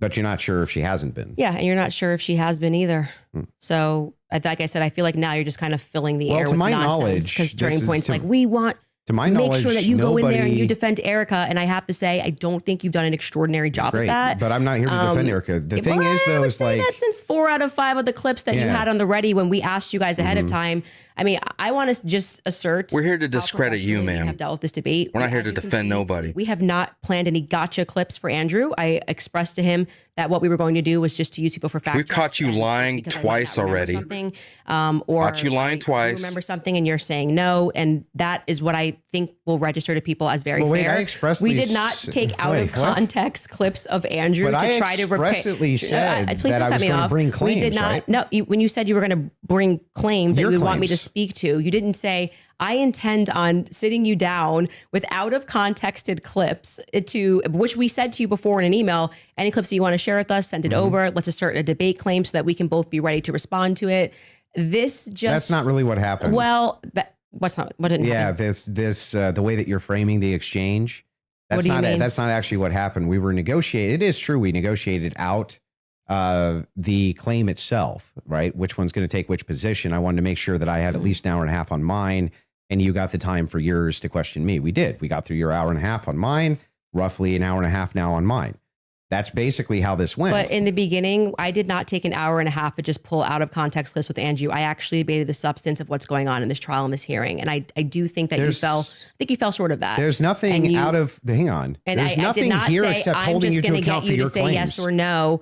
Well, we were supposed to be debating the case This and is whether part of or the not case. there was overwhelming evidence. These are your claims about the case. No, you then admitted that now you're getting into another sphere and you want to talk about the transcendentals and things that I've And said. we got through. And like 4 out of 5 of your clips are about Erica Kirk. So the general I perception don't think 4 out of 5 even were. is your turning points horse. Oh, I so you think just- quite just- a few you of just- them were. you Was just- there 3 just made it Ericas up? or 4? So you're just making stuff up? Can we get a count of how many were about Erica? I feel This is like what you do. 3. Okay, Yeah, 3. I 3. said 4. But those are extraordinary sorry. claims, which is why you're asked Okay, about them. well, right? okay, but the point being is now you're veering into trying to get me to defend my opinions, and then you completely shirk responsibility Your when I claims. point out yours. No, they're not claims. When No, you they're tweet claims. Erica is too retarded, you go, that's just whatever, and then you move on. That's a claim and I'm responsible for the claim.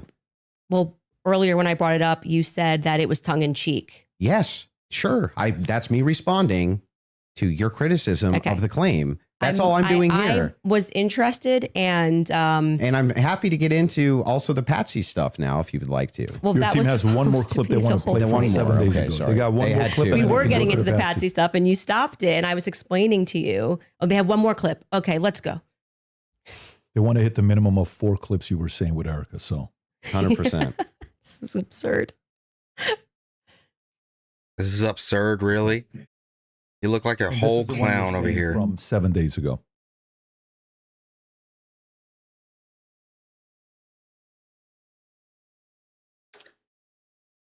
We're not seeing it. We're not seeing it. While they're looking for that, do you want to continue? Oh, Yeah, jeez. can I ask a question? I know it's been, or like, can I ask a question? Or are we Not just in really. I'm just gonna. Okay. We're going to hold to the actual contract itself.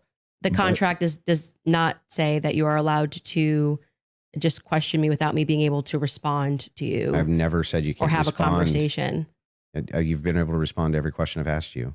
And by the way, the other thing is like Let's have I'm it your way. I want it to look like Still happy we've to have done the everything debate. Andrew wanted to, so that people can fairly assess the situation. So you have it your way. I Totally will not fine. ask a question. Totally fair with me. So are you good with her asking a question or He no? said no. Waiting for the clip. Okay. So you want to wait for the clip first. Okay. You guys have it in the back? Come on, guys. Come on. Time's a running. Stop fucking with the goat. Hey.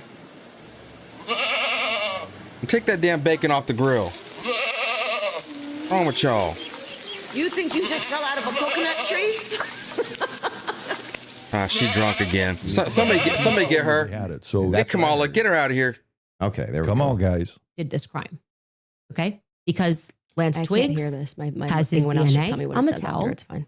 Lance Twiggs has his DNA on the rifle. Lance Twiggs And to has be his clear, DNA on the Lance right. Twiggs' Said this- considered this DNA 4 times, was but I don't not know why they feel as like they need degraded to- as Tyler Robinson's DNA was on Tyler's rifle. It's Tyler's rifle. Oh, you but also Lance's said, yeah, it's DNA not as degraded on the rifle. Yeah, because I thought he was one of the things. But I've already that's what I mean when I say that. Like, it just seems like you're not actually here trying to engage, because even before you got to this, and I knew that you had some secret clip planned, I said to you, when I rewatched the testimony, I realized that they didn't explicitly say Lance Twiggs. They said 5 other profiles were on it, and that his was the most degraded. So I hope your team feels fulfilled in playing that.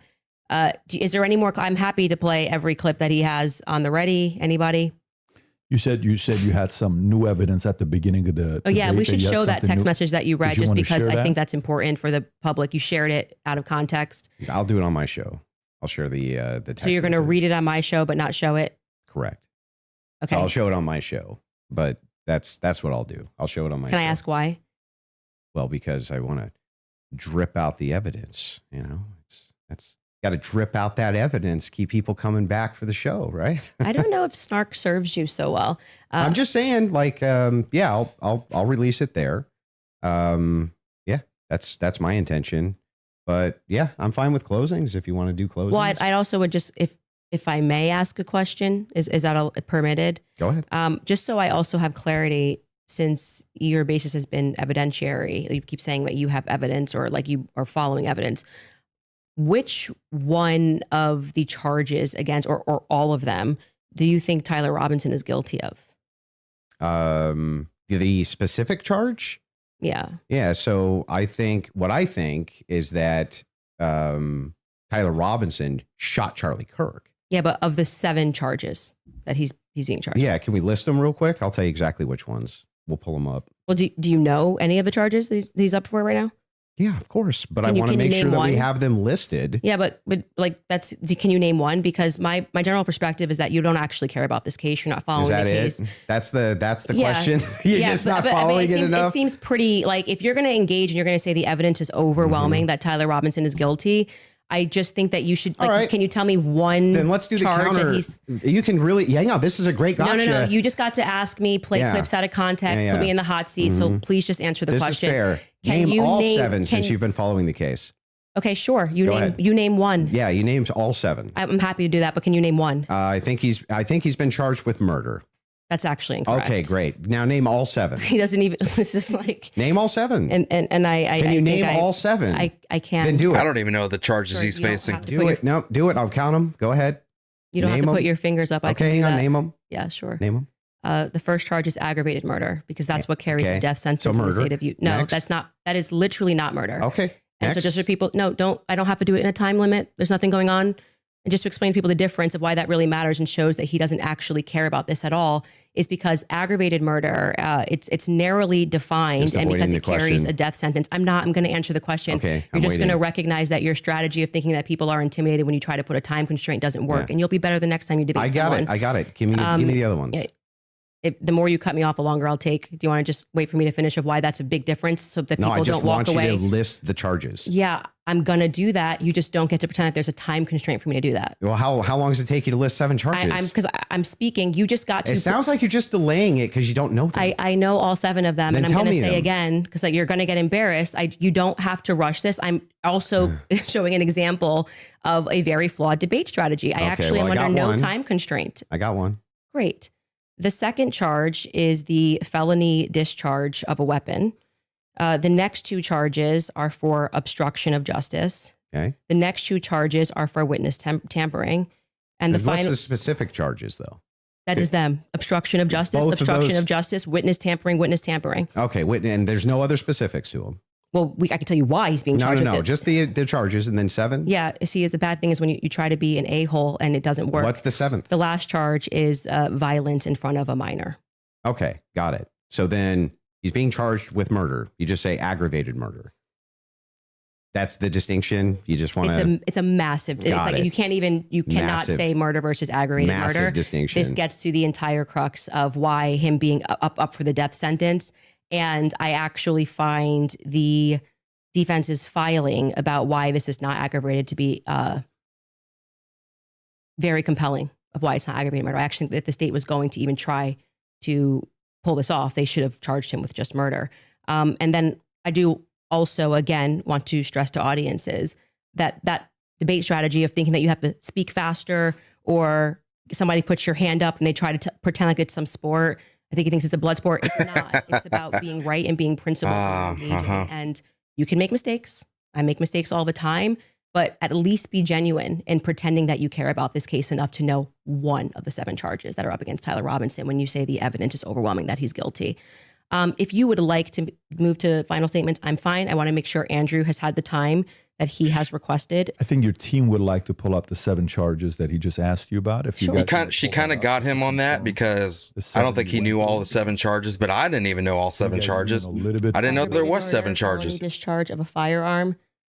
Gina Love, thank you for the 5. It said, I'm your Timu sugar mama. Hey, there we go. Tampering with a witness. And No, 7, violent I said offense. offense in the presence of a in front of minor. the child. Yeah. That's what So I said. 5, 6, tampering witness, 3rd degree felony. Now, I did notice something I just was curious about. If I'm just wondering, when you pulled out your phone just before you asked that question, did somebody by chance text you that question? You can check my phone. I'm just curious. No, you can absolutely not. I have not had one communication Okay. with a single person, not even my producers who are in there this whole time we were there. You wanna check my phone? I'm happy to do it. Buffy, just thank you for gonna the double 5. He here. said, what a Where's my bee. You want to Do see it. it? I'm just You can. curious. Yeah. You can literally do that. Here you go. PBD, you're the moderator. Okay. Take it. Let's see See it. if anyone was texted at all during this debate. All right. What's this about right here? The violent charges or anything. I'm looking through this. You give me permission. You so I'm have looking full at, I'm not gonna permission to give go through names. my phone. I don't need to So cheat. the last one It has said I'm a nothing to do with it. It's just a compliment. Mm-hmm. I haven't even read my text messages. That's so a compliment. he's reading them. You're okay. You'll give me permission. Yes. I'm just going to read 3 of them Yes. to 1132 because after that, I don't need to read it. And you know their texts. Could have been Telegram. Could have been something. All like I that. have is Signal. You can check that too. I only have Signal. Telegram I used in Russia, Okay. and that was it. I downloaded for I'll Russia. take your word for it. Yeah. Then- I don't need to I Okay. deeply care about this case. I don't need to I pretend get to it. know If you stuff that deeply I care don't about know. the case, I Yeah. just, I have my other question is about Mhm. the steakhouse receipt. You just said that you were done asking all your Nothing, just questions. so you know, Yeah. nothing there. There. I don't Yeah. Do you need have to the do that. steakhouse receipt? Is my question. I have said several times that I have never said I have the receipt for the steakhouse. I have said the person who's working on that story is going to be forthcoming with the receipt. And that was what I was responding to. And he then dropped the receipt. He redacted elements of it. And I said, stay tuned. He's the one working on that story. Okay. So you I haven't actually confirmed that Robinson was at that steakhouse. All I did, as I said earlier in this conversation, was I spoke to the owner when I broke that story. I think it was back in January. I spoke to the owner, understood what had happened, and that there was a receipt. That's it. That's the extent of what I shared is what happened. Okay. So to be clear, there's no receipt. I just did the opposite. I said there is a receipt. Well, you don't have a copy of the. Okay, real quick about the whole murder and aggravated murder thing that she was narking on. Murder is intentionally or knowingly killing someone or causing a death under certain extremely dangerous or felony murder circumstances. Aggravated murder is just intentionally or knowingly murder someone while one of Utah's listed aggravated circumstances exist. So killing multiple people, killing a police officer or certain public official, murder for payment or financial gain, murder committed during certain other serious crimes, murder intended to prevent testimony or retaliate against a witness, creating a great risk of death to multiple people, certain especially calculated and potentially motivated killings. The receipt was published online. Yeah, right. With blurred out. Having spoken to the owner, that the evidence is compelling enough to put onto my personal timeline of what took place on that day. It's getting hot out here in the That's shed, where I'll it's tell you gonna that. stay. And if it gets debunked, I'm happy to take it off. If that's what you mean, that's how an investigation works. Like I said, I did more than enough. It would definitely pass the test by the Utah 1102 rule, for sure, for certain. To be submitted as hearsay. Well, yeah, beyond that, because they didn't even have receipts. They were like, Bob told me this. But the question is, the receipt itself, it has not been verified to have been Tyler Yeah, I just want to Robinson's, say you're right? holding me to a higher standard than you are. I'm not even holding you. in I'm the just prosecution. asking specifically. Yeah, I've been very forthcoming. I've told exactly what happened. I spoke to the owner. I got the tip, and So should that be chased added it down. in an official timeline that It's you in give? my timeline. It's my show, and we can add and subtract what we want, and we do. If You we can get do something what you wrong, want, sure. But Cool, I I'm just wanted to asking, make sure. should you include a thing that you know hasn't actually been verified to be Tyler Robinson's? Yes, you should. If we're trying to build a timeline, you should. Yeah. You don't think that falls And then under... you should remove it if someone somehow debunks it. But I think that there is very strong evidence that is where he was. Oh, only if and it gets that is- debunked, huh? It's just the two people who said that they saw him. You know, I'm actually all good with I feel like Okay. I've sufficiently answered your question about how I got All the right, fair information, what happened next. Would the next stage of this investigation being somebody accessing knowing what his debit card was and confirming it? Yes. And I do believe that will happen. If it does not happen and it gets debunked, I'll remove it from my personal timeline that I share on my show. That officer, the first officer that was up on the roof, Mhm. do you remember his name? Officer Bagley. Yeah, what was his first name? Christopher. Christopher. When Christopher got up on the roof, That face. you talked a lot about how his camera died. Well, he talked a lot about that during Yeah, the about his preliminary camera hearing. died. Yeah. Do you think that he planted that screwdriver up there? No. No. Who do you think planted it? If we're just going on am I allowed to have an opinion? Of course. At this stage, I would say that I don't buy his assertion on the stand that he didn't check to see if anybody went onto the rooftop before he got up there. I do think that it's possible. It's at least plausible that the screwdriver was planted. I don't believe him. I can say strongly is that his cam died at just the right time. His body cam died at just the right time. I think that, as you were just grilling me about whether or not I had got the merchant receipt for a debit card, that kind of makes difficult that we just have to sort of trust that a screwdriver was found and we don't have any should be evidence of a police body cam. But like I said, you accept that stuff and then are like, did you call the merchant and get like, it just seems like you Well, I'm not adding. hold, I'm like not I said, adding you this hold the to prosecution to Well, a wait a state second. to a higher standard I'm than not you do to adding people. unconfirmed evidence to an official timeline that I'm putting out either. What do you mean official timeline? This is my Well, this is timeline. I made it at home. So then it would be official to your show? Sure. Yeah. Okay, great. So then your official timeline, Candace Owens' official timeline, Yeah. includes a steakhouse stop that has not actually been confirmed at all. Well, yeah, it hasn't even been discussed by the prosecution. So it's not like you're debunking that it happened. Well, there's no evidence for it. There's no good evidence for it at all. There's no camera there.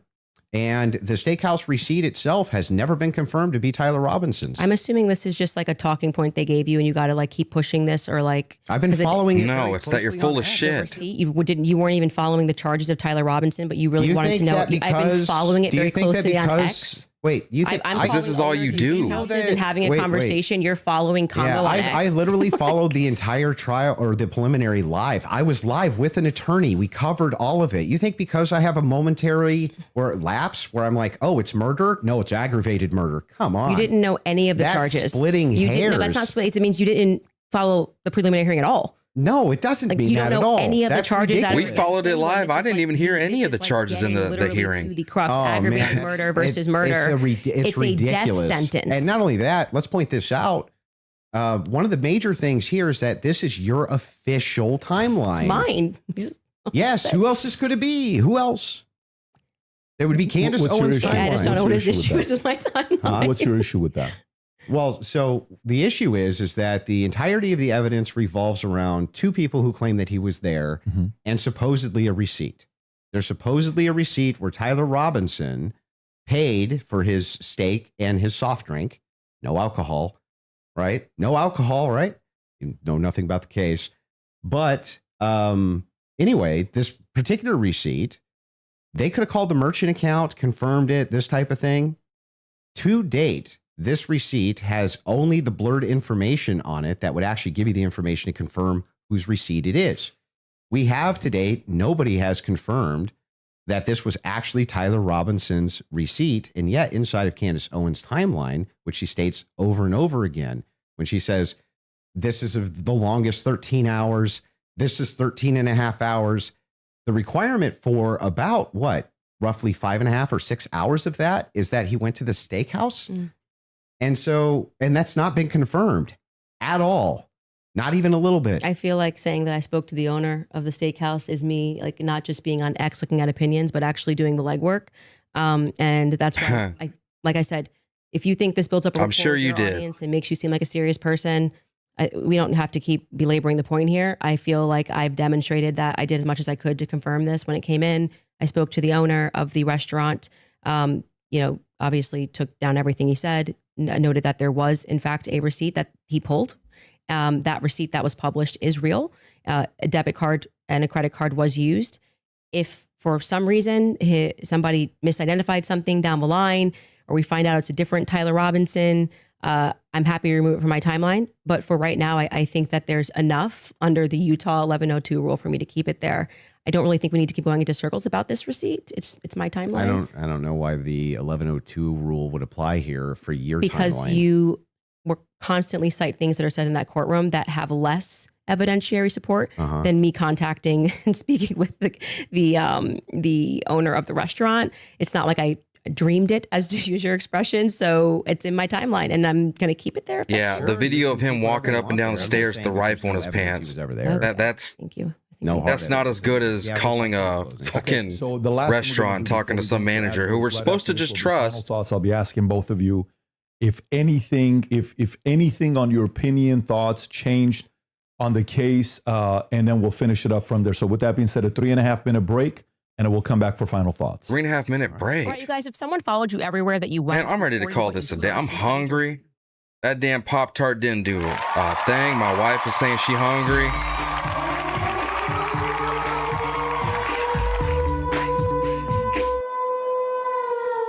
This water's hot. No, I'm not calling it. I got to see this through the end. I got to see his last statement. I'm not going to leave y'all hanging at the very last end of it. Oh, fuck me.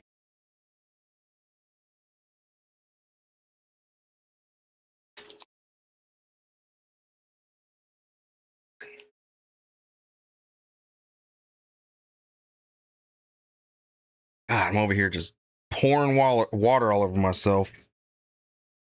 Anyways, that ending, that little bit right there was a little bit shaky. It really was. Ever since the part about the charges, it seems like everyone's going to focus on that one little thing, that he may have not known the charges at that last second, but they're going to ignore everything else that happened in the beginning of this. They're going to ignore everything else that happened in the beginning of this, and they're going to focus on that one little part where he got a little bit jumbled up there. So, getting the ad revenue? Oh no, this is sponsor revenue, baby. Each one of these sponsors right here, that's got to be like $1,500, and that's for a low-time YouTuber. That's for a little YouTuber getting $1,500 for one of these sponsorships. Well, depending on what kind of company you got set up or whatever, the deal you got set up. But for someone that's got like millions of subscribers like her, man, she probably gets paid $10,000 for playing the like $10,000 a month for just doing these sponsorships. And that's for one commercial. Scripted, reading off the teleprompter, blah, blah, blah, blah, blah, blah, blah, blah, blah, blah, blah. People eat it up and buy it. I had one sponsorship one time, and it was for what was it for? It was like for getting your information off the internet.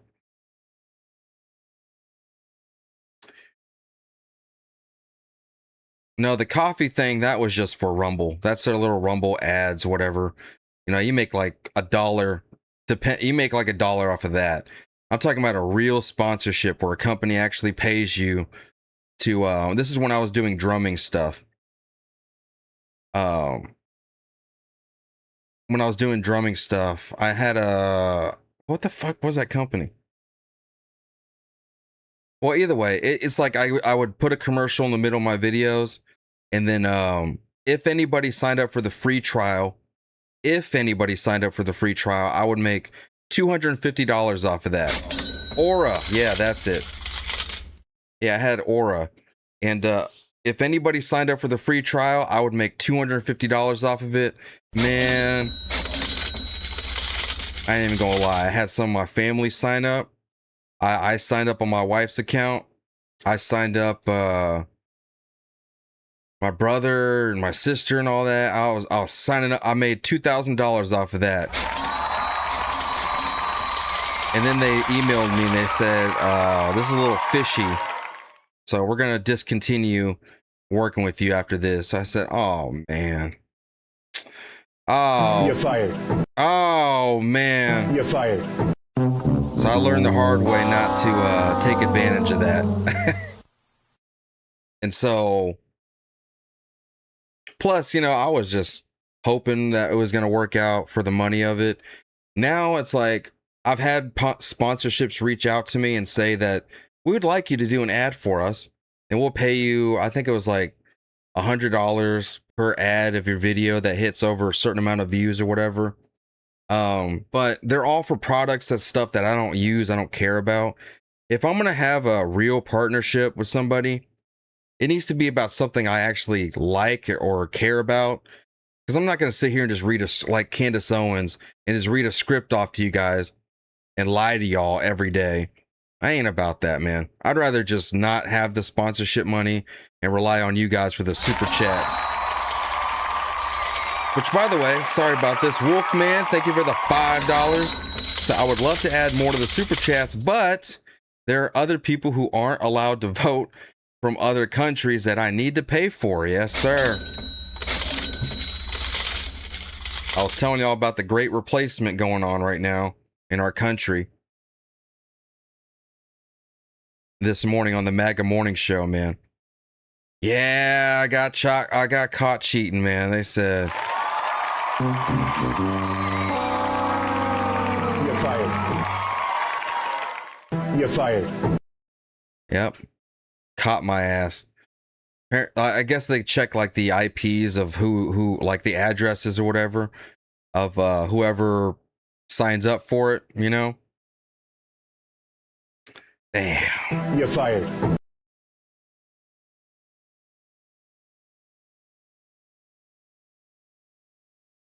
It's all right, you know? It is what it is. Sell feminine hygiene products, get that money. Maybe a good commentary for you would be the following on if you're a Andrew fan and you still are What's that, PBD? What's that? Everyone should hit that super chat.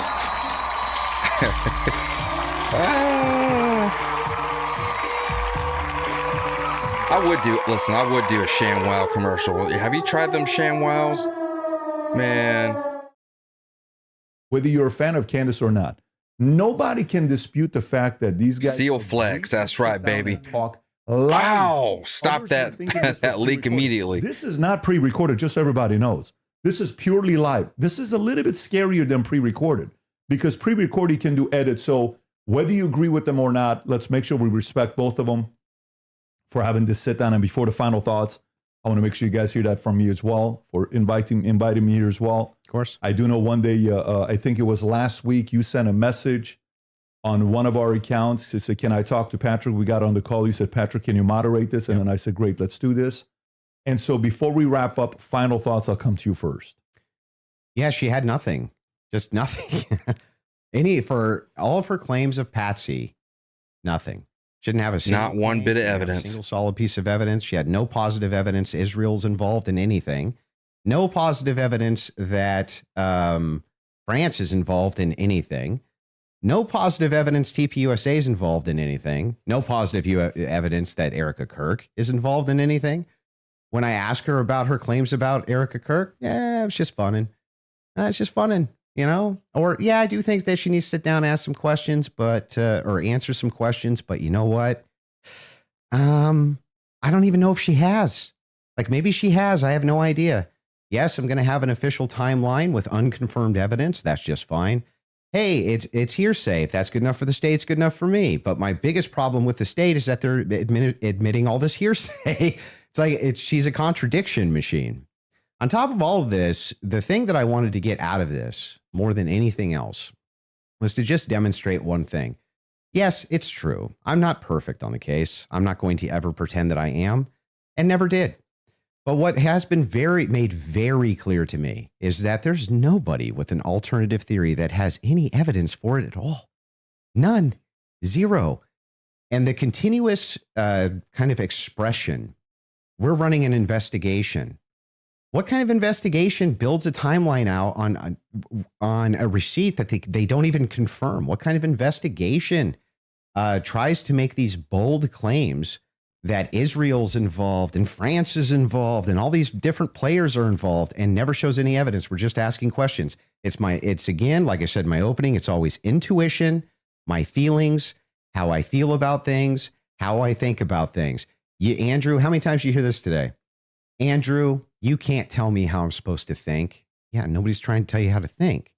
But you should rationally come to your conclusions based on evidence and facts. And the truth is that 90% of what you're saying is simply intuition based.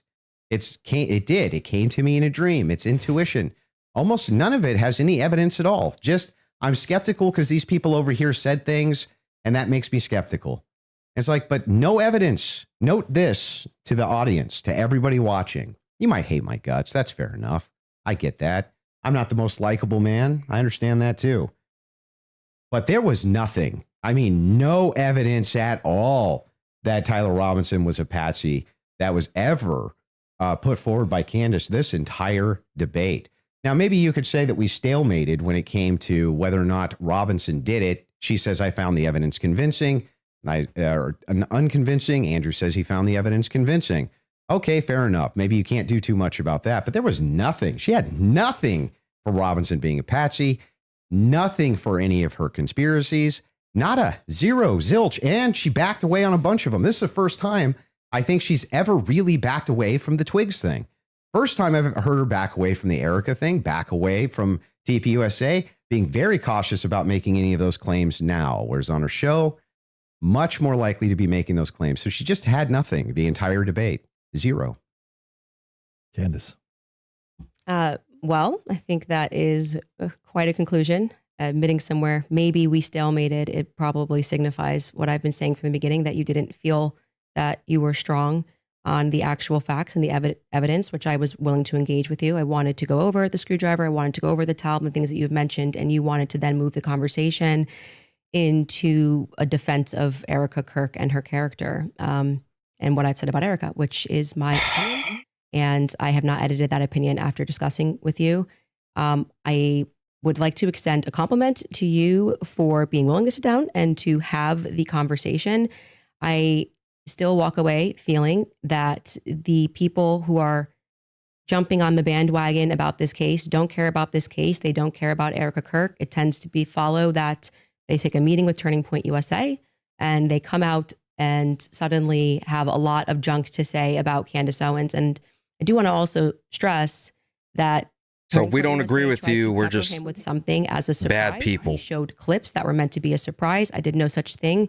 I stressed to PBD from the beginning that I was grateful he was taking Miss on and that I wanted this to be a clean debate because I believe I can win this on the merits. And I believe that I did win this fully on the merits by engaging the evidence of what has happened. Gaslighting herself. I do still believe that there is more evidence which supports that there are more people involved and that Tyler Robinson has been set up. What evidence? You didn't present None of the anything. evidence that was presented was in any way overwhelming, which is why I think you wanted to move to end that discussion quickly and to speak to me about France and to talk about this Panguitch receipt and my timeline. I want to remind people that a lot of the at-home investigators, which you were open to, as you called them, internet sleuths. I think it was on a show that you did right after Charlie was assassinated that internet sleuths would solve this. This is the reason why Charlie, a year on, is still a conversation every single day trending on Twitter. I knew Charlie. I cared about Charlie. I care about finding out what the truth is here. My heart is in the right place. I think anybody who watches my show or even just watched this debate knows that if I get something wrong, I'll instantly correct it and own it. I'm not arrogant. I don't need to sit here and pretend that I didn't misspeak on the Lance thing. It hasn't been ruled out. Easiest 300 grand she ever made. At that point, part of being a well-meaning person is to concede when you are wrong, to take something off a timeline when you know it's not right. And I would like to think that that is why I have earned the audience that continues to follow me, because they know my heart's in the right place. Russian bots. I deeply cared about Charlie and I deeply care about the answers. I want to thank Andrew's team. Bots, all bots. A very small room that they're in. I want to, as always, thank my team who worked really hard to make this happen and flip the set. And to you, PBD, just for being a great moderator. I think very fair, letting us both speak and making sure that Andrew got out of this what he wanted, which is a little more than what I wanted. But I'm very content with how I dealt with this. And I trust, I don't need to convince the audiences with the magic trick of what they need to think about this debate. They can watch it and draw their own conclusions. That's crazy. Both of you, I think the audience won. And again, from the beginning, all of this is because of how much love and respect we have for Charlie Kirk, a great man that's no longer here with us. His 1-year anniversary is coming up here. I can't believe it's that quick that is here. The audience, I think you also won if you did.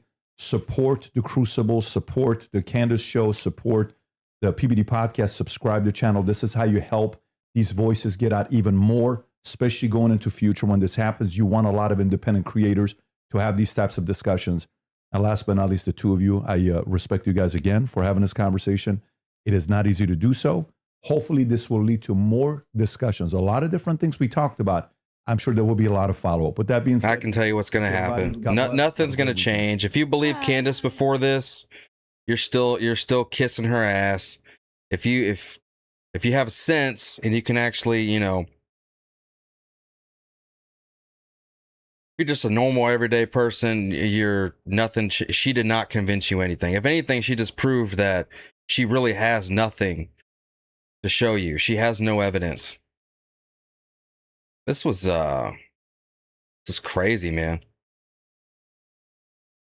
Not good. Because I just know her audience is just gonna suck. They're just gonna keep kissing that ass, man. What am I doing? Where did her chat go?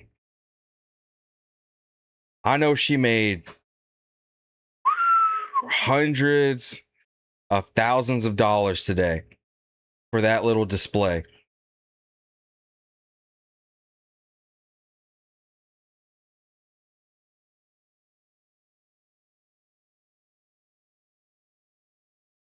I think PPD had a poll going on, or is that already gone? Yeah, it's over everywhere. Man, what a...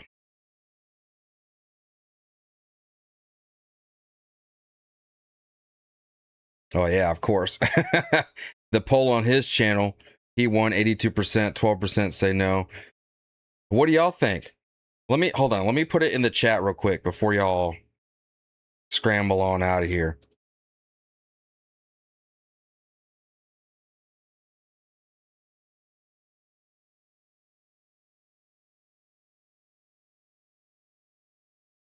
All right, hit that poll. Who do you think won?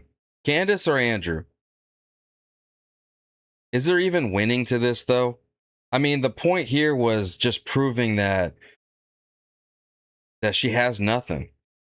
You know, it's like, okay, convince us that... Oh, I'm sorry, what am I doing?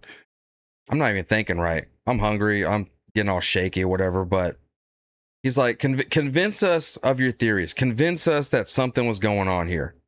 Convince us, you know, that your theories have some sort of merit and that we should be asking more questions. Convince us that the state is lying about everything. Convince us of that, please. And I am not sold, man. Wow, 15% of y'all in the chat say that she won. Out of 103 votes. That's like 15 of y'all. Y'all think that she won? We all lost watching this? Yeah, technically, you know. Not really, because finally we got to see her try to defend herself and try to justify her talking points, and we really did solidify that she is just full of shit. If anybody had any doubt, and anybody said, you know what, her theories do sound pretty good, they do sound pretty convincing, and then today she had every chance to really convince you that her claims were like, you know, something to actually take into consideration. You are not sold. I'm not sold. She didn't have nothing. It was just Andrew. Andrew, why are you nagging at me, Andrew?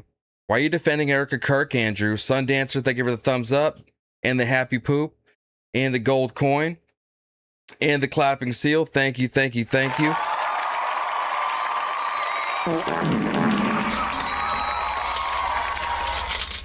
She was just really attacking Andrew. Like, no, we're here. Like, he's fighting for us, trying to attack you. But instead, she's just attacking him. She didn't attack the state, really. She just kind of said that the state, everything the state says is hearsay. Okay, here's a video of Tyler Robinson going up and down the stairs with the rifle in his pants. Oh, you can't tell that's him. What if it's just a look-alike? So where did the look-alike go? Where's the evidence of where's the DNA evidence of the look-alike?